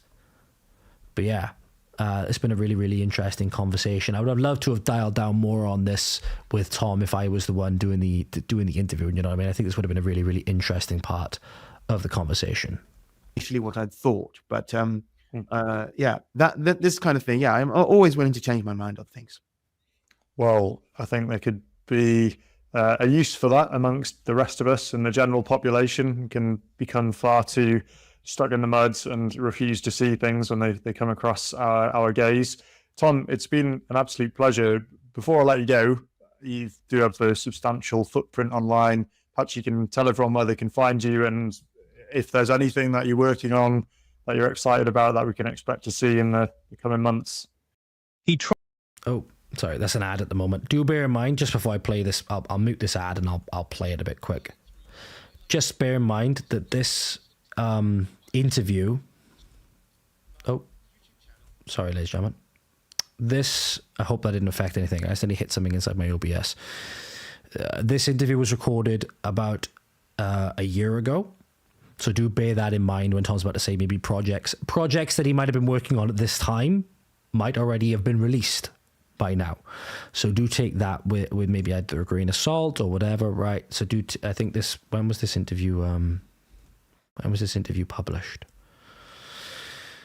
So this was on November 29th, 2024. So obviously just over a year ago. So do take that into account when Tom's about to go through the projects, but obviously his social media handles and whatever else might be the same. So I'll just let him rattle off this last little bit. It's where most of my stuff happens. That's YouTube Survive the Jive. And I also have another channel, Jive Talks, for live streams if you want to see me just chatting like I've been here today. But the Survive the Jive channel is for edited documentaries, often filmed on location around Europe and other parts of the world. I am going to do a video on the genetic ancestry of Trump and how that might have contributed to his nature. That'll be out soon enough, I hope. Next year, I'm going to Iceland. I'm going to do a documentary about. Tell you what, if that video's out, maybe that's the next one. Maybe we can jump those two together. Maybe we can do cannabis and Trump together. Canna Trump, if you will, or maybe Trumpabyss, if you will. Trumpabyss, the next VOTV watch stream that's coming. Iceland's landscape and how it features large in medieval Icelandic literature of the Vikings, the sagas, and I also hope maybe to do. Sorry, Ian, I missed your message. I hope you're still here. Thank you. Good night, my friend. Thank you ever so much. Looking forward to that roll and whiskey with you, my friend. Looking forward to that roll and whiskey with you in the future. Hi there. Streaky Bacon is back. How are you doing? Sir or madam? We'll just go sir or madam, because I don't believe it was clarified last time. But yeah, what can I say? I got stamina. What can I say? I got stamina. That's like my one advantage in jiu-jitsu. By the way, you missed a lot of jiu-jitsu talk. I don't know, Mr. or Mrs. Streaky Bacon, if you're a jiu-jitsu connoisseur, but that's what a lot of this past conversation has been on about. But yeah, I think I've seen the Trump one, but I think the Trump one is out, but I've not seen it. Well, who knows? We can maybe go over that next time. I'll be looking forward to going over that because more stream material. Fantastic. So let's just sir, perfect. Sir, thank you ever so much. Thank you ever so much for clarifying that. Because I believe you accused me of misogyny earlier, which would have been a little bit weird if you were if you were a sir. But ayo, we're all about laughs and good experiences, hopefully, on this channel, even though a lot of the stuff we talk about, or a lot of stuff I talk about in the political commentary, is distinctly not good, obviously. Appreciate you, my friend. Hopefully looking to still tune in with you in the future streams and stuff like that. We've got a lot of good stuff to go over. Cannabis and Trump, if you're looking forward to that. I think that'll be a tremendous conversation. A sort of intrepid trip and go into Central Asia, parts of Russia, where some of the ancient remains and archaeological remains of the Aryans can be found. That's on the cards too. But yeah, please check out my channel, Survive the Jive, and you'll see lots of interesting documentary films you can see for free. Absolutely, I can stand behind that. It's interesting, it's funny, and I would be very surprised if you weren't able to find history about your own ancestry, so everyone should go and check that out. Tom, it's been an absolute pleasure to be able to talk to you again in the future, and I know you're headed off for your lunch now, so bon appetito when you get sat down at the table. Thanks a lot, John. Take care. There we go, and that's the end of it. So one thing I was going to do was I was going to go straight on to a video called Celtic Origins, Who Were the Druids, but I think we'll save that one for next time. There's quite a few videos which I want to go over on stream, actually, but I realized that this 1 hour video has been turned into a 4-hour stream. So we'll probably leave it there for tonight in terms of going over content. Anyway, I'll chill around for a minute or two now before I take the dog out for a little bit of a walk this evening. Miss Andrea, man, you're all good. Wait, is this like one of those things? If I'm a man, can I be accused of misandry? If I'm a man, you know what I mean? That if I can, that would then imply some other things which people are not willing to confront yet in terms of issues and stuff like that. I mean, good people asking each other's pronouns and shiz. Yeah, guys, this is a inquisitor. Pronouns Zizer. No, I'm joking. I'm only joking. These words never existed till Blair. I know. Tell me about it. Is Blair the worst prime minister, at least in recent history, or is there a worse one, do you think? In fact, I tell you what we can do for this question in particular is we can do the ultimate source of information with about 4 viewers. We can run a poll.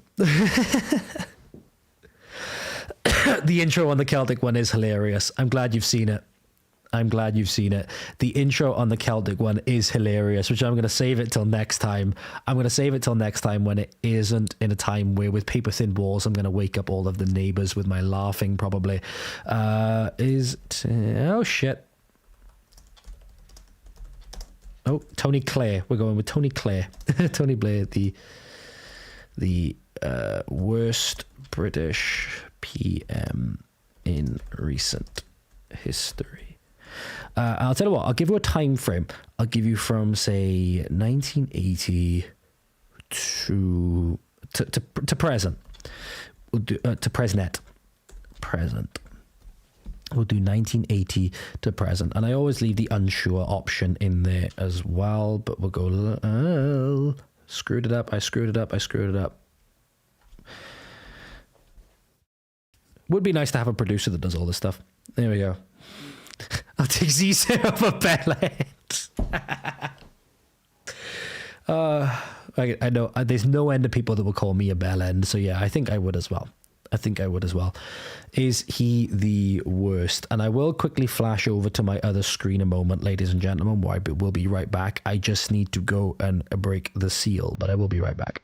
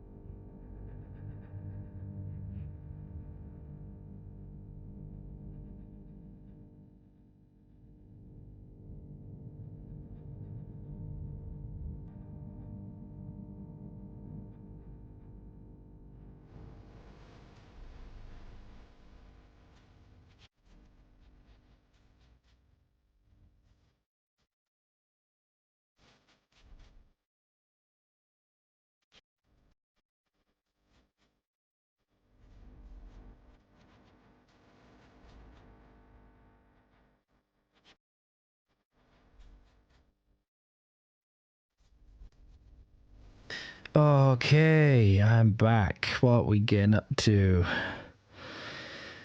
A future time frame, he will be the worst. I think actually Kia might be worse with the stuff, the Chagas Islands. Yeah, I get a good point there. Good point. I mean, what you're saying is this is how bad it's gotten. You guys who are voting this in the chat or whatever at the moment. The problem that we have in Britain, so this only had one vote, I'll just leave the poll run a little bit longer, is the sad thing is we don't exactly have a lot of good prime ministers, at least in my opinion, in my entire lifetime for sure, to point to that are good. They've pretty much all been bad as far as I'm aware, because I came into existence after Tony Blair was elected. It was Tony Blair's prime ministership that I was born in, right? I was born in 1999. So I'm one of the generation that let me know what you guys think. From that time frame, you guys might be a little bit older or whatever, if you are a little bit older, that is. Am I right in saying that in this period of time, I don't actually know a good British prime minister or maybe even a good Welsh first minister? Practically paying our enemies to take strategic territory off us. Yeah, absolutely. Completely agree. And the biggest thing is that these territories that we have all over the world, whether it's the Falklands, whether it's Chagos, whether it's whatever it is, right? The way I see it is you can't fault those other governments all around the world. Let's take the Falklands, I think, as an easy example, right? I don't know if there's any talk at the moment. I believe there was at one point of potentially giving the Falklands back or whatever. But again, extrapolate it over to Chagas. I think it's quite easy to extrapolate it over to Chagas.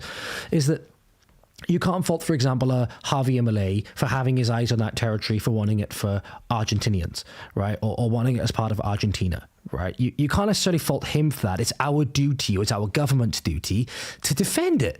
Much like it's our government's duty, in my opinion at least, to secure the Chagos Islands, right? You know? It's much on the government's duty to secure those territories that we have against foreign governments who want it for their own interests. So then, if the government starts operating in interest that are not of its own people, that's treason.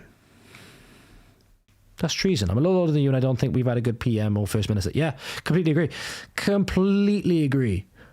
Right? We've had Dripford, right, as First Minister.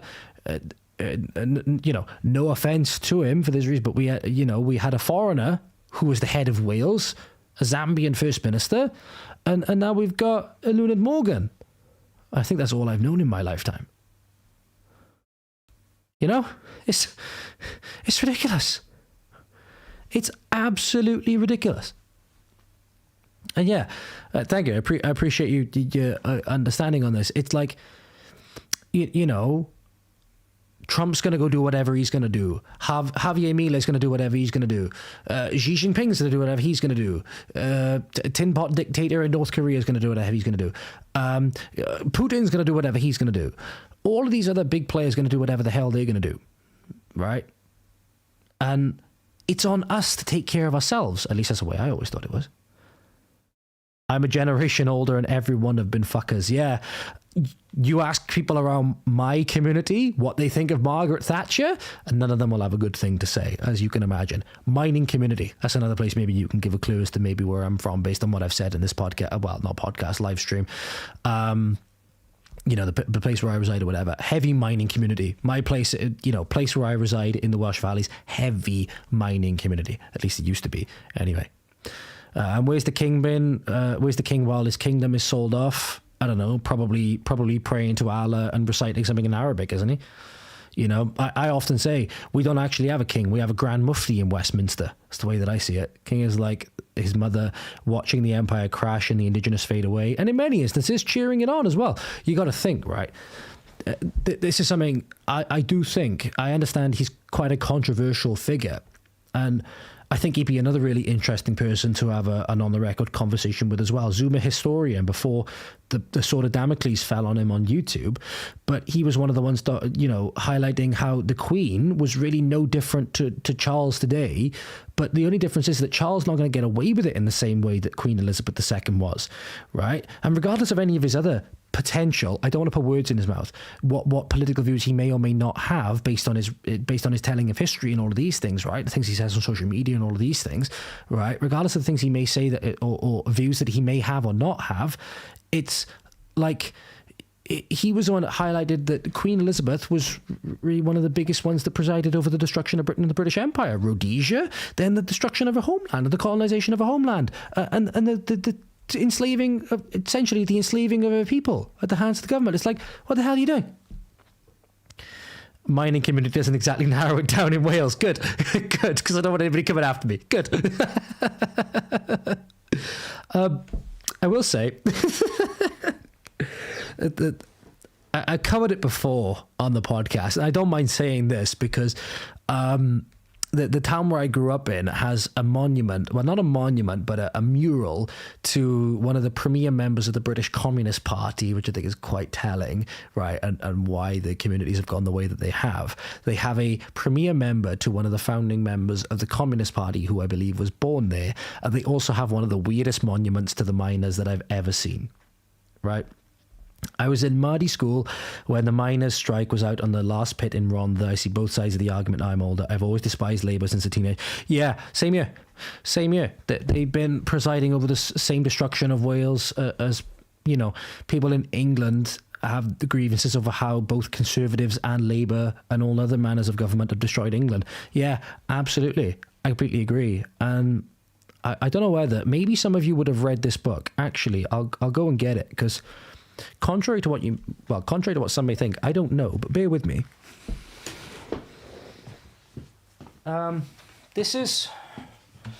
That's Groot. That's a dressing gown. This is not actually a green screen. I can touch it. I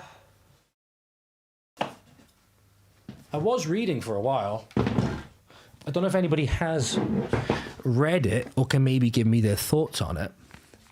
There was a book that I was reading for a while, and I wanted to reach out to one of the, I believe he's a Welsh historian. I can't even remember his name. I reached out to him on his website ages ago, and I never got any response. It might have been Dr. Wynne Thomas. I can't remember. He wrote this book, Hands Off Wales. I don't know if anybody's ever read it. As you can tell, I didn't get very far into it, not because it's not an interesting book by any means. I'm one of these people that will start a book and get about a chapter in and then change to something else because they see a book recommendation from somebody on social media. I'm like, I need to read that. So, in fact, another example.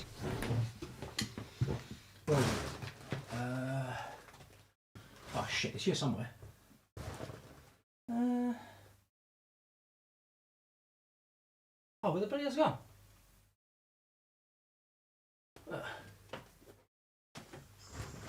I can't hear you guys at the minute, but another example is Mere Christianity by C.S. Lewis. I got quite far into that one and then got distracted again. It's a thing that I do. Where is it?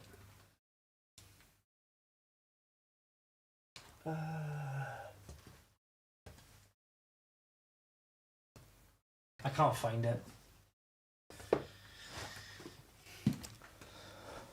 I can't actually find it.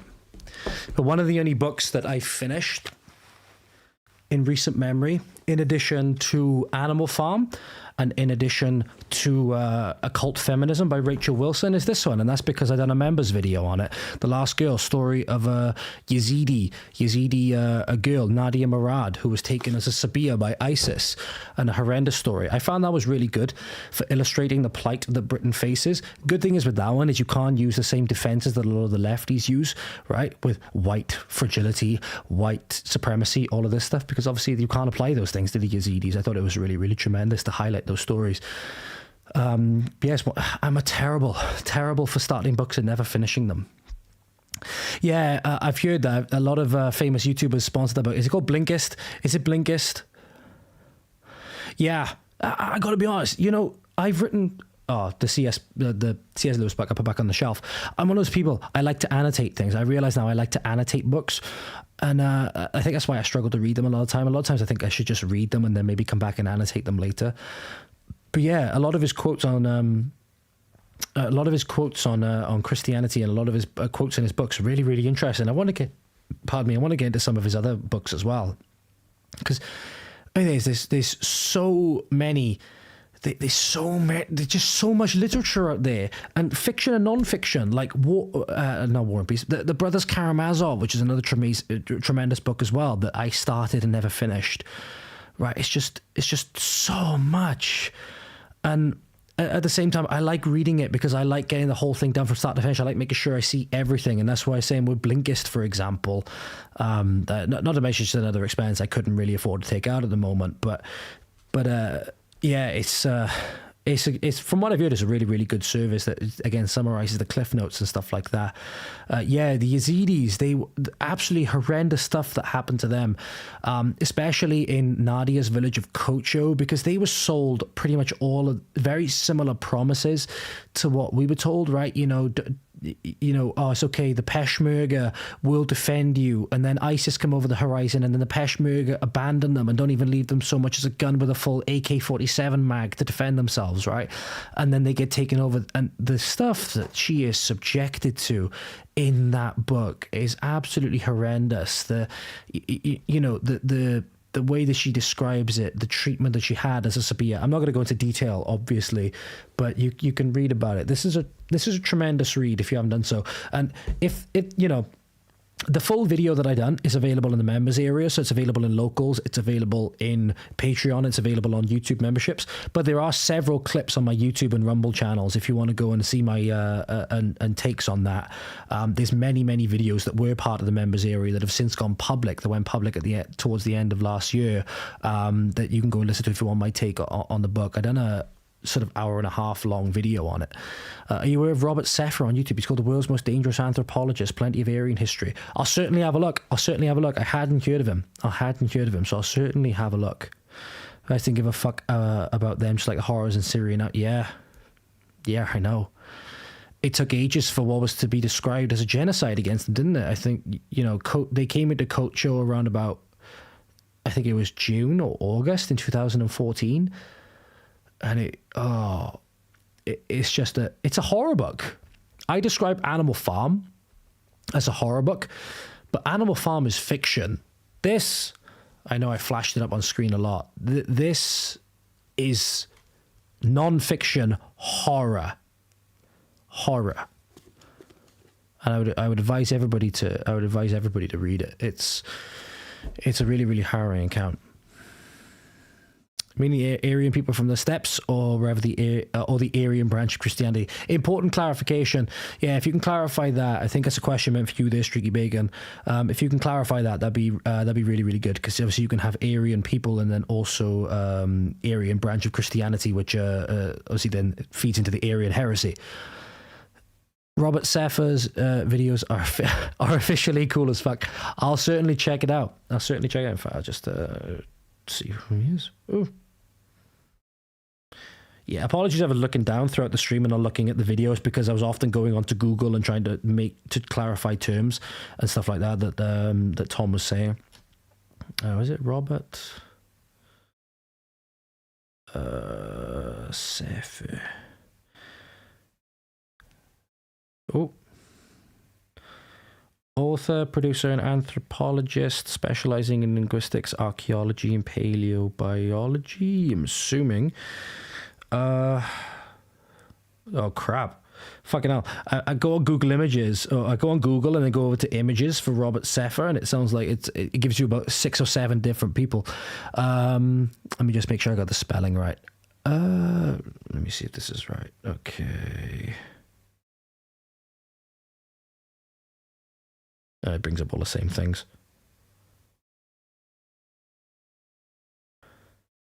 Is it? No, actually, wait there. Let me find him on YouTube. In fact, I'll do this on screen.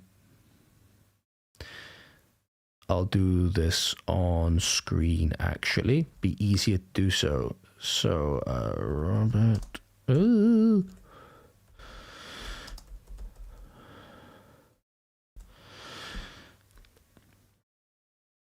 Okay, I'll bring this up on screen now, just to double check. Is it this guy? I think it's Streaky Bacon. Where is it? Is it this guy, Streaky Bacon, are you on about? Is this the channel you're on about?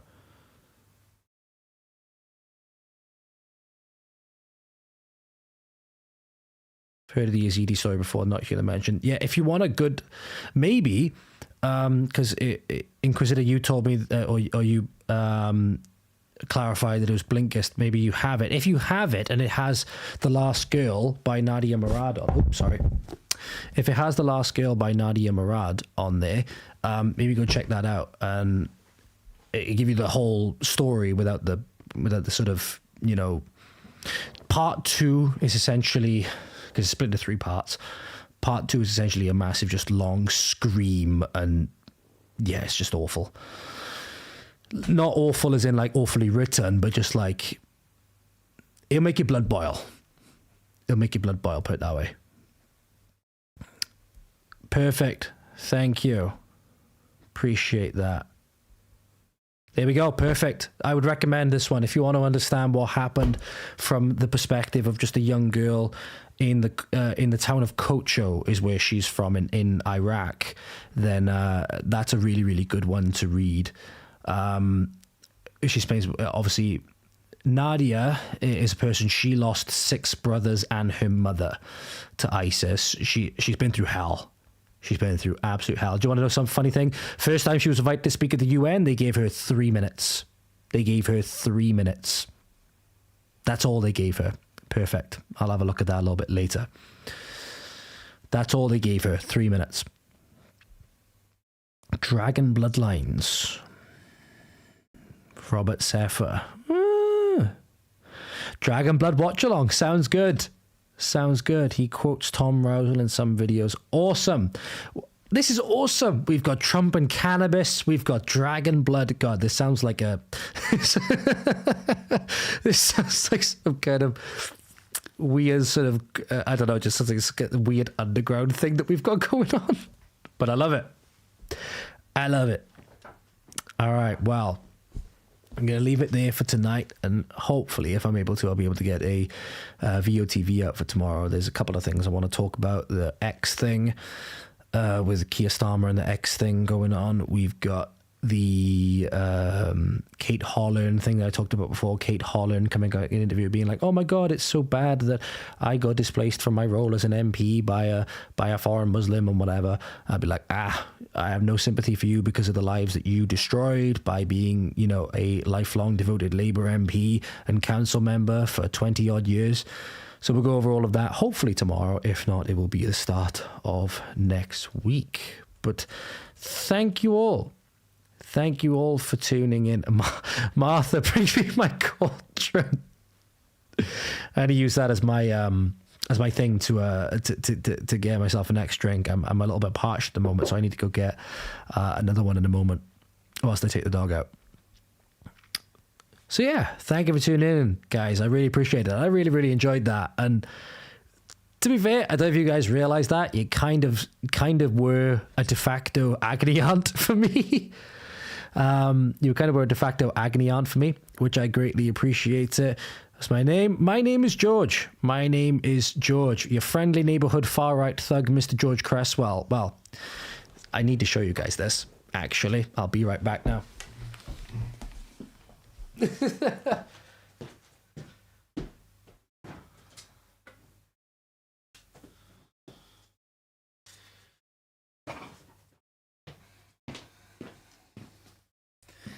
I'm going to keep my girlfriend's name out of it. But that, I hope you know, guys, I'm actually a lord. So that's me.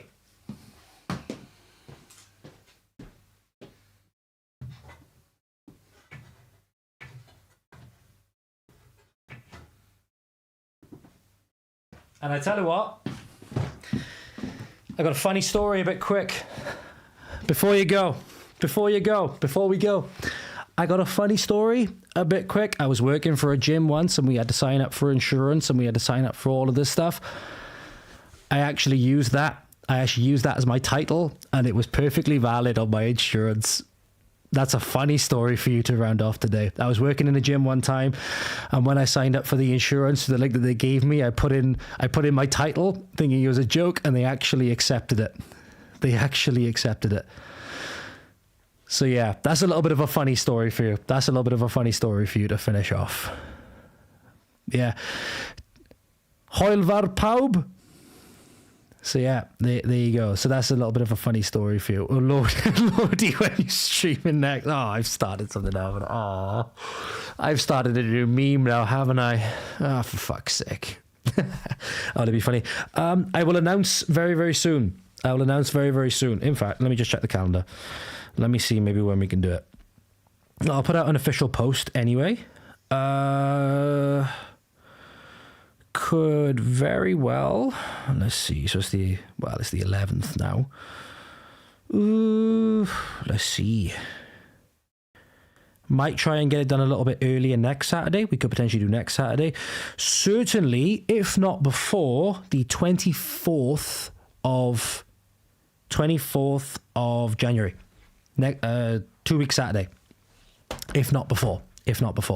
So just checking when you know things can line up a little bit best, you know, based on shift patterns and stuff like that. So yeah, definitely, if not before, 24th of January.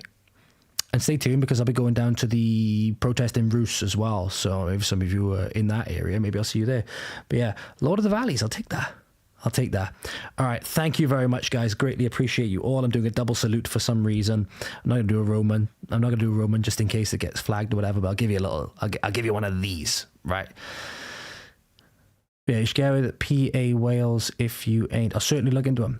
Absolutely. Obviously, Joe has done a lot of work with PA, with Mark Collette and those kinds of people. So yeah, I'll certainly see what I can do. But thank you, man. Oh, thank you, all of you, for tuning in. Have a good morning, afternoon, evening, night, wherever you are. Diolch yn fawr. Thank you for watching. Hwyl fawr. I will see you again next time. You take very good care of yourselves now, and I will announce when the next stream is coming as soon as I am able to, what the subject will be about. Take care, guys.